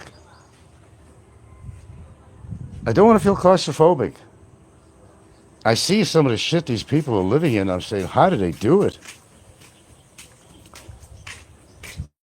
I mean, it's basically her house. She could do what she wants to later on. She could sell it. She could add to it, whatever she wants to do. If I'm gone, I'm gone. You know, dead and buried. But I left my legacy. And Patty Trudeau is back. Good evening. Mixed with host Frisbee needs to start a waffle flipping business. Earn 45 pesos profit a day. No, it never ends, right? But I got a kick. I listened to a portion of Big Kevin's show. Now, of course, he was attacking me again. He's really upset. You know, when you throw a truth pie at somebody, they get really perturbed about it. So they got to come back. Like it makes a big difference to me at all. And throw some mud pies, envy pies at me. You all know the fact that Kevin is not in the greatest health in the world. He still needs to lose a lot of weight. His body's been carrying 500 pounds for how many years prior to him losing weight? He don't go to no doctor for checkups anymore out there. He don't want to spend the money. He don't want to miss an opportunity to buy a drink for some woman. Now, he claims he's had this girlfriend for 9 months. How is that possible? Another lie from Kevin. Because he first came out there and he spent time in Thailand. Then he went to Vietnam. Then went back to Thailand. How does he have 9 months with one woman? Because he has not been in, he was not in Vietnam for no 9 months. Her fucking face was as fat as his. Although that should have been Ricky's girlfriend because Kevin flashed a picture of this chick. But the fact is, it's the same thing. Like Ricky saying that he's back with Apple. He'd have her all over the video. Or maybe next opportunity he gets to see her, he'll go on with that charade that, oh, they're back together, all this shit. She probably want nothing to do with him. I don't think he's giving her enough money. Then, you got Big Kevin. I've had a girlfriend. I'm doing fine out here. Well, we all know Big Kevin. He's got nothing to boast about, but he has to make it seem like he made the right choice to move out of his aunt's basement. He's got to, you know, here we go again. It's saving face. I say it all the time. Saving face. Saving face. He should be kissing face rather than saving face, Kevin. If he ever gets a real girlfriend, Dad, I got a girlfriend now. See? I got a girlfriend. If he had a girlfriend, the same fucking thing. She'd be plastered all over his show. She'd be with him all the time. She'd be with him all the time. They like to display their so-called prowess, don't they? Well, he was taking shit from the doctor, Big Kevin. He still hasn't lost all his weight, but now he's got some folds of skin like the elephant woman at a freak show. I went to one of these things when I was a kid in New York City. Pardon me, I'm hydrating right now very needingly. Oh, gosh. I needed that. He would display. He'd be showing activities with the girl. Obvious stuff, obvious shit. He wouldn't just post a still picture of some fat-faced fucking chick.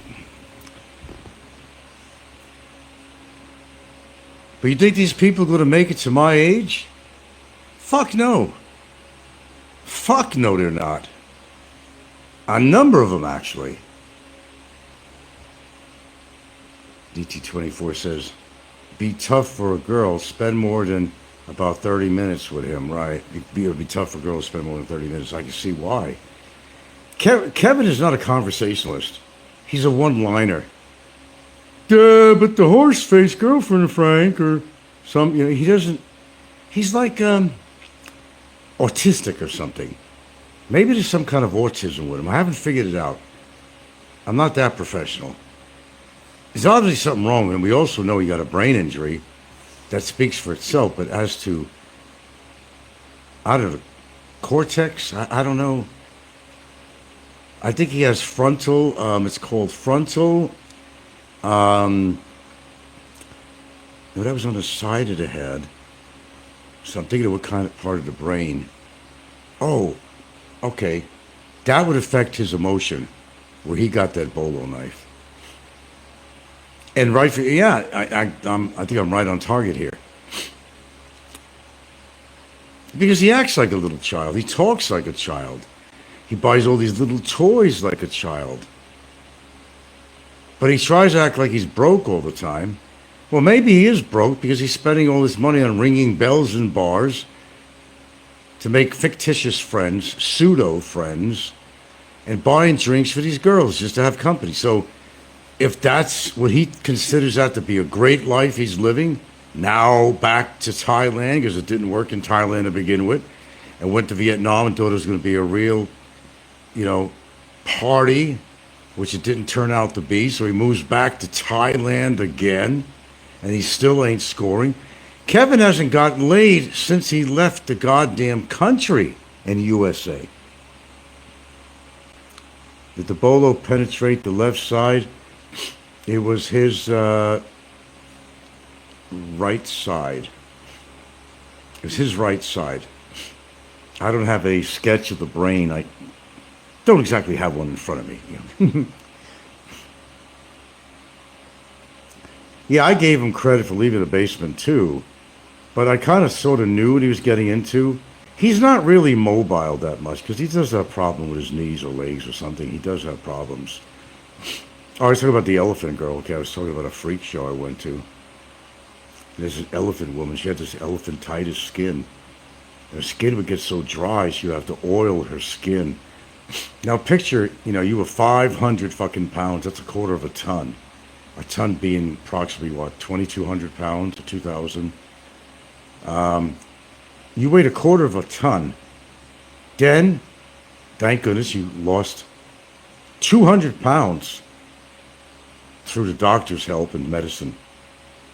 All right, so now that you lost the weight, then you got another problem. The problem is you got all that loose skin, which doesn't go away. He would never take off his shirt on camera. That would never happen. That would never happen. Are they back yet? Okay. Looks like my sweetie's home. All right. You're back. Welcome back. Welcome back. Welcome back. Welcome back. Wow. Okay, my man. All right. Showed respect. He grabbed my hand to his head. That's what they do. All right. Dogs are happy. Happy. The place is clean as a whistle, baby. That. The place is clean. You know, I started to work on stuff, and we're gonna have to empty this cabinet out. Anyway, this is private time, folks. Oh, what do we got? What do we got? They brought back, her daughter had went to Japan, brought me back some matcha green tea from Japan. And you got one small package of blueberries. Got my romaine lettuce, Yeah, baby. That's what I'm talking about. Oh, we bought a little katsu chicken here. Okay. And let's see what you're holding in your hand. Harvest time blueberries. There we go. Then? Oh, I'm a happy man. It's blueberry time. Get it in there because it's starting to defrost. Yep, Mama's home. I've got my lentils. I haven't had lentils in a while. I got my lentils. Oh my God, she bought a big bag of matcha from Japan, made in Japan. Matcha green tea. All those tea bags in there. Dogs are happy. Oh, you're happy, Sal, aren't you? That's her happy bark. Strawberry Kit Kat. Oh God, I have to be away from that. Doraemon. What is that? Doraemon. Dora? What is Doraemon from Doraemon. Tokyo Banana? Tokyo Banana. Tokyo Banana. My baby's home. Ow! What is all this Japanese stuff? Some kind of Japanese noodles. And what is that? It's another kind of ramen. It's some kind of a Japanese ramen. Ramen. Oh my, don't make a mess. I just cleaned up around here. I think I gotta clean this up. Then. Oh my God. That is matcha? Yeah. Chocolate? No. No, it's a matcha Matcha. kind of candy or something? Biscuits. Oh, it's a biscuits, kind of a matcha biscuits. Asa? Damn. Sa? Gotta put these lentils away. Sharing a special moment here. You'd think she'd be gone for 3 years or something, but 3 days was enough. Around this lonely place. This lonely place.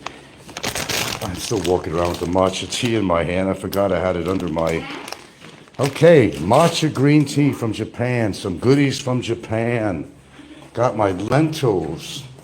Got my blueberries. Got my blueberries. Do. The bedding is all clean. Black. The bedding is clean. You got the baby potatoes here too. I like the baby potatoes. Okay, I think that's about it. She didn't go shopping, but she just bought a few things. She had a lot of shit to take care of down there. All right, Mama's home. That's a real woman. That's a real woman for you. Who gives a fuck about you? Grounded with a real woman. A real woman. Nurturing, caring, loving. Don't have to go fucking pay her nightly. Would you spend some time with me for the night if I paid you money? It'd be better yet if I could put you on camera to make people think that I actually have a girlfriend. Yeah, I do. I certainly fucking do.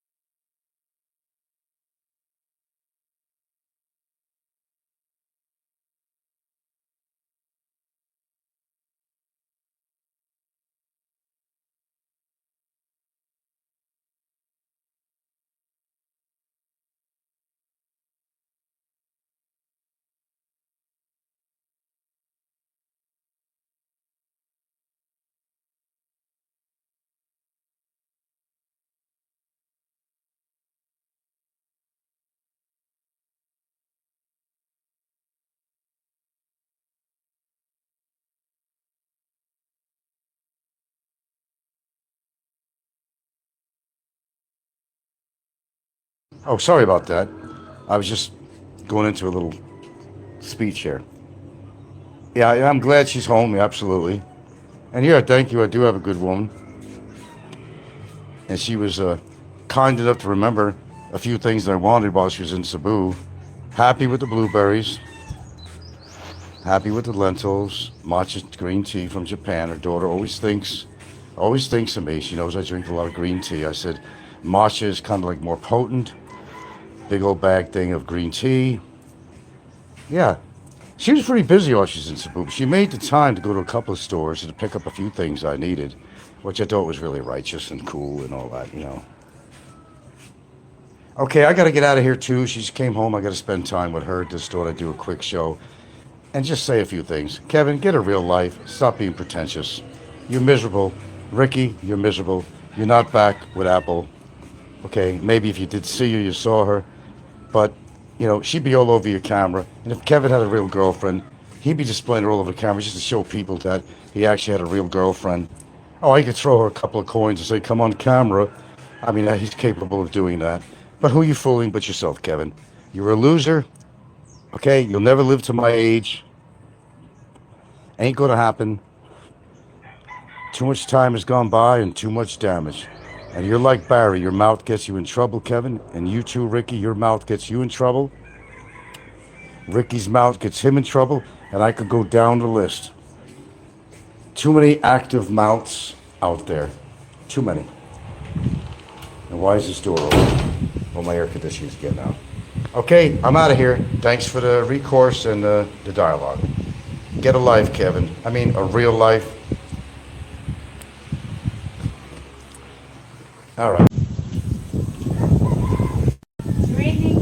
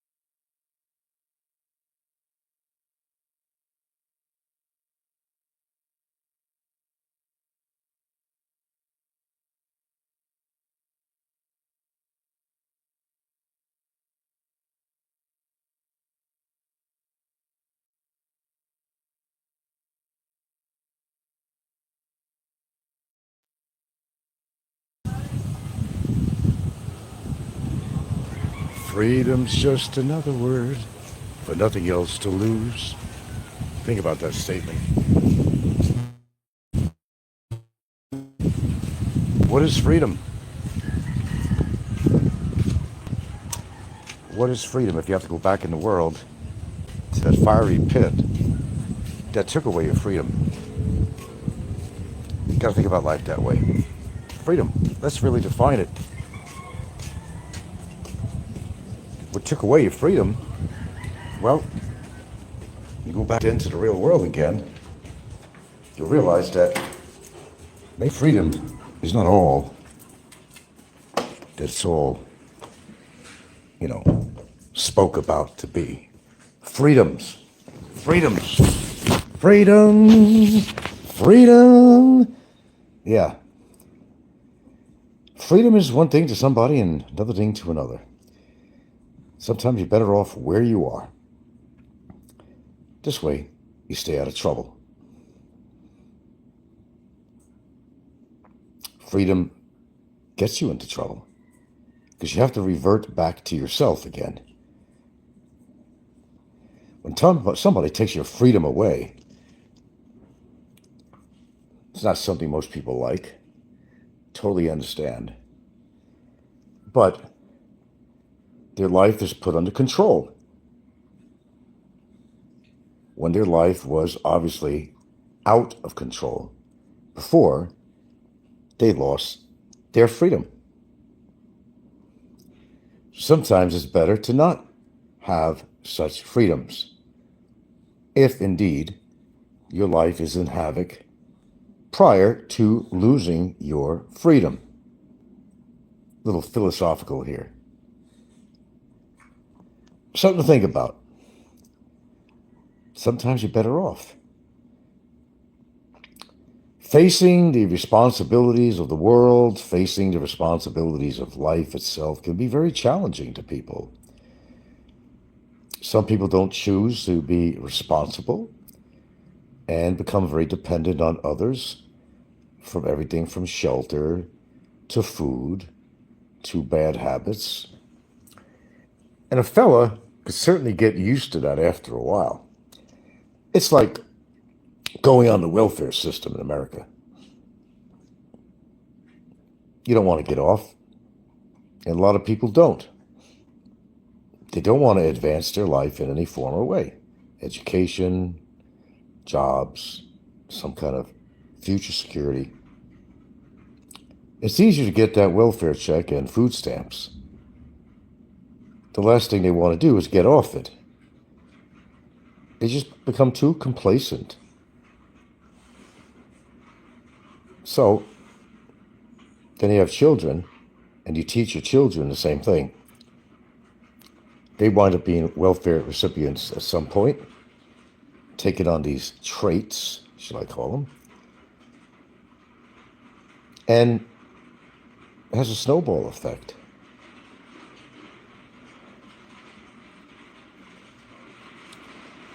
So, what is freedom? There's different kinds of freedom. Freedom of choice, freedom of speech, free to love, free to hurt. Sometimes you got to find a balance in all of the above. And when you don't find this balance, your life turns into a Greek tragedy. Losing in love, losing in life, just losing and continuing that pattern of losing over and over and over again until it becomes so unbearable that either people lose their freedom physically or they lose their mind. And that is a heavy downpour that came out of nowhere. Let's go take a look. It came out of nowhere. Oh my.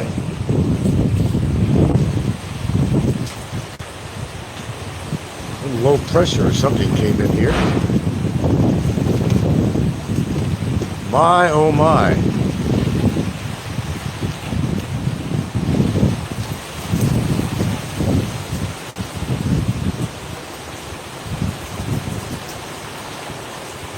Kind of needed it, actually.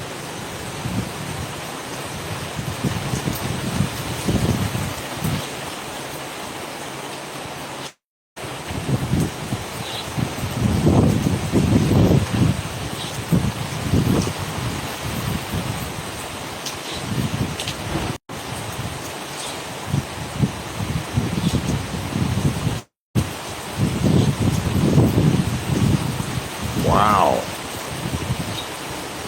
That's quite a little downpour here, unexpected. Actually, a very needed downfall.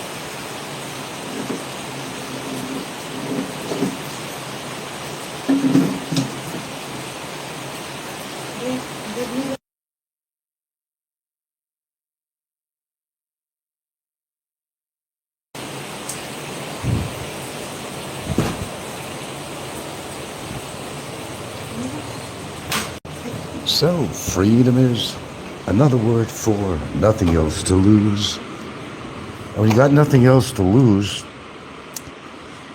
well, your life goes back into turmoil again. It's a pattern that just keeps on getting repeated, and repeated. How long can somebody go on with something like that? I don't know. Another one of my philosophical moments here. Define freedom. Freedom of mind, freedom of soul, freedom to choose, freedom to vote, freedom to love, freedom to hate. You're all down the same path. We're in a society your freedoms are always questioned. But you have to draw the line somewhere. Somewhere has to draw the line. And how much our society defines freedom. Draw that line in the sand. How much are you allowed to say? Will it hurt somebody? Will it affect somebody's life? No, we're not granted all freedoms in this life. You can't leave a country unless you have a visa. Right? That's not freedom. No, it's not. We're all imprisoned, every single one of us. The government owns us. There's no such thing as true freedom in this world. Because we really don't really have freedom of just about anything. You could have freedom to marry. You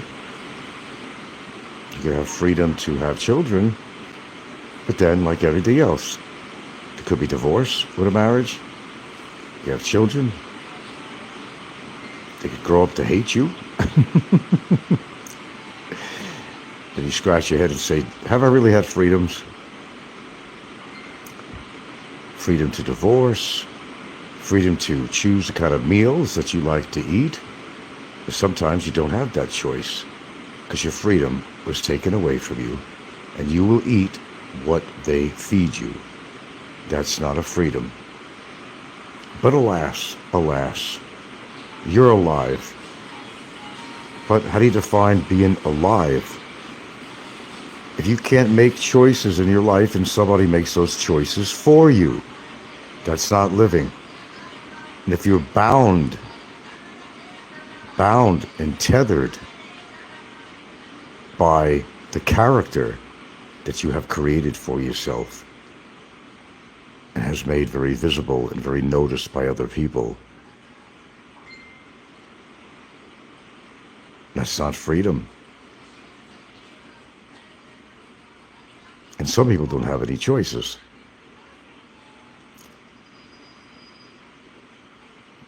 Government doesn't allow you freedom. You don't follow their rules. Well, they retaliate. Fines, court, firing squad, jail, treason. And they don't need a reason.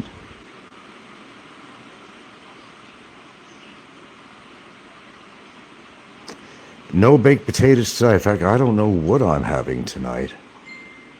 It's my little philosophical moment. And I was greeted with such a wonderful, fresh rainfall. That was unexpected. This thing was starting to get dry around here again.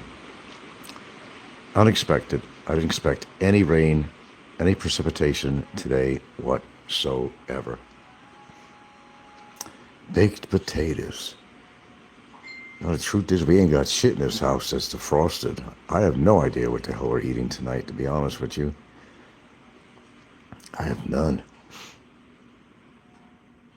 Well, she came home with fresh lettuce, but the problem is, I ran out of kidney beans, but I got plenty of garbanzos. And what else can I put in it? I don't have any cheese. I don't have any croutons. I don't have any cucumbers. I might. So, I don't have any black olives, which I like to have every now and again. Try the runs. Runs? Well, then you delete it. What's the runs? Oh, that was a nice little rainfall. Soaked everything up, watered the plants. And with great timing, because it was, right after she decided to clean up outside some leaves and stuff and dog poop. I have tuna.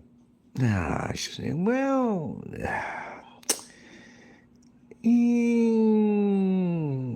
I do have some tortilla shell, soft tortilla shells. I could make like a tuna salad. I'm just not in the mood for tuna. I told you, I'm not a big fish, but I could eat tuna, but there's nothing really around to eat that's defrosted. Yeah, I mean, I got the romaine lettuce. I got that. I could put the tuna with mayo and onion. I got the mayo. Let's see. I don't know. I suppose. Well, I got the lentils now, but then unfortunately that takes a while to make. That's not out of the question, though. Tuna. Hot tuna. You remember hot tuna? Okay, you gave me some thought here. I'm still not sold on it, though. I'm not sold on it. I don't know. My palate is wanting something else. But you can't always get what you want. You try so hard, well, you just might find you get what you need. You don't always get what you want, you get what you need. Not always what you want. That's life in itself, isn't it? Okay, well. Okay. Now I gotta do my thinking. You got me thinking about food now. I thought I had some sirloin steaks left, but I don't see anything left. There's nothing in there. Must have ate them already. Sirloin, that sounds good. Air fryer. Do the sirloin in the air fryer, but I don't have any sirloin. I could probably get, but it's frozen anyway. I could probably get, a ribeye downtown, but it's on and off rain. And I don't know. I have to go what's in the house.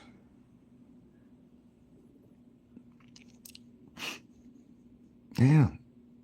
No, she didn't do no big shopping or anything when she was in Cebu. Got to take care of other stuff. Got her picked up a couple of items while she was in a store, but I got an air fryer.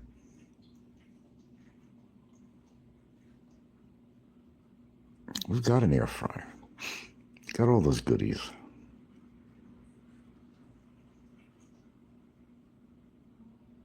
We're hip. We're now.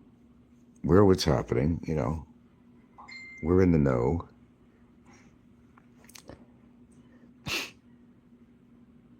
How did you like my thoughts about freedom? What did you think about that?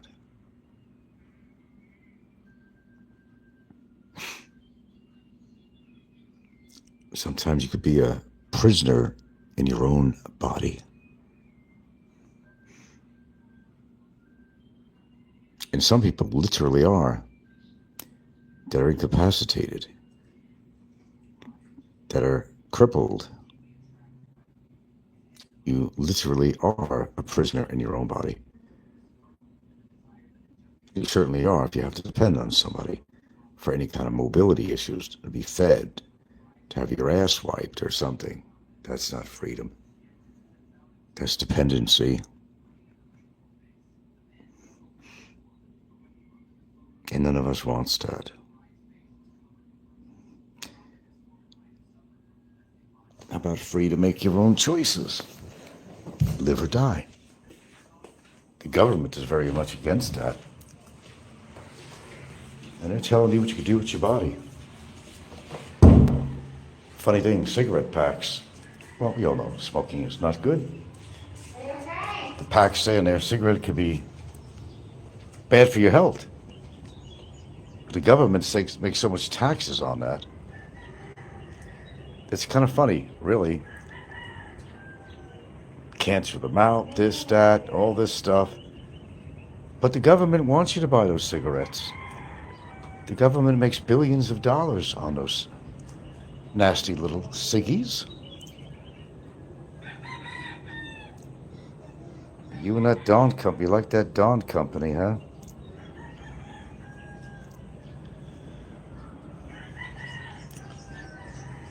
We don't really have a lot of choices in life, do we? When you really think about it, how many choices do we have in life? You think we have a lot, don't you? But you really don't. According to where you live, you may have not many choices of foods. You might not have any multiple choices of transportation. You may only have a ferry to get off your island. Well, it's an island. That's how you get off the island. Unless you're going to swim. Those are your choices. They're made for you. Damn, I'm getting philosophical at this hour. Maybe because I'm just hungry. My dear, I'm thinking of what we're going to eat tonight. Me too. You too, huh? We didn't exactly do any shopping. I got that chicken I took out, but that'll be for tomorrow. That'll be for tomorrow.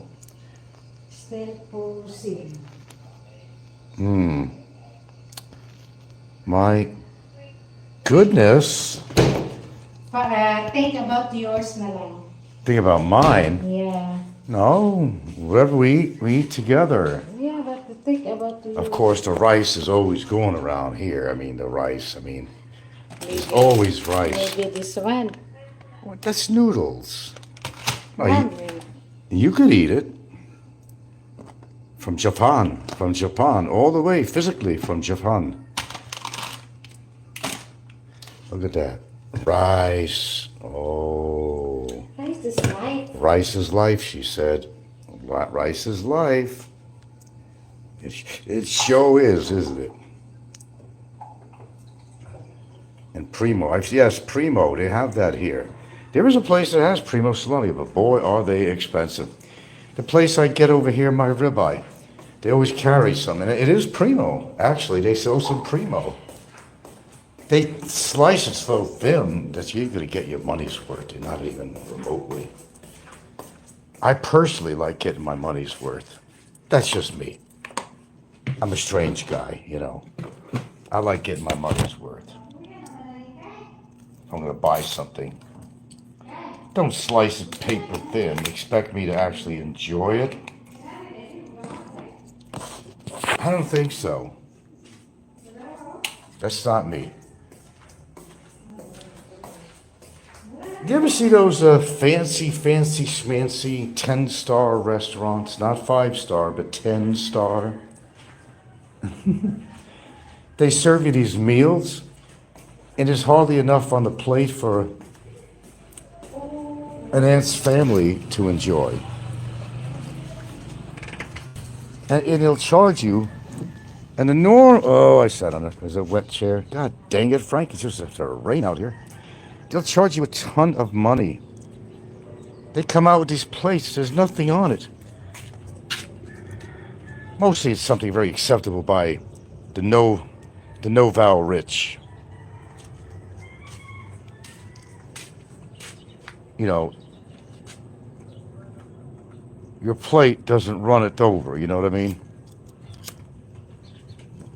Who the hell could eat that? They decorate it with a couple of pieces of, I don't know, organic leaves of some sort, you know, basil or, I don't know. Make it very decorative looking. And probably the only thing that's even edible on there is the parsley or whatever they do, they cover it with.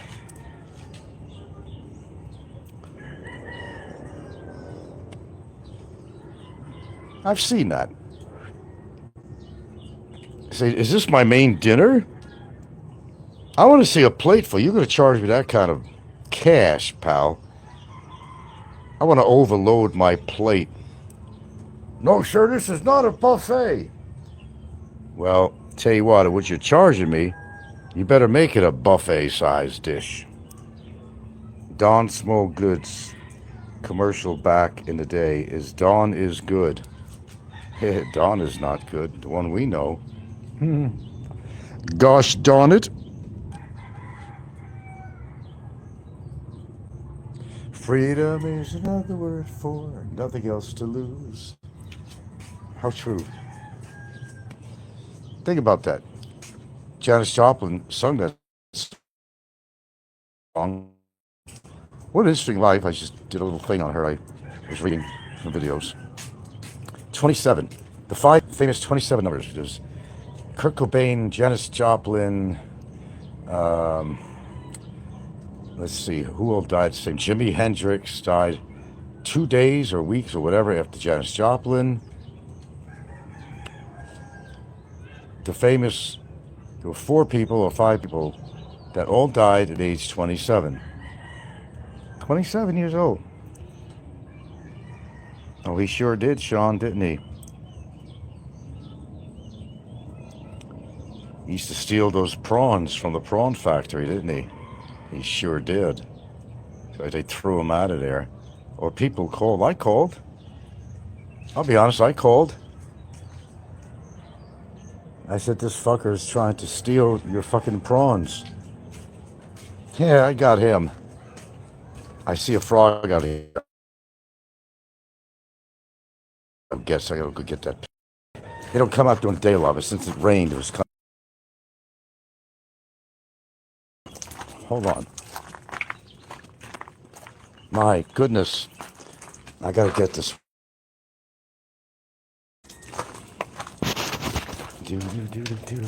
The frogs have freedom? None in my yard they do, but probably 500 frogs we've got from this yard. 500? 500. Probably since we ever discovered them here. Okay, where was he? Oh, there he is. Right there. Got him! No, I don't got him. Got him. Oh, yeah. Right in those glands. Right there. He'll emit this white liquid. Oh, and Amy Winehouse, yeah. Well, over the fence you go, boy. It's better than me killing you. Barry would kill you. Or he'd bore you to death.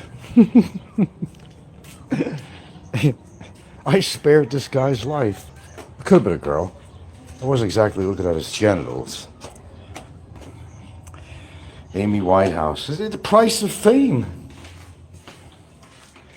The price of fame. There's a high price of fame. Me, I gotta be on my tiptoes all the time. I'm so famous on here. Everybody examines me word for word.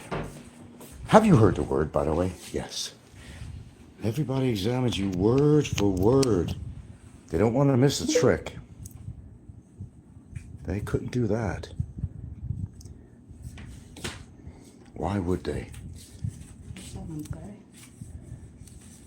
What do you got? Prescripts? Okay. Okay. Boy, we have to go through to get that. That's crazy. Okay, well.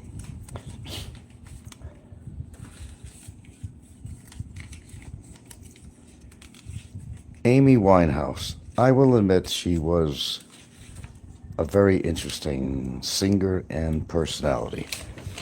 But they all had, all these artists, they all have some kind of traumas or something in their life. Wretched souls yearning to be free. Yeah, Winehouse, like red wine. So much to live for.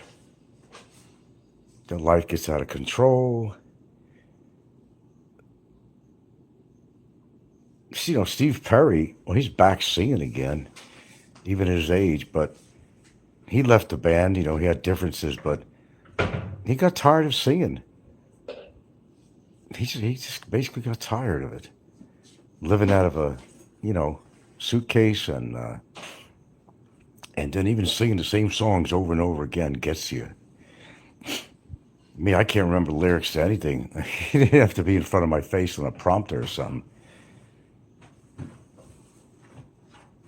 But if you've been doing songs over and over again, generally you're not going to forget the lyrics. But if you haven't sung them for a long time, you might have a problem with that. Old Blue Eyes, Lee Van Cleef, loved him, and a few dollars more. I was just watching High Plains Drifter with Clint Eastwood, actually. Haven't seen that for a long time, but I found it on, I don't know if it was YouTube or Netflix. That was a good classic movie right there. There definitely was some funny scenes in there too, though. These small town Western women, ain't got no lovin'. You gotta have some lovin'. I don't know if you guys realize that, but I'm not trying to just jump into a whole different. Oh, sure I am. Why not? I do all the time. The Wild West, as you guys know it, it was not much better than medieval times that I was discussing on here. Health, lack of medicine, shit thrown on the roads, not adequate water all the time. The water they had was not always worth drinking. And those days, a woman was married, he'd pretty much be the worker, the breadwinner. But if he got shot and killed or died naturally or whatever, they weren't really, there was like really a lot of jobs for women over in the wild, wild west. And these women who were like devout Christians who looked down on the ladies of the night, shall I say, in the bars, became one of them by no choice, because not many people, wasn't jobs around. They weren't hiring any women for anything. And they wind up becoming a prostitute. Oh, that's a long time. Pale Rider, no. Big Cabin needs some loving. He sure does. We all need loving. Loving spoonful. There you go. But yeah, the Wild West was, it was wild, all right.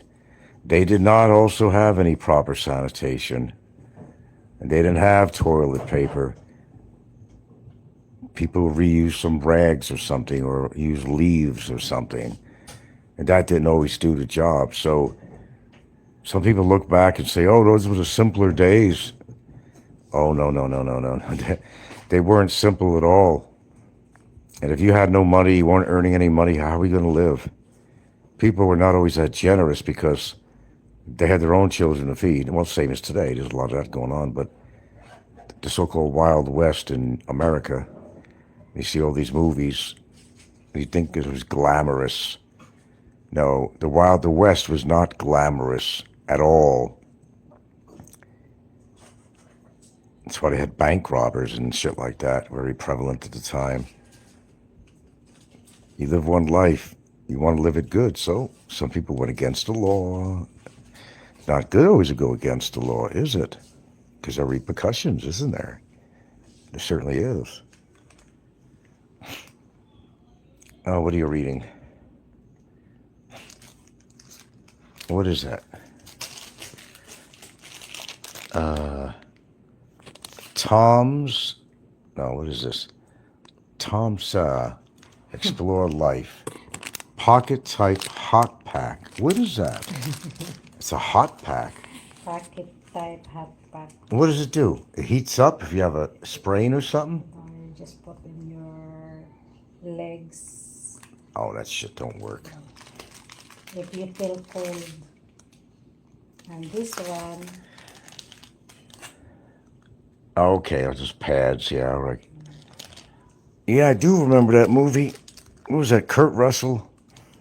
You know what I used to get mixed up all the time? Kurt Russell and Jeff Bridges. I always got mixed up with those two in history.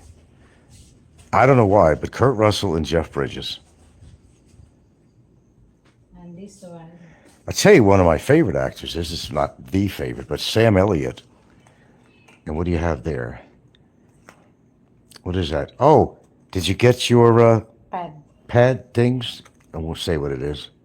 What is this, a soap? soap from For there? from Specifically for yeah.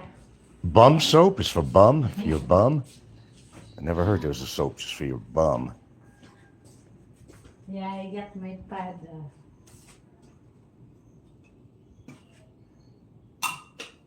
Shaun the Sheep is a Thai genre legend. I didn't know that. Well, Shaun the Sheep, hope you say some good things on your show about me. You're always welcome here. Don't ever be shy on my show.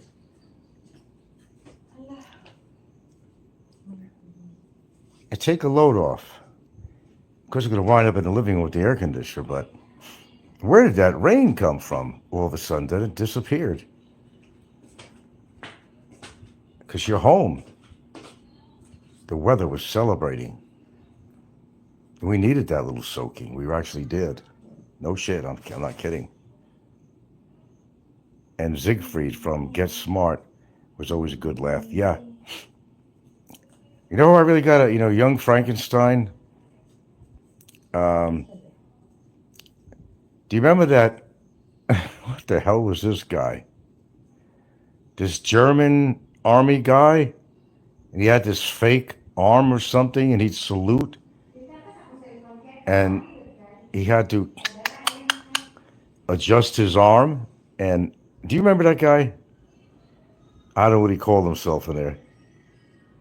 Okay, so you're a legend in your own time there, Shaun the Sheep. Well, welcome. We love legends on my show. I'm a legend. Boy, am I a legend on here. There were so many scenes on, was that Young Frankenstein? Now, Marty Feldman. Oh, come on, man. Gene Wilder. Marty Feldman. Actually, oh, jeez. His name wasn't Igor. It was Igor.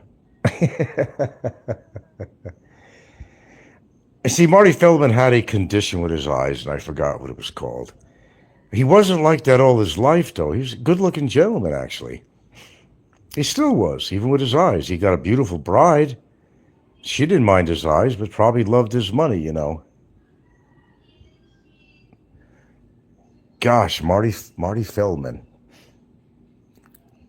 What a fellow that guy was. And even Gene Wilder. Like Gary Cooper.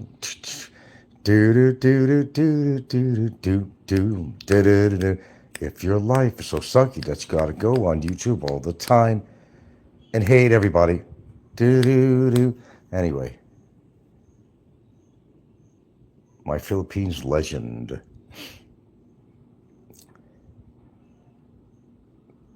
The Ritz. It was the Ritz.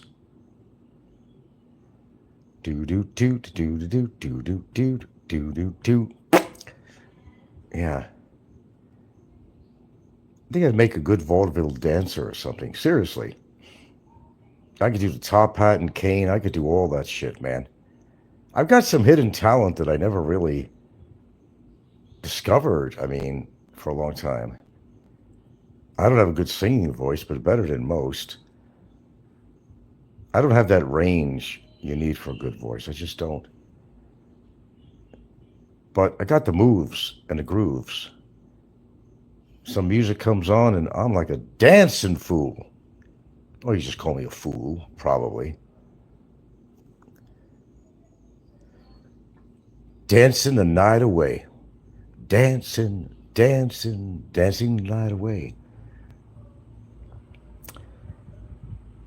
I never really knew I could dance, except I was in Seattle, and well, chicks come up to you, they want you to dance, and I'm like the guy who wants to shy away. I'm not kidding. Shy away? Why would I shy away? A good-looking girl wants you to dance, right? Opportunity exists.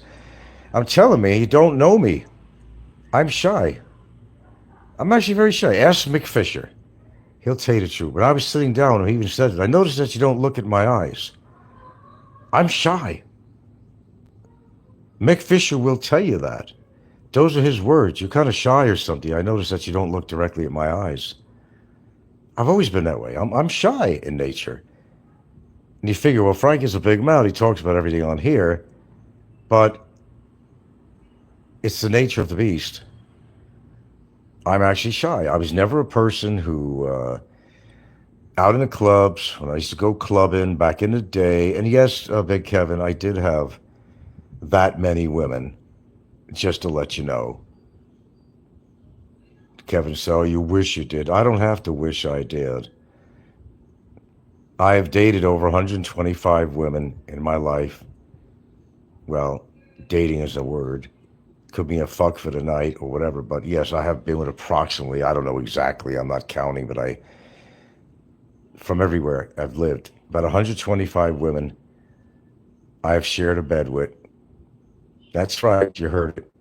No bullshit. I have no reason to bullshit. I don't need a trophy for it. I don't need that. And that's a low number. For a guy that's actually active on the social market, who's been divorced for 35 years or something, free to be, sowing your oats and all that stuff, that's a small figure for some guys. What was that? Wilt Chamberlain had 10,000 women or something? Well, that's Wilt Chamberlain or whoever, I think it was Wilt Chamberlain. That's a small number. Yeah. Sorry, Kev, to disappoint you. How many women have you had in your life, Kevin? Or any one of you people? Yeah, I had approximately 125 women that I have experienced in my life. And I've experienced them sometimes a lot more than one time. How many times have I gotten laid in my life? It's thousands. Thousands. How many times you got laid, Kevin? Or some of these losers on here? How many times? As far as my dick didn't fall off. By wear and tear or disease. But it didn't happen. So yes, that is true. I didn't make that up. It's approximate. I mean, it could be as low as 115, but somewhere between 115 and 125. I actually used to have a list. It was a list because I had kept phone numbers and names. It wasn't my bang list, It was just a list that, kind of keep track of things. Call it a black book. There you go. Call it a black book or something. But yes, that would be true.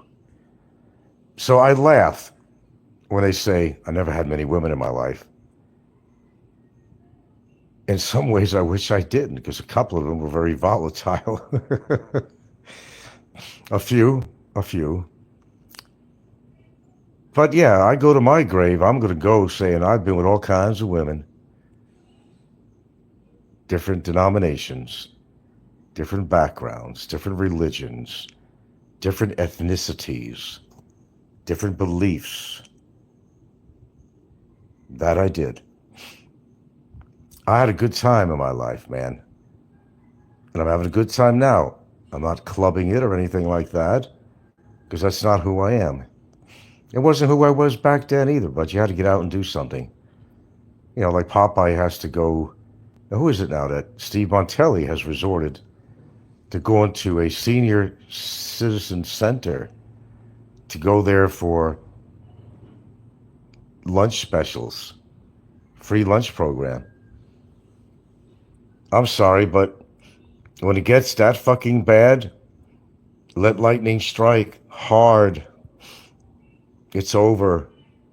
You left your youth a long time ago to resort to going to a senior center. You're never going to catch my ass in a senior center. Oh, I'll take the senior benefits that might be given to me, but I ain't going to no damn senior center. That's when you totally lost it. It's over. It's over. Truly over.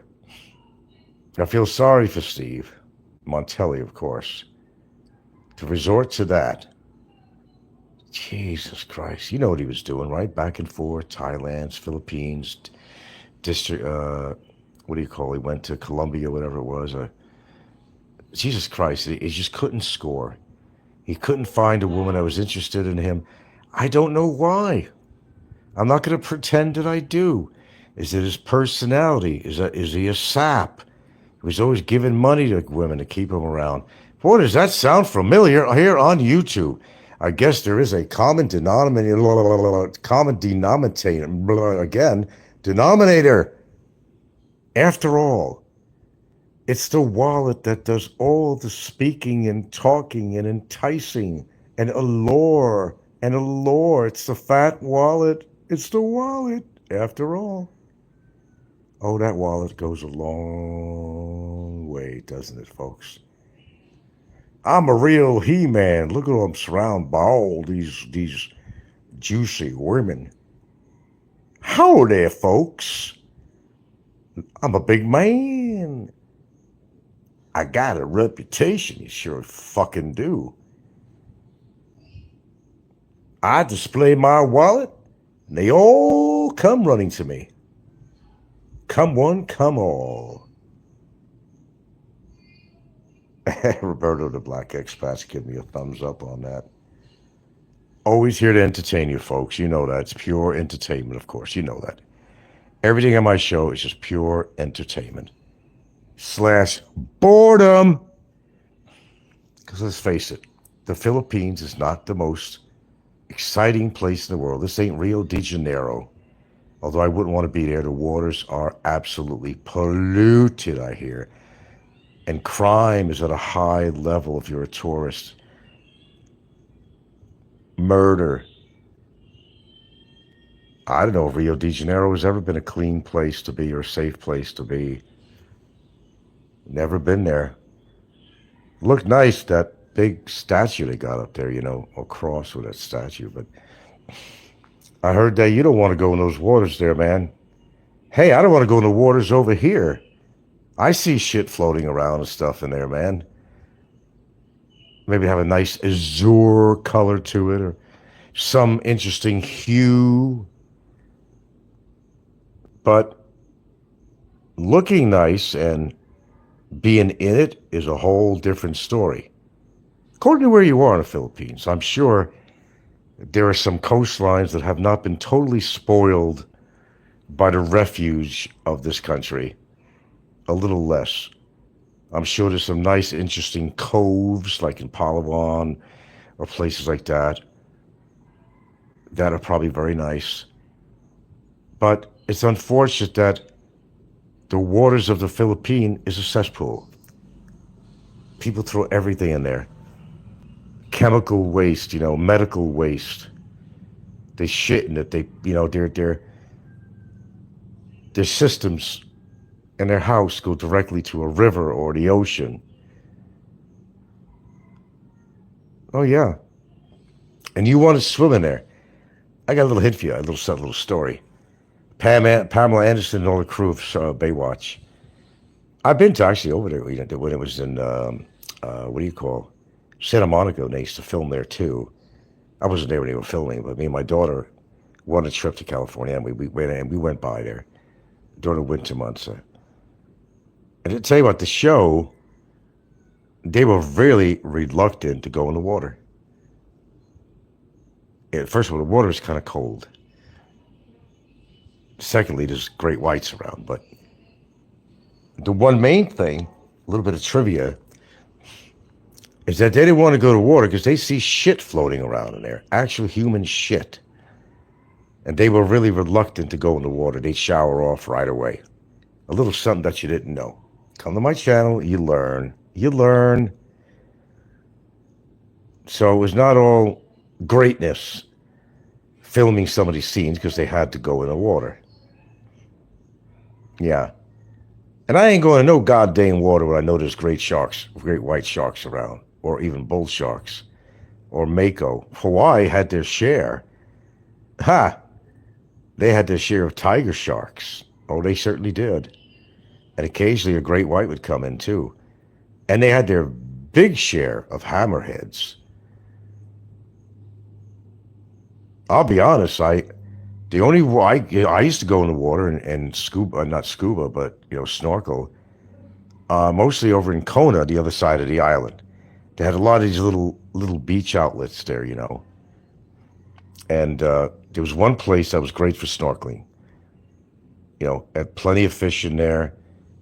But they had this natural Hawaiian kind of not a seawall, but out in the water, the Hawaiians built it was still there. It was like a rock wall that was way out there. It prevented sharks from coming in to a certain point. But they still came in, because I seen snorkels going, I said, I'm going to go look for sharks. I said, you're going to go look for sharks? As much as I know about sharks, I know a lot about them, not all of them.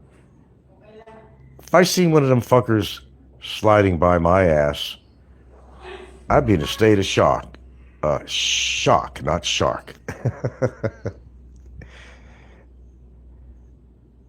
Hell, pufferfish used to scare me, but then I turned it on them. I decided to scare them. My daughter was in the water with me. She didn't like those big old pufferfish. They look really ominous looking, I said, just chase them. I had swim fins on. I just chased the fish. Face your fears. The one thing I would have loved to have done, and it was very much available in Kona, Hawaii, swimming with the manta rays. But I'm not going in any fucking water at nighttime. Hell no. You go on a boat and they got the lights on underneath to attract. And sometimes they have the restaurants on the water. They got the lights on in the entertainment areas and it kind of shines on the water. That attracts sharks and attracts, the sea rays and all that. But I understand it was like a incredible experience to swim with the manta rays above you. They were never going to hurt you. You were always safe. Some of them were so big. You'd think in another planet or something, these creatures, from outer space, in the ocean. Oh, that had to have been a thrill. I never did that. I regret a lot of things I didn't do. I got to sneeze.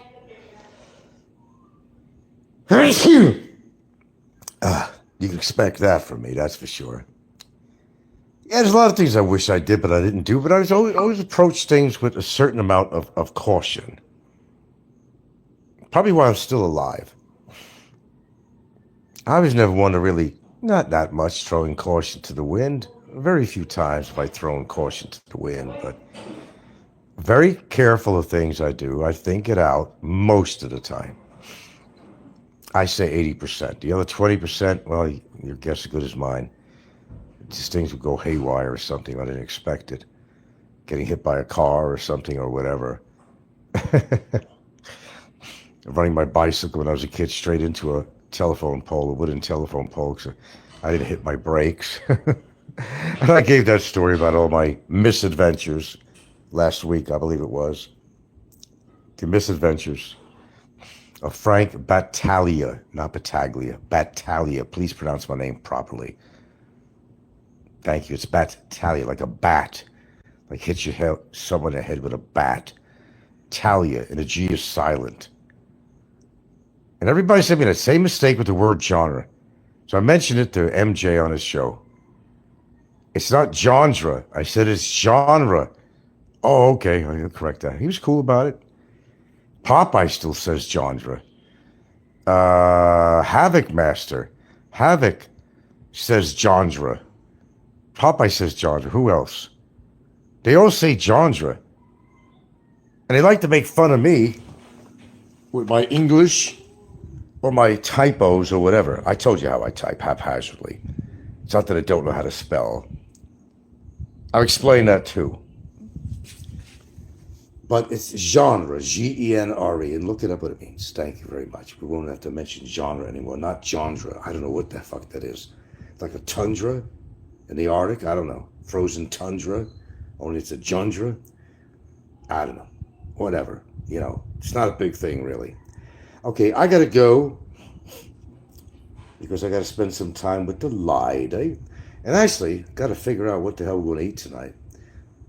We're not going out for dinner or nothing. We're poor. We're poor people. Can't go out for dinner all the time like that. Can't do that. But I come on here to entertain you folks. Because they say in Hollywood, the show must go on.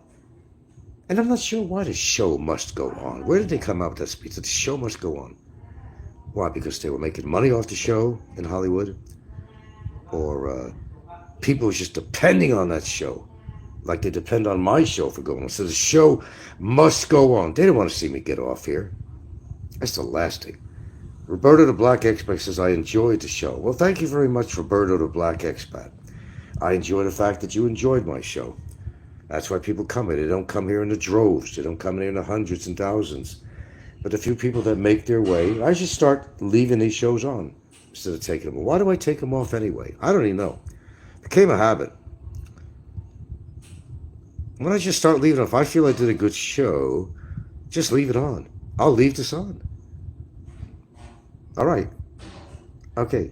I do appreciate the dialogue, and I do appreciate people tuning in to my very small show. It's always been that way, you know. And it's never been made for some kind of grandiose platform of some sort. No, it's just not the case with mine. It's just very personal, like a fireside chat. That's where I like to keep it. It's more like a fireside chat. And believe me, through the years, I've had many people, no bullshit either, many people tell me, I used to like to relax, listen to your voice, Frank. You had the soothing voice. I've heard this 1,000 times. Not 1,000 times, but I heard it a lot. They liked listening to my soothing voice. It made them relaxed. When I wasn't telling somebody to piss off, and they kick their feet up and listen to my show. And that's what it was all about. That's what it's still all about. That hasn't changed. We got over this Barry thing. Thank goodness for small miracles. Such a thing as a miracle. We finally got over that shit. People are not talking about him as much. They try to on my show, and they get me to say something, but sometimes I do volunteer because old habits are hard to break. I've been dealing with this guy for so many years, it's hard not to mention him, to be honest with you. But I try not to. He's a closed chapter as far as I'm concerned. Now we just have to deal with his counterpart in the best human way that we can possibly do so. With that being said, thank you for coming by. Ta-ta. And hope to entertain you again. I can't always do it in the morning, although I have time on my, that's why I do a lot of morning shows. But I'm going to wait a little bit, unless I have something specific to talk about. Sometimes I will rip apart somebody's show where they've given out false information, or they're just repeating themselves over and over again about the cost of living, blah, blah, blah. And you know they're on there for the money. It's never been about the money with me. That's the beauty of this show. It's not about money. You don't hear me asking for money. You don't see anything, no platform. There's no, no Gcash. They want to put that out. Nothing's there, man. It's just me, my shadow, and you. Mark says, I'm a proud member of that club. Feet up on the desk, cup of coffee, listening to the classic My Philippines Interest fireside chats. That's what it's all about, folks. And the biggest trolls on here, they're doing the same goddamn thing. I know they're yelling all these profanities at me, but do you want to know the real facts about that? They're not. They like my show, that's why they tune in. They hang on every word I say, every breath I take. It's true. I wouldn't say it unless it was true. They're fanatical about me. Like Sally Fields said, they love me. They really love me. With that being said, take care, guys. Till the next time, if there is. Know what I'm saying? I think you do.